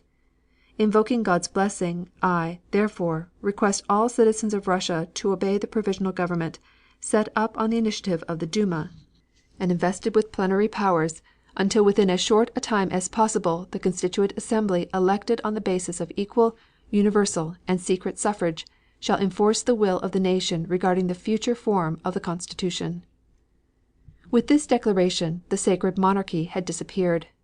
In 1 week the people had come to their own and Russia was free. But what form of new government was to replace the old regime was still the question. There were two rival theories as to the principles to be followed, one that of the moderates, the other of the extremists. The moderates who controlled the provisional government were practical men. They realized that Russia was at war and that efficient administration was the great need. The extremists of the Soviet were a different type of men. They were profoundly ignorant of all practical questions of government. Their creed was socialism. The Socialistic Party in Russia may be divided into 3 different groups. The first, the Social Revolutionary Party, came into prominence in Russia about 1900. It was composed of followers of the Russian Lavrov, who believed in the socialist state, but a state which should not be a tyrant overriding the individual. Liberty was his watchword, and he made his appeal not only to the workman in the shops, but with a special force to the peasant. He did not preach class war in the ordinary sense, and believed in the value of national life. To this party belonged Kerensky, more and more becoming the leader of the revolutionary movement. The second group of the Socialist Party were the Bolsheviki. This group were followers of the German Karl Marx. The revolution they sought was essentially a class revolution. To the Bolsheviki the fate of their country mattered not at all. They were eager for peace on any terms. The only war in which they were interested was a class war. They recognized no political boundaries. The leader of this group was Vladimir Ilyich Ulyanov, who, under his pen name of Lenin, was already widely known and who now had obtained the opportunity which he had long desired. The third group were the Mensheviki. The Mensheviki believed in the importance of the working classes, but they did not ignore other classes. They were willing to use existing forms of government to carry out the reforms they desired. They saw that the Allied cause was their own cause, the cause of the workman as well as the intellectual. The Soviet contained representatives of these 3 groups. It did not represent Russia, but it was in Petrograd and could exert its influence directly upon the government. The attitude of the provisional government toward the imperial family was at first not unkindly. The Czar and Czarina were escorted to the Alexandrovsky Palace in Tsarskoye Selo. The Czar for a time lived quietly as plain Nicholas Romanov. The Czarina and her children were very ill with measles, and the case of the little prince being complicated by the breaking out of an old wound on his foot. The Grand Duchess Tatiana was in a serious condition and oxygen had been administered. As his family improved in health, the Czar amused himself by strolls in the palace yard, and even by shoveling snow. Later on Nicholas was transferred to Tobolsk, Siberia, and then, in May, 1918, to Yekaterinburg. His wife and daughter Marie accompanied him to the latter place, while Alexis and his other 3 daughters remained in Tobolsk. On July 20th a Russian government dispatch announced his assassination. It read as follows: At the first session of the Central Executive Committee, elected by the 5th Congress of the Councils, a message was made public that had been received by direct wire from the Ural Regional Council concerning the shooting of ex-Czar Nicholas Romanov. Recently, Yekaterinburg, the capital of the Red Urals, was seriously threatened by the approach of Czechoslovak bands, and a counter-revolutionary conspiracy was discovered which had as its object the wresting of the ex-Czar from the hands of the Council's authority. In view of this fact, the President of the Ural Regional Council decided to shoot the ex-Czar, and the decision was carried out on July 16th. The wife and son of Nicholas Romanov had been sent to a place of security. In a detailed account of the execution published in Berlin, it appeared that the Czar had been awakened at 5 o'clock in the morning and informed that he was to be executed in 2 hours. He spent some time with a priest in his bedroom and wrote several letters. According to this account, when the patrol came to take him out for execution, he was found in a state of collapse. His last words, uttered just before the executioners fired, are reported to have been, "Spare my wife and my innocent and unhappy children. May my blood preserve Russia from ruin." The Russian press, including the Socialist papers, condemned the execution as a cruel and unnecessary act. The charges of conspiracy were utterly unproven and were merely an excuse. The Central Executive Committee, however, accepted the decision of the Ural Regional Soviet as being regular, and a decree by the Bolshevist government declared that all property of the former Emperor, his wife, his mother, and all members of the Imperial House forfeit to the Soviet Republic. Meantime, the provisional government, which had taken power on the 16th of March, seemed as if it might succeed. Miliukov, whose announcement of the regency had made him unpopular, declared for a republic. The great army commanders for the most part accepted the revolution. The Grand Duke Nicholas was removed from his command, and the other Grand Dukes were ordered not to leave Petrograd. Alexiev became the commander in chief. Ruzsky had the northern group of armies, Brusilov the southern. Kornilov was in command of Petrograd, and the central group was put under the command of Lechitsky. Reports came that discipline was improving everywhere on the front. The plans of the government, too, met with general approval. Their policy was announced by Prince Lvov. The new government considers it its duty to make known to the world that the object of free Russia is not to dominate other nations and forcibly take away their territory. The object of independent Russia is a permanent peace and the right of all nations to determine their own destiny. Kerensky, in inspiring speeches, encouraged the country to war, and declared against a separate peace.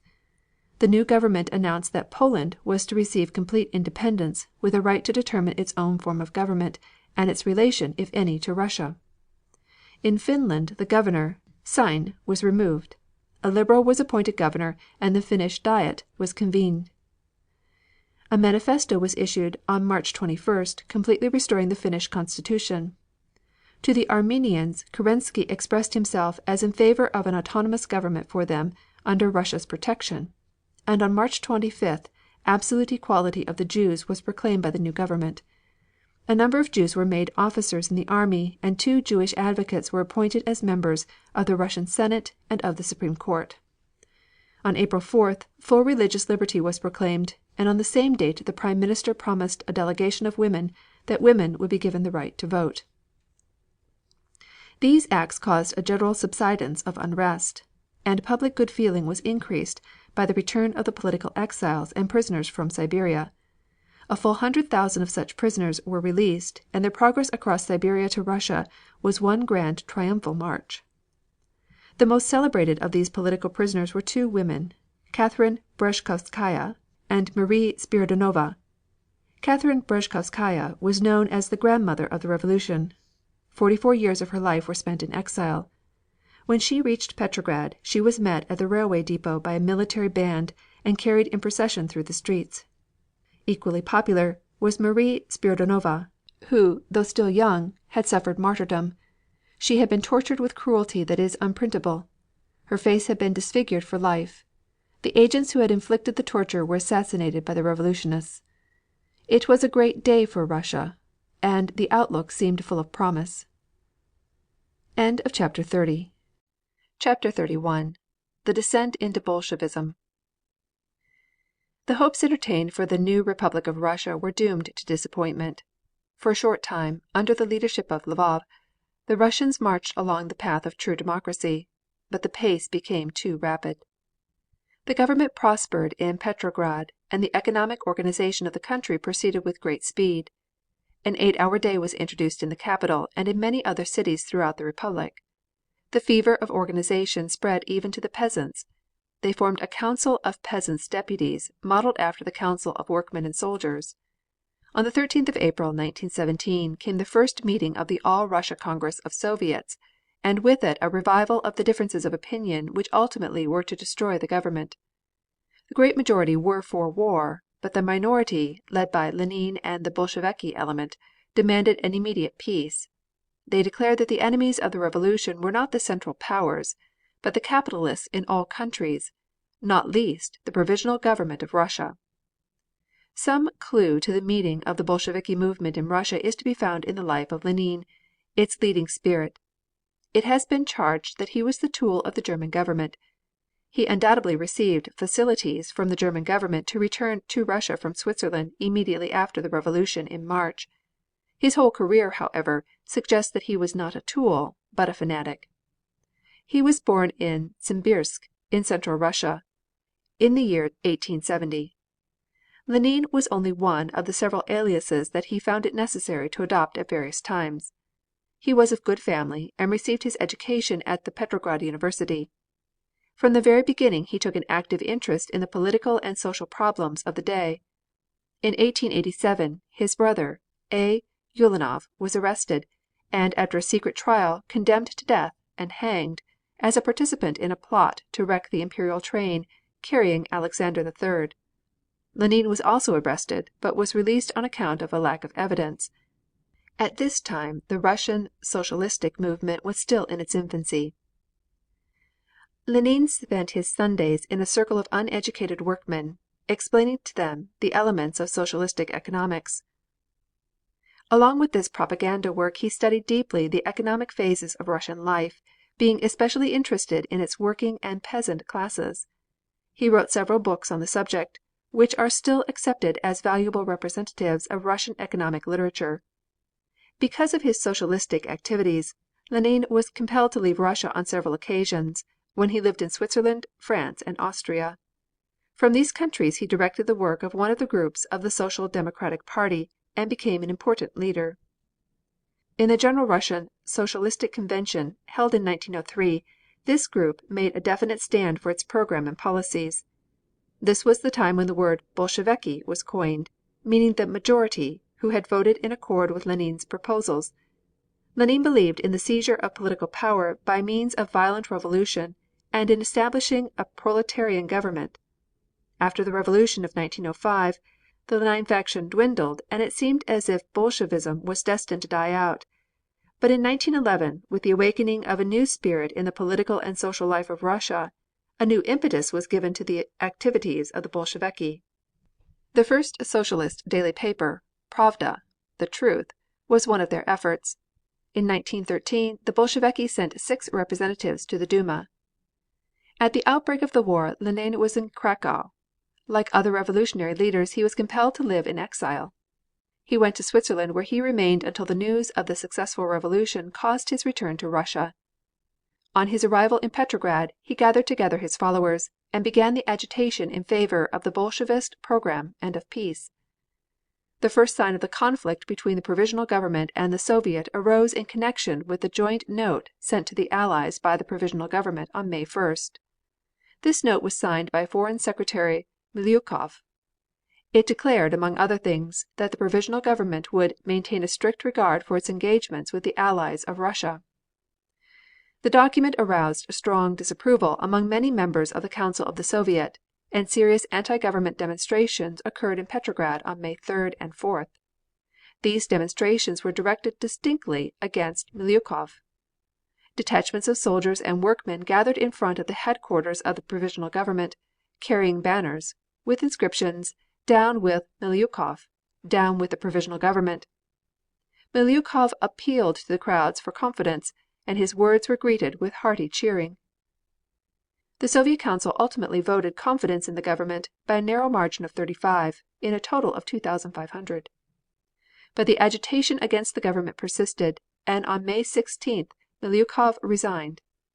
General Kornilov, commander of the Petrograd garrison, and Guchkov, Minister of War, finding their control of the army weakened by the interference of the Soviet Council, also resigned. The situation became critical. As a result of this agitation a new coalition government was formed. Prince Lvov remained Prime Minister. Terestchenko became Foreign Minister. Most significantly of all, Kerensky became the Minister of War. The new government issued a new declaration of policy, promising a firm support of the war with Germany and an effort to call together at the earliest possible date a Constituent Assembly to deal with questions of land and of finance. This manifesto was received coldly by the Soviets and their press. It was at this time that the Allies sent special missions to Russia to aid the Russian government in forwarding the fight against the common enemy. The American mission to Russia was headed by Elihu Root, former Secretary of State. It was cordially received and housed in the former Winter Palace of the Czar. On June 15th the American ambassador, David R. Francis, presented the Root mission to the Council of Ministers in the Mariinsky Palace, and Mr. Root made an eloquent address, declaring the sympathy of the American Republic with the new Russian democracy. He declared that the liberty of both nations was in danger. The armed forces of military autocracy are at the gates of Russia and the Allies. The triumph of Germans will mean the death of liberty in Russia. No enemy is at the gates of America, but America has come to realize that the triumph of German armies means the death of liberty in the world. At Moscow, Mr. Root addressed representatives of the Zemstvos, the local council of workmen and soldiers. He was warmly applauded, and on motion of the mayor a telegram was sent to President Wilson thanking him for sending the Root Commission to Russia. The Root mission returned to the United States early in August and reported to Washington August 12th. At a public reception given by the citizens of New York, Senator Root expressed supreme confidence in the stability of the revolution. On July 1st, inspired by Kerensky and under the personal leadership of General Kornilov, the Russian army began an offensive in Galicia.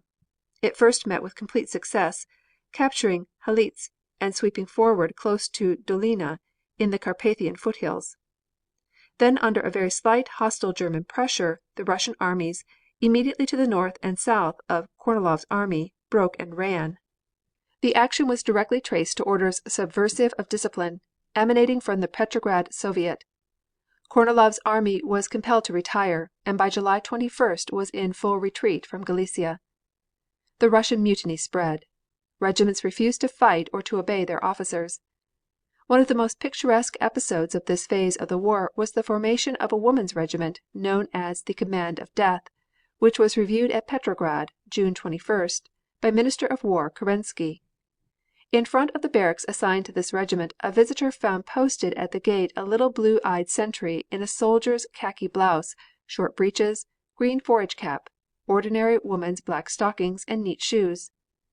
The sentry was Maria Skridlov, daughter of Admiral Skridlov, former commander of the Baltic fleet and Minister of Marines.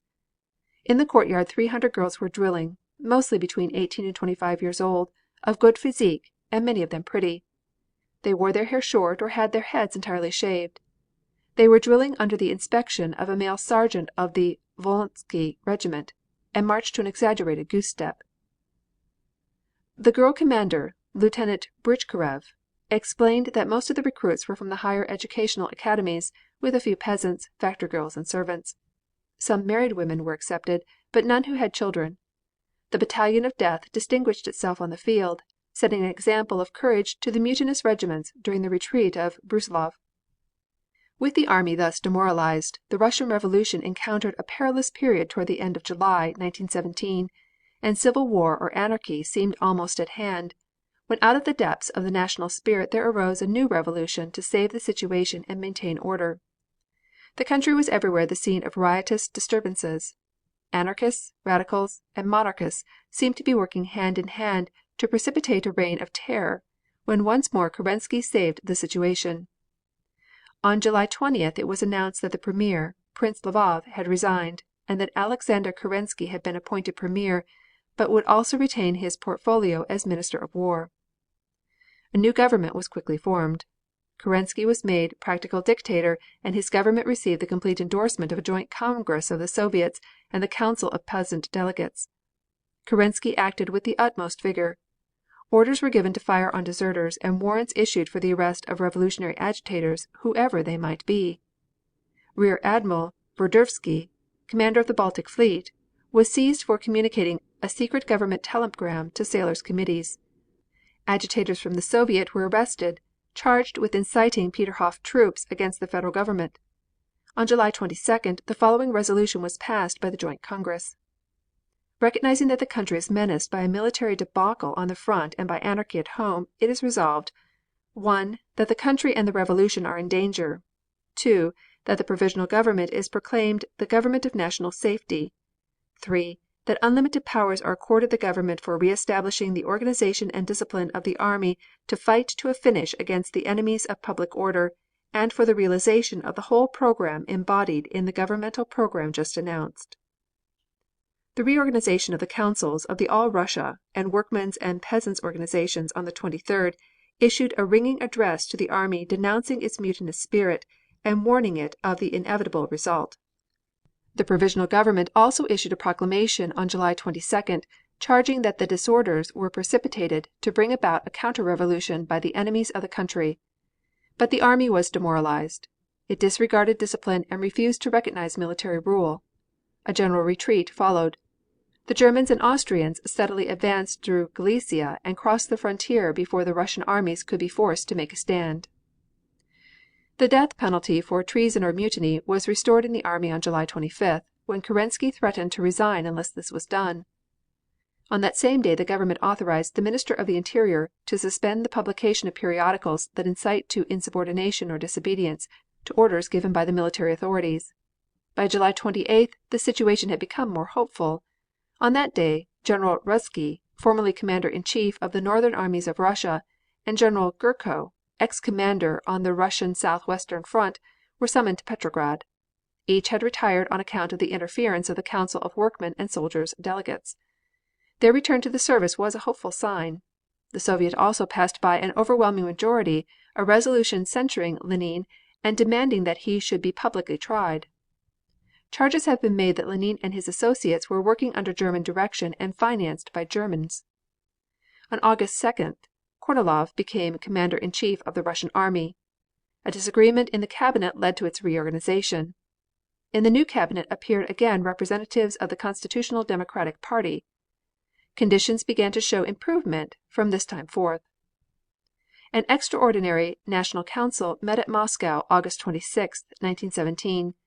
This conference consisted of 2,500 delegates representing the Duma, the Soviets, the Zemstvos, and indeed all organized Russia.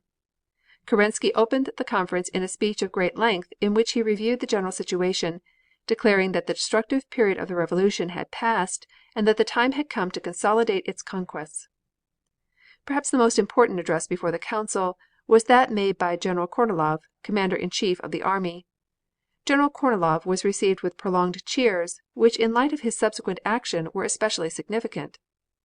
General Kornilov described with much detail the disorganization and insubordination in the army, and continued: "We are implacably fighting anarchy in the army. Undoubtedly it will finally be repressed, but the danger of fresh debacles is weighing constantly on the country. The situation on the front is bad. We have lost the whole of Galicia, the whole of Bukovina, and all the fruits of our recent victories. If Russia wishes to be saved, the army must be regenerated at any cost." General Kornilov then outlined the most important of the reform measures which he recommended, and concluded: "I believe that the genius and reason of the Russian people will save the country. I believe in a brilliant future for our army. I believe its ancient glory will be restored." General Kaledines, the leader of the Don Cossacks, mounted the tribune and read a resolution passed by the Cossacks demanding the continuation of the war until complete victory was attained. He defied the extreme radicals.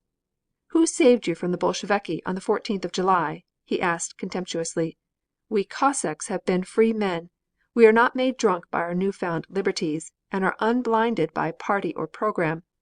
We tell you plainly and categorically: remove yourselves from the place which you have neither the ability or the courage to fill, and let better men than yourself step in, or take the consequences of your folly."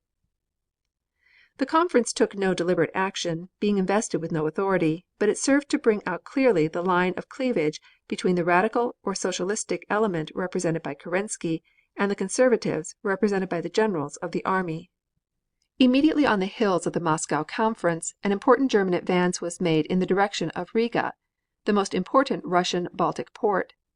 In spite of a vigorous defense the Germans captured the city. The loss of Riga intensified the political excitement in Russia and produced a profound crisis. A wave of unrest spread throughout the country.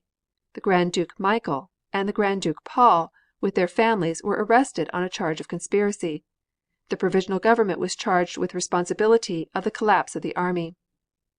It was on September 9th that the storm broke, and General Kornilov, the Commander-in-Chief of the Russian armies, raised the flag of revolt against the Provisional Government.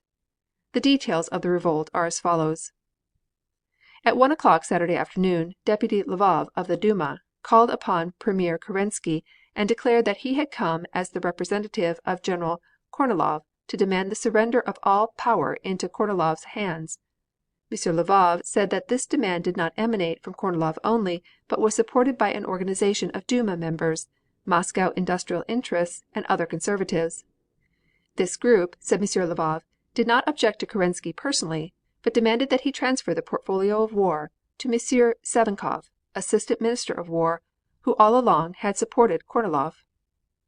If you agree, M. Lvov added, we invite you to come to headquarters and meet General Kornilov, giving you a solemn guarantee that you will not be arrested. Premier Kerensky replied that he could not believe Kornilov to be guilty of such an act of treason, and that he would communicate with him directly. In an exchange of telegrams, Kornilov confirmed fully to the Premier his demands. Kerensky promptly placed Lvov under arrest, denounced Kornilov as a traitor, and deposed him from his position as Commander-in-Chief, General Klembovsky being appointed in his place. General Kornilov responded to the order of dismissal by moving an army against the capital. Martial law was declared in Moscow and in Petrograd. Kerensky assumed the functions of Commander-in-Chief and took military measures to defend Petrograd and resist the rebels. On the 12th it was clear that the Kornilov revolt had failed to receive the expected support. Kornilov advanced toward Petrograd and occupied Jochina, 30 miles southwest of the capital, but there was no bloodshed. On the night of the 13th, General Alexiev demanded Kornilov's unconditional surrender, and the revolt collapsed. Kornilov was arrested and the provisional government reconstituted on stronger lines. After the so-called Kornilov revolt, the Russian Revolution assumed a form which might almost be called stable. A democratic congress met at Moscow September 27th and adopted a resolution providing for a preliminary parliament to consist of 231 members, of whom 110 were to represent the Zemstvos and the towns. The Congress refused its sanction to a coalition cabinet in which the Constitutional Democrats should participate, but Kerensky practically defied the Congress and named a coalition cabinet in which several portfolios were held by members of the Constitutional Democratic Party. The new government issued a statement declaring that it had three principal aims: to raise the fighting power of the army and navy, to bring order to the country by fighting anarchy, to call the Constituent Assembly as soon as possible. The Constituent Assembly was called to assemble in December. It was to consist of 732 delegates to be elected by popular vote. Meantime, agitation against the coalition government continued. On November 1st, the Premier issued a statement through the Associated Press to all the newspapers of the Entente, which conveyed the information that he almost despaired of restoring civil law in the distracted country. He said that he felt help was needed urgently and that Russia asked it as her right. Russia has fought consistently since the beginning, he said. She saved France and England from disaster early in the war. She is worn out by the strain and claims as her right that the Allies now shoulder the burden. On November 7th, an armed insurrection against the coalition government and Premier Kerensky was precipitated by the Bolsheviki faction. The revolt was headed by Leon Trotsky, president of the Central Executive Committee of the Petrograd Council, with Nicholas Lenine, the Bolsheviki leader. The revolutionists seized the offices of the telephone and telegraph companies and occupied the State Bank and the Marie Palace, where the preliminary parliament had been sitting. The garrison at Petrograd espoused the cause of the Bolsheviki, and complete control was seized with comparatively little fighting. The government troops were quickly overpowered, except at the Winter Palace, whose chief guardians were the Women's Battalion and the military cadets. The Women's Battalion fought bravely and suffered terribly, and with the military cadets, who also remained true, held the palace for several hours. The Bolsheviki brought up armored cars and the cruiser Aurora, and turned the guns of the fortress of SS Peter and Paul upon the palace before its defenders would surrender. That evening the Revolutionary Committee issued a characteristic proclamation denouncing the government of Kerensky as opposed to the government and the people, and calling upon the soldiers in the army to arrest their officers if they did not at once join the revolution. They announced the following program: First, to offer an immediate democratic peace. Second, the immediate handing over of large proportional lands to the peasants. Third, the transmission of all authority to the Council of Workmen's and Soldiers' Delegates. Fourth, the honest convocation of the Constituent Assembly. At a meeting of the Council, Trotsky declared that the government no longer existed, and introduced Lenine as an old comrade whom he welcomed back. Lenine was received with prolonged cheers and said, "Now we have a revolution. The peasants and workmen control the government. This is only a preliminary step toward a similar revolution everywhere." Proclamation after proclamation came from the new government. In one of them it was stated, "M. Kerensky has taken flight and all military bodies have been empowered to take all possible measures to arrest Kerensky and bring him back to Petrograd. All complicity with Kerensky will be dealt with as high treason." A Bolsheviki cabinet was named. The premier was Nicholas Lenine, the foreign minister Leon Trotsky. The other cabinet members were all Bolsheviki, including Bibenko, a Kronstadt soldier, of the Committee on War and Marine, and Shliapnikov, a laborer, who was Minister of Labor. Lenine's personality has already been described.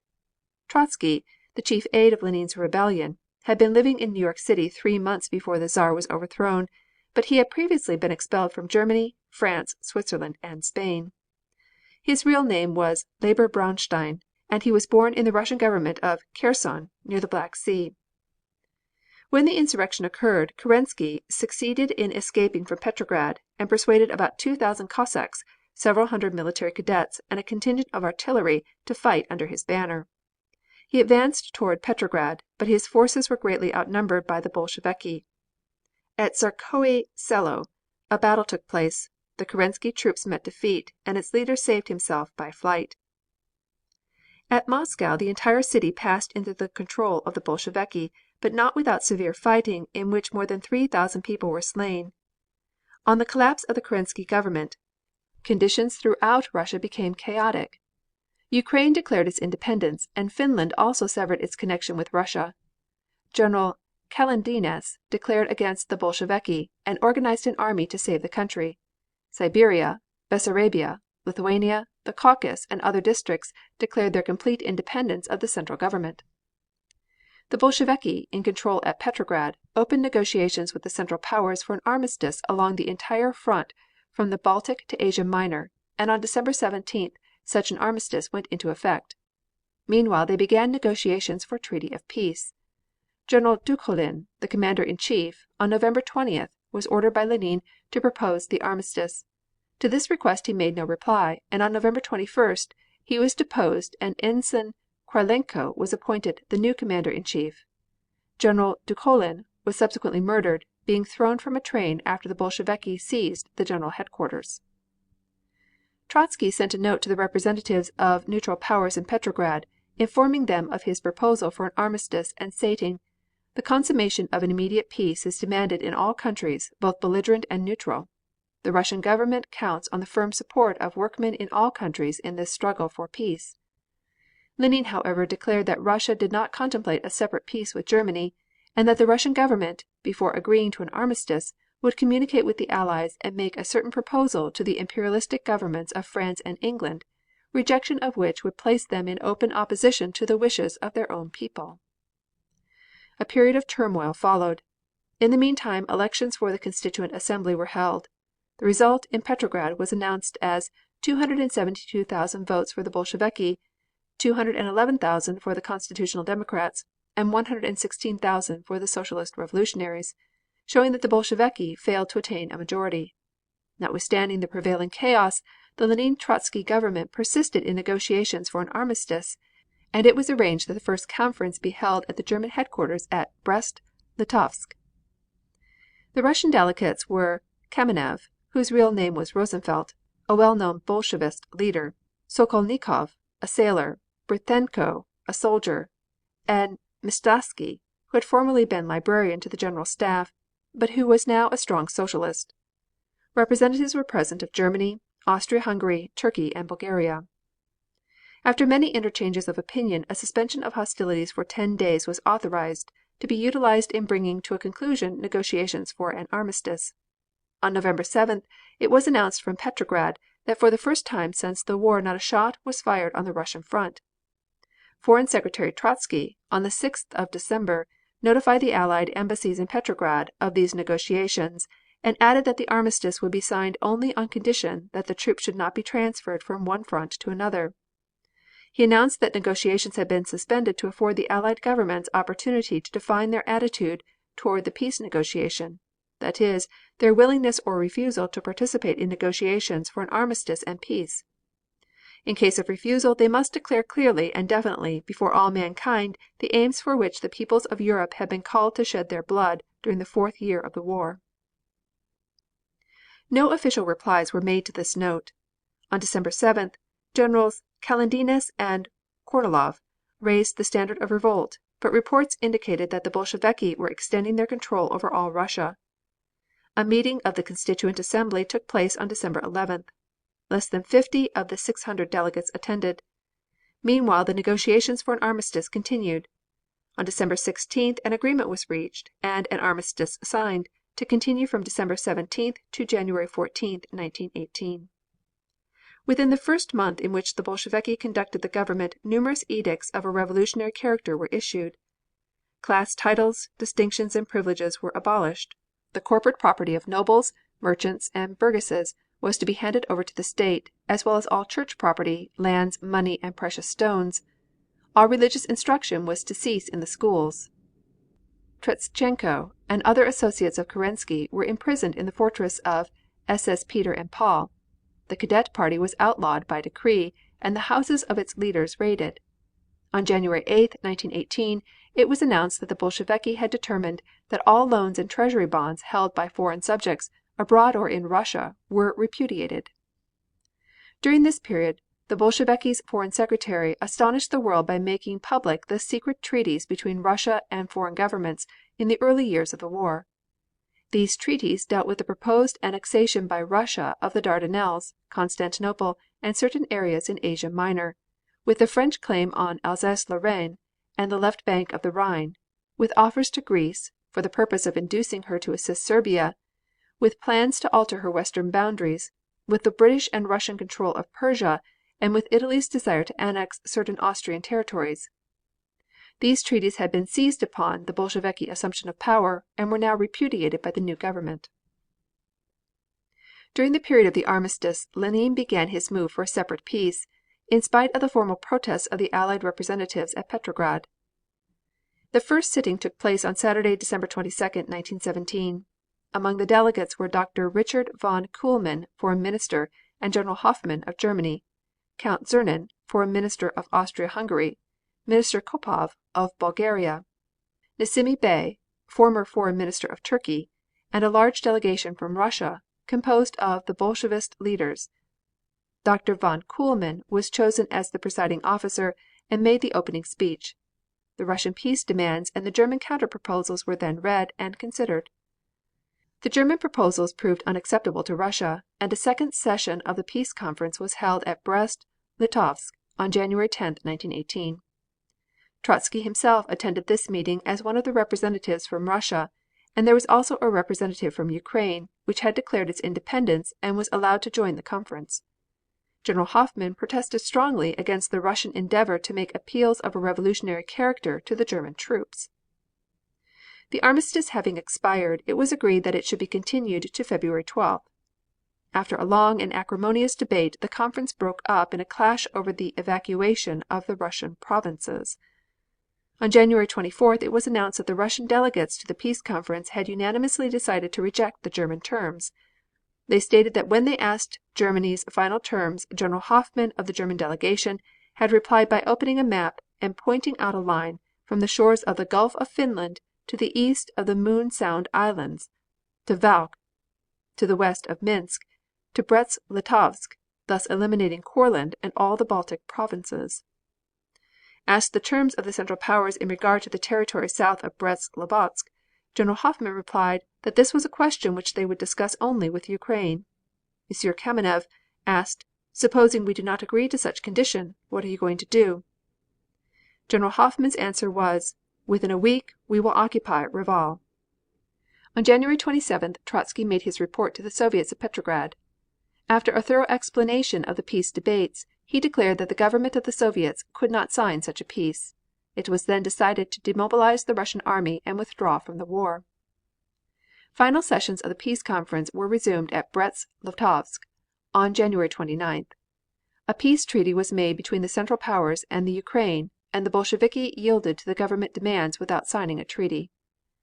Meanwhile the Russian Constituent Assembly, which met at Petrograd on July 19th, was dissolved on January 20th by the Bolsheviki Council.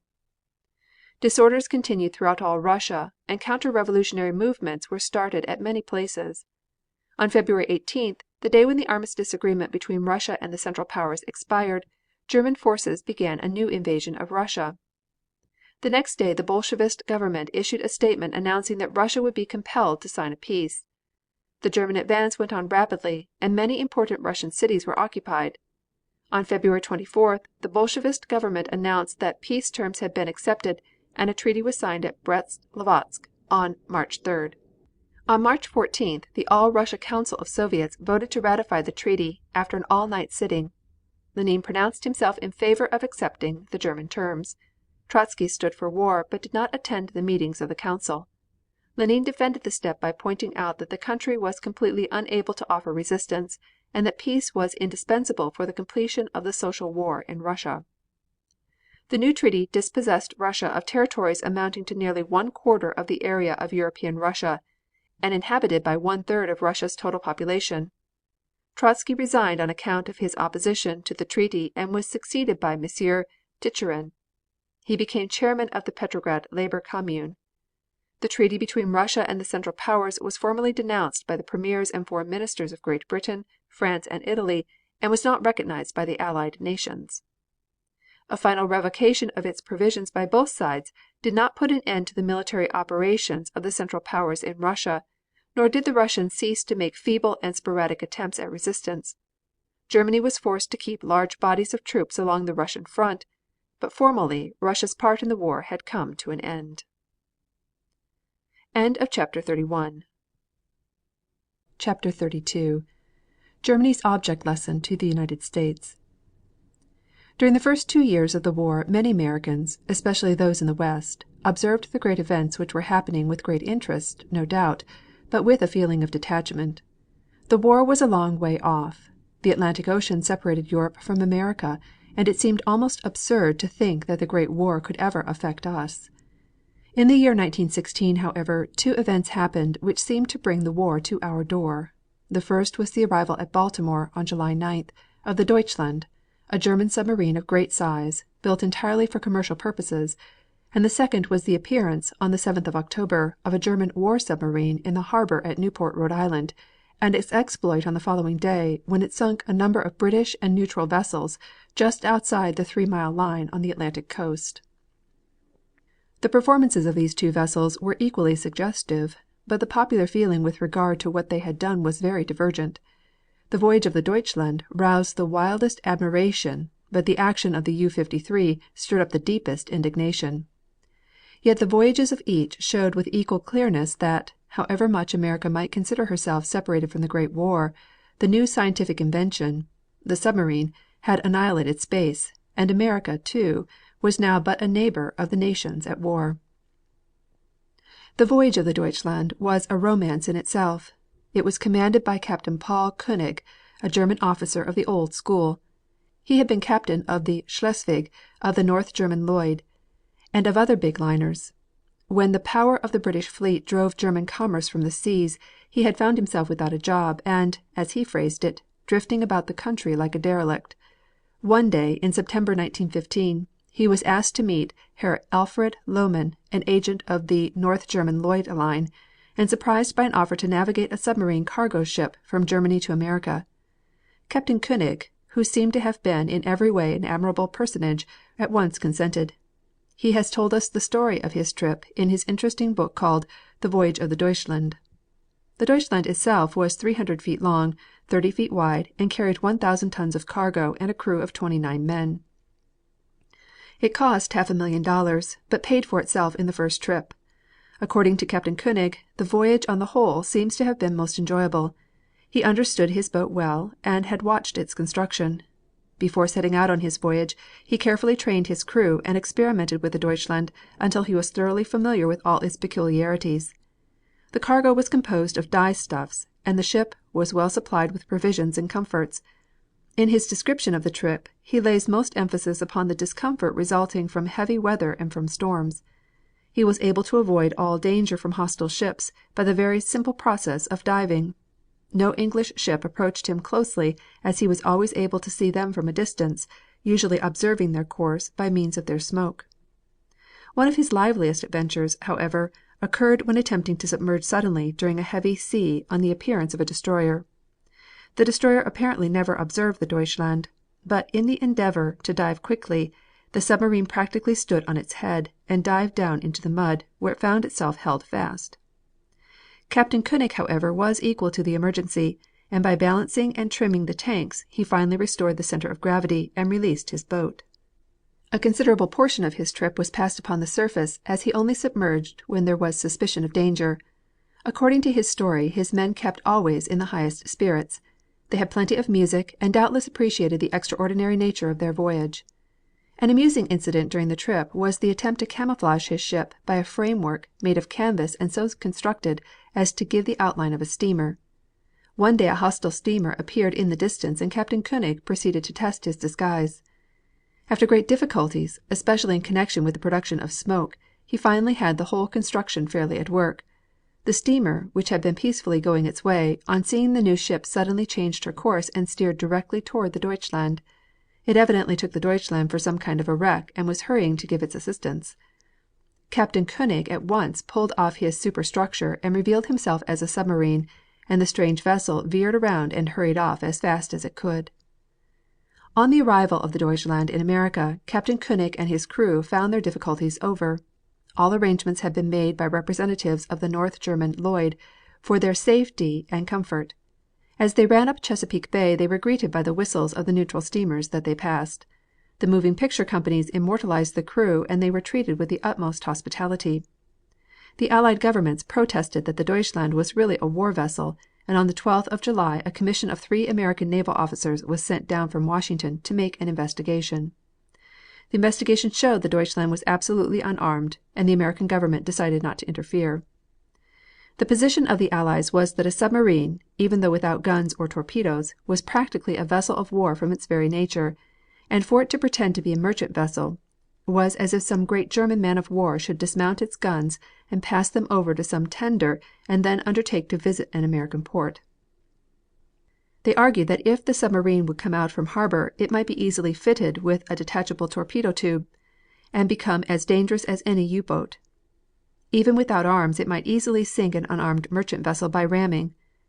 But the United States was not convinced, and American citizens rather admired the genial captain. His return was almost as uneventful as his voyage out. At the very beginning he had trouble in not being able to rise after an experimental dive. This misadventure was caused by a plug of mud which had stopped up the opening of the manometer. But the difficulty was overcome, and he was able to pass under water between the British ships which were on the lookout. His return home was a triumph.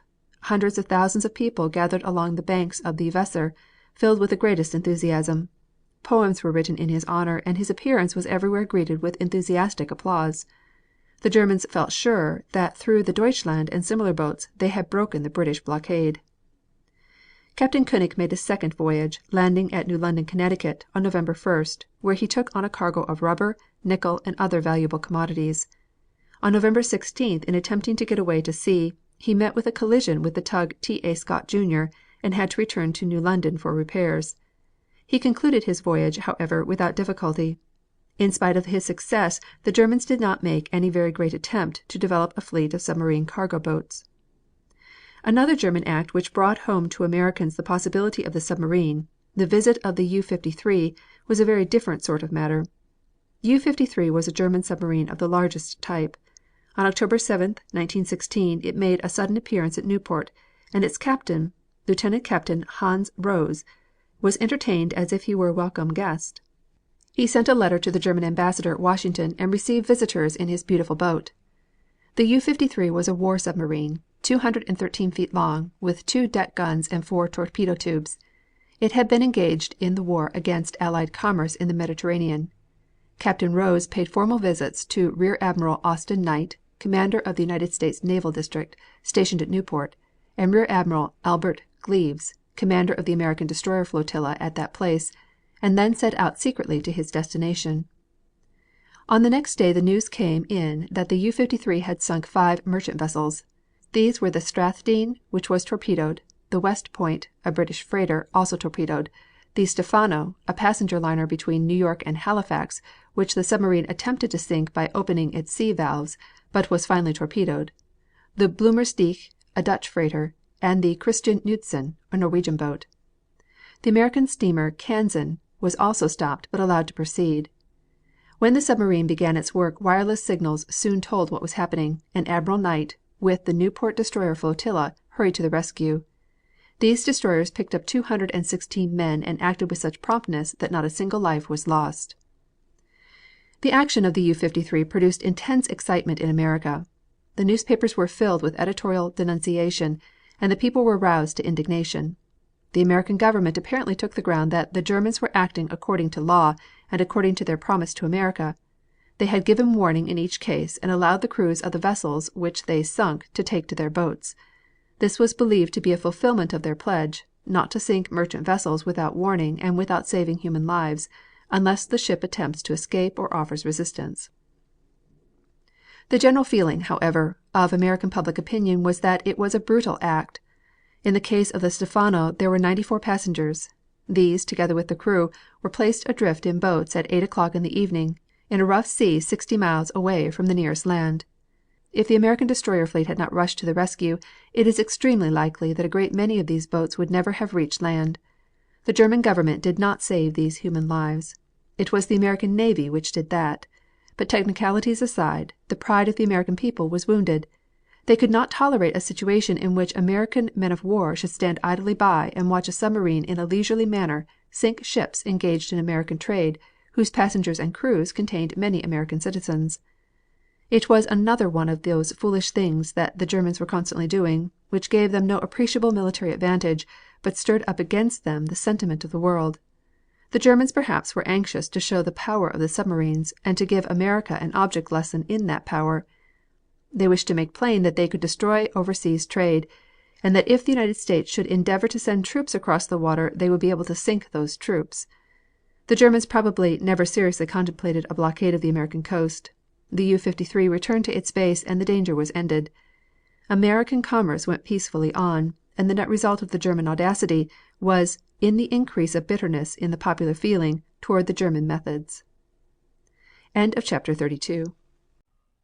Chapter 33. America Transformed by War. When Germany threw down the gauge of battle to the civilized world, the German High Command calculated that the long, rigorous, and thorough military training to which every male German had submitted would make a military force invincible in the field. The High Command believed that a nation so trained would carve out victory after victory and would end the World War before any nation could train its men sufficiently to check the Teutonic rush. To that theory was opposed the democratic conception that the free nations of earth could train their young men intensively for 6 months and send these vigorous free men into the field to win the final decision over the hosts of autocracy. These antagonistic theories were tried out to a finish in the World War, and the theory of democracy, developed in the training camps of America, Canada, Australia, Britain, France, and Italy, triumphed. Especially in the training camps of America was the German theory disproved. There within 6 months the best fighting troops on earth were developed and trained in the most modern of wartime practices. Everything that Germany could devise found its answer in American ingenuity, American endurance, and American skill. The entrance of America into the tremendous conflict on April 6, 1917, was followed immediately by the mobilization of the entire nation. Business and industry of every character were represented in the Council of National Defense, which acted as a great central functioning organization for all industries and agencies connected with the prosecution of the war. Executives of rare talent, commanding high salaries, tendered their services freely to the government. These were the $1-a-year men, whose productive genius was to bear fruit in the clothing, arming, provisioning, munitioning, and transportation of 4 million men and the conquest of Germany by a veritable avalanche of war material. Out of the ranks of business and science came Hurley, Schwab, Pease, Kuhnle to drive forward a record-breaking shipbuilding program. Stettinius to speed up the manufacture of munitions, John W. Ryan to coordinate and accelerate the manufacture of airplanes, Vance C. McCormick and Dr. Alonzo E. Taylor to solve the problems of the War Trade Board. Hoover to multiply food production, to conserve food supplies, and to place the army and citizenry of America upon food rations, while maintaining the morale of the Allies through scientific food distribution and a host of other patriotic civilians who put the resources of the nation behind the military and naval forces opposed to Germany. Every available loom was put to work to make cloth for the army and navy.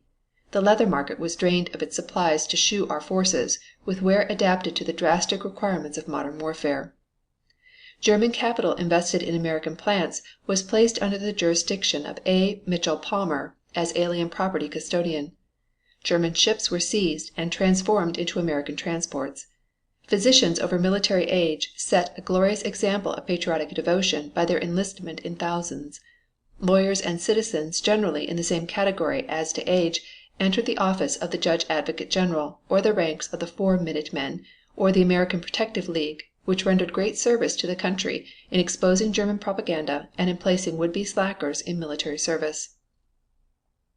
Bankers led through the mighty Liberty Loan and War Savings Stamp Drives and unselfishly placed the resources of their institutions at the service of the government. Women and children rallied to the flag with an intensity of purpose, sacrifice, and effort that demonstrated how completely was the heart of America in the war. Work in shops, fields, hospitals, Red Cross workrooms, and elsewhere was cheerfully and enthusiastically performed, and the sacrifices of food rationing, higher prices, lightless nights, gasolineless Sundays, diminished steam railway and trolley service were accepted with a multitude of minor inconveniences without a murmur. Congress had a free hand in making appropriations. The country approved without a minute's hesitation bills for taxation that in other days would have brought ruin to the political party proposing them. Billions were voted to departments where hundreds of thousands had been the rule. The true temper of the American people was carefully hidden from the German people by the German newspapers acting under instructions from the imperial government. Instead of the truth, false reports were printed in the newspapers of Berlin and elsewhere that the passage of the American conscription law had been followed by rioting and rebellion in many places, and that full 50% of the American people were opposed to the declaration of war. The fact that the Selective Service Act passed in May 1917 was accepted by everybody in the country as a wholly equitable and satisfactory law did not permeate into Germany until the first American expeditionary force had actually landed in France. America's fighting power was demonstrated conclusively to the German intellect at Schietspre, Bouresches Wood, Belleau Wood, Chateau-Thierry, and in the forest of the Argonne. Especially it was demonstrated when it came to fighting in small units or in individual fighting. The highly disciplined and highly trained German soldiers were absolutely unfitted to cope with Americans, Canadians, and Australians when it came to matching individual against individual or small group against small group. This was shown in the wild reaches of the forest of the Argonne. There the machine gun nests of the Germans were isolated and demolished speedily. Small parties of Germans were stalked and run down by the relentless Americans. On the other hand, the Germans could make no headway against the American troops operating in the forest. The famous "Lost Battalion" of the 308th United States Infantry penetrated so far in advance of its supports that it was cut off for 4 days without food, water, or supplies of munitions in the Argonne. The enemy had cut its line of communication and was enforced both in front and in the rear. Yet the Lost Battalion, comprising 2 companies armed with rifles, and the French automatic rifle, known as the Chauchat gun, called by the doughboys Shosho, held out against the best the overpowering forces of the Germans could send against them, and were ultimately rescued from their dangerous position. The training of the Americans was also in modern efficiency that made America prominent in the world of industry. The reduction of the German salient at Saint-Mihiel was an object lesson to the Germans in American methods. General Pershing commanded that operation in person, assembled the newspaper correspondents the day before the drive. Maps were shown, given the extent and locale of the attack. The correspondents were invited to follow the American troops, and a time schedule for the advance was given to the various corps commanders. In that operation 152 square miles of territory and 72 villages were captured outright. For the reduction of the German defenses and for the creeping barrage preceding the American advance, more than 1,500,000 shells were fired by the artillery. Approximately 100,000 detail maps and 40,000 photographs, prepared largely from aerial observations, were issued for the guidance of the artillery and the infantry. These maps and photographs detailed all the natural and artificial defenses of the entire salient. More than 5,000 miles of telephone wire was laid by American engineers immediately preceding the attack, and as the Americans advanced on the morning of the battle, September 12, 1918, 6,000 telephone instruments were connected with this wire. 10,000 men were engaged in operating the hastily constructed telephone system. 3,000 carrier pigeons supplemented this work. During the battle, American airplanes swept the skies clear of enemy aircraft and signaled instructions to the artillery, besides attacking the moving infantry, artillery, and supply trains of the enemy. So sure were the Americans of their success that moving picture operators took more than 10,000 feet of moving picture film showing the route of the Germans. 4,800 trucks carried food, men, and munitions into the lines. Miles of American railroads, both of standard and narrow gauge, carrying American-made equipment, assisted in the transportation of men and supplies. Hospital facilities, including 35 hospital trains, 16,000 beds in the advanced sector, and 55,000 other beds back at the fighting line, were prepared. Less than 10% of this hospital equipment was used.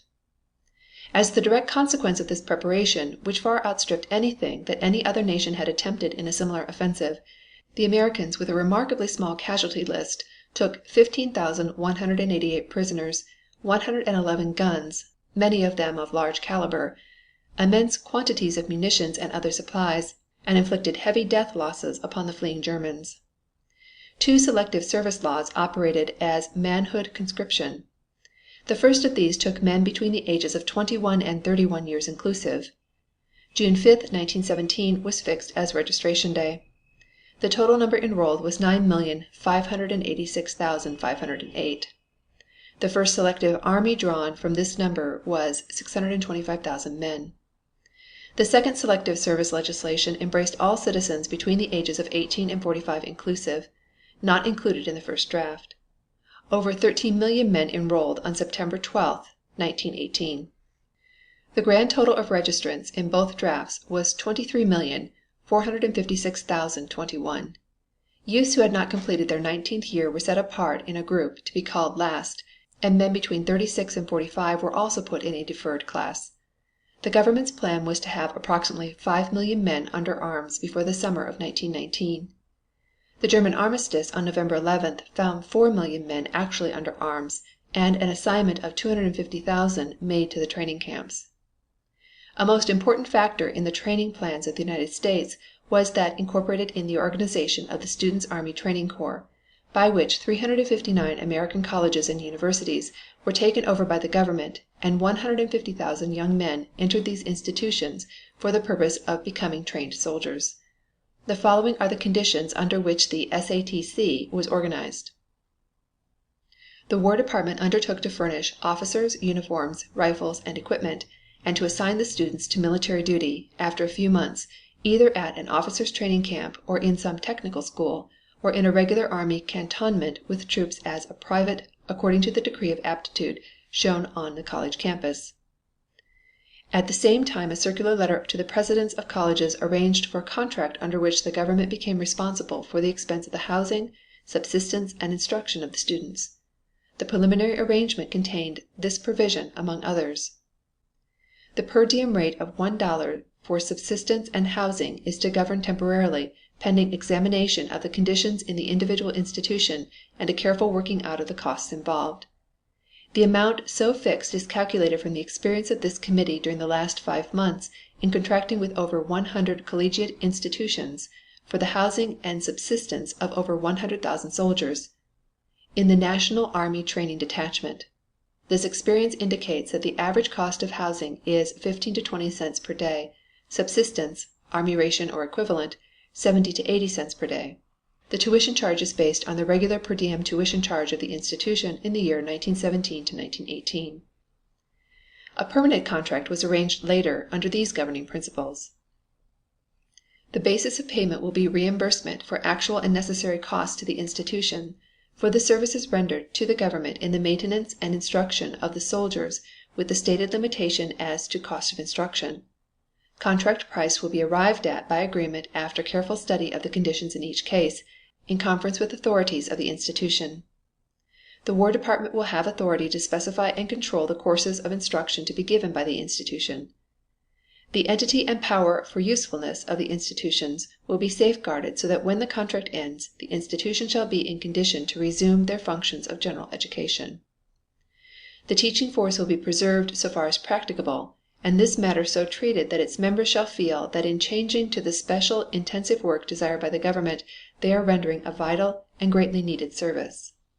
The government will ask from the institutions a specific service, that is, the housing, subsistence, and instruction along specified lines of a certain number of student soldiers. There will be no interference with the freedom of the institution in conducting other courses in the usual way. The contract will be for a fixed term, probably 9 months, subject to renewal for a further period on reasonable notice, on terms to be agreed upon, and subject to cancellation on similar terms. The story of the life of the American army behind the lines in France would fill a volume. The hospitality of the French people had something pathetic in it. They were expecting miracles of their new allies. They were war sick. Nearly all of them had lost some father or brother or husband, and here came these big, hearty, joyous soldiers, full of ardor and confident of victory. It put a new spirit into all France.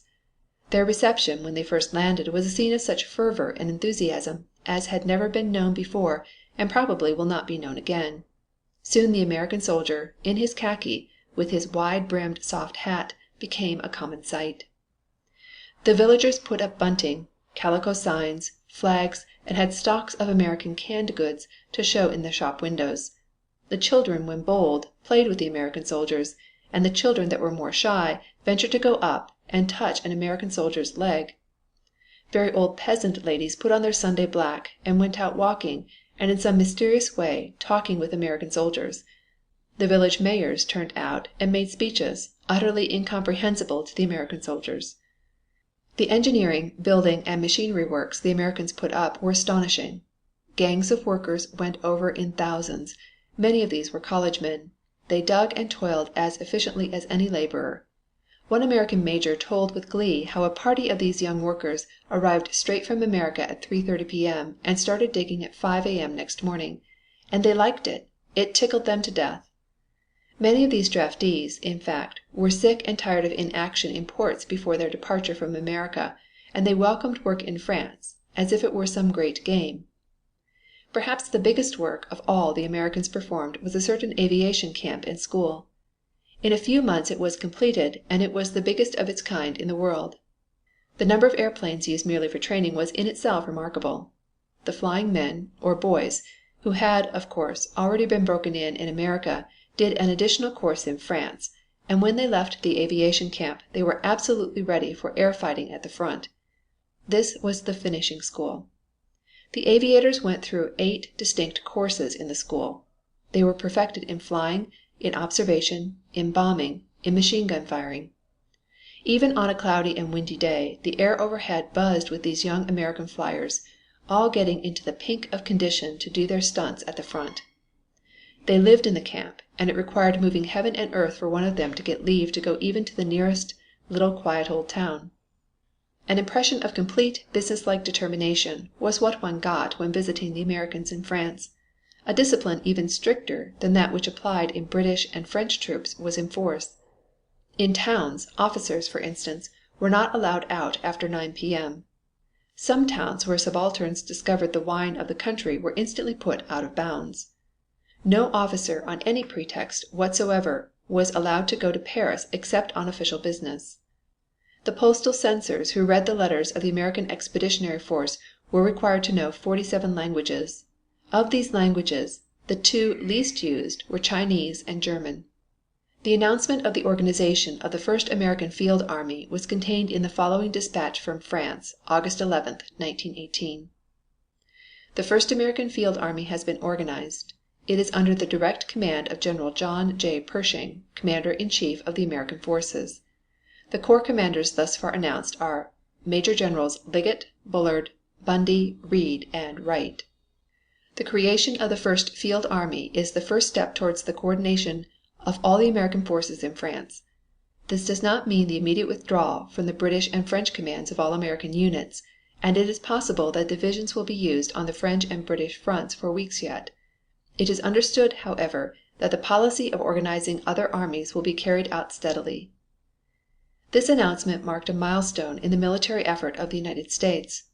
When the American troops first arrived in France, they were associated in small units with the French to get primary training. Gradually regiments began to function under French division commanders. Then American divisions were formed and trained under French corps commanders. Next, American corps began to operate under the French army commanders. Finally, the first American army was created because enough divisions and corps had been graduated from the school of experience. An American division numbers 30,000 men, and a corps consists of 6 divisions, 2 of which play the part of reserves.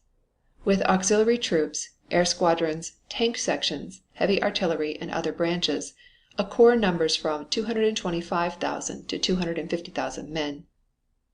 The following were the general officers temporarily assigned to command the first 5 corps. First Corps, Major General Hunter Liggett. Second Corps, Major General Robert L. Bullard. Third Corps, Major General William M. Wright. Fourth Corps, Major General George W. Reed. Fifth Corps, Major General Omar Bundy.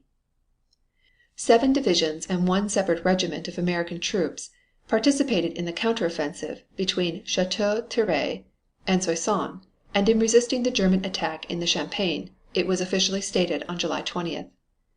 The 42nd, or Rainbow Division, composed of National Guard troops from 26 states and the District of Columbia, including the New York 69th Infantry, now designated as the 165th Infantry, took part in the fighting in the Champagne east of Reims. The 6 other divisions were associated with the French in the counter-offensive between Château Thierry and Soissons. These divisions were the 1st, 2nd, 3rd, and 4th of the regular army, the 26th National Guard Division, composed of troops from the 6 New England states, and the 28th, composed of the Pennsylvania National Guard. Marines were included in this number. The separate regiment that fought in the Champagne was a Negro unit attached to the new 93rd Division, composed entirely of Negro troops. It was also announced that the 77th Division was in the line near Luneville, and was operating as a division, complete under its own commander. The 42nd Division had the distinction, General March announced on August 3rd, of defeating the 4th Division of the crack Prussian Guards, professional soldiers of the German Standing Army, who had never before failed. General March also disclosed the fact that another American division had been sent into that part of the Reims salient where the Germans showed resistance. This was the 32nd Division. The American divisions in the Reims salient, General March said, have now been put in contiguously and are actually getting together as an American force.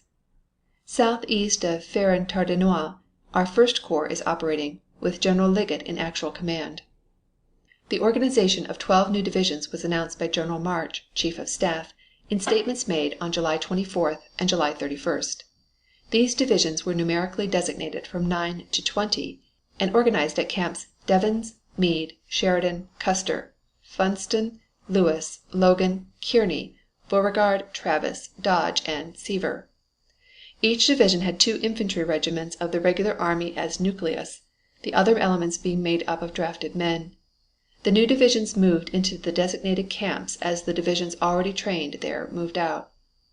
The composition of an American division is as follows: 2 brigades of infantry, each consisting of 2 regiments of infantry and 1 machine gun battalion. 1 brigade of artillery, consisting of 3 regiments of field artillery and 1 trench mortar battery. 1 regiment of engineers, 1 field signal battalion. The following trains: headquarters and military police, sanitary, supply, engineer, and ammunition. The following division units: headquarters troop and 1 machine gun battalion. A general order of the War Department, providing for the consolidation of all branches of the Army into one army to be known as the United States Army, was promulgated by General March on August 7th. The text of the order read: 1. This country has but one army, the United States Army.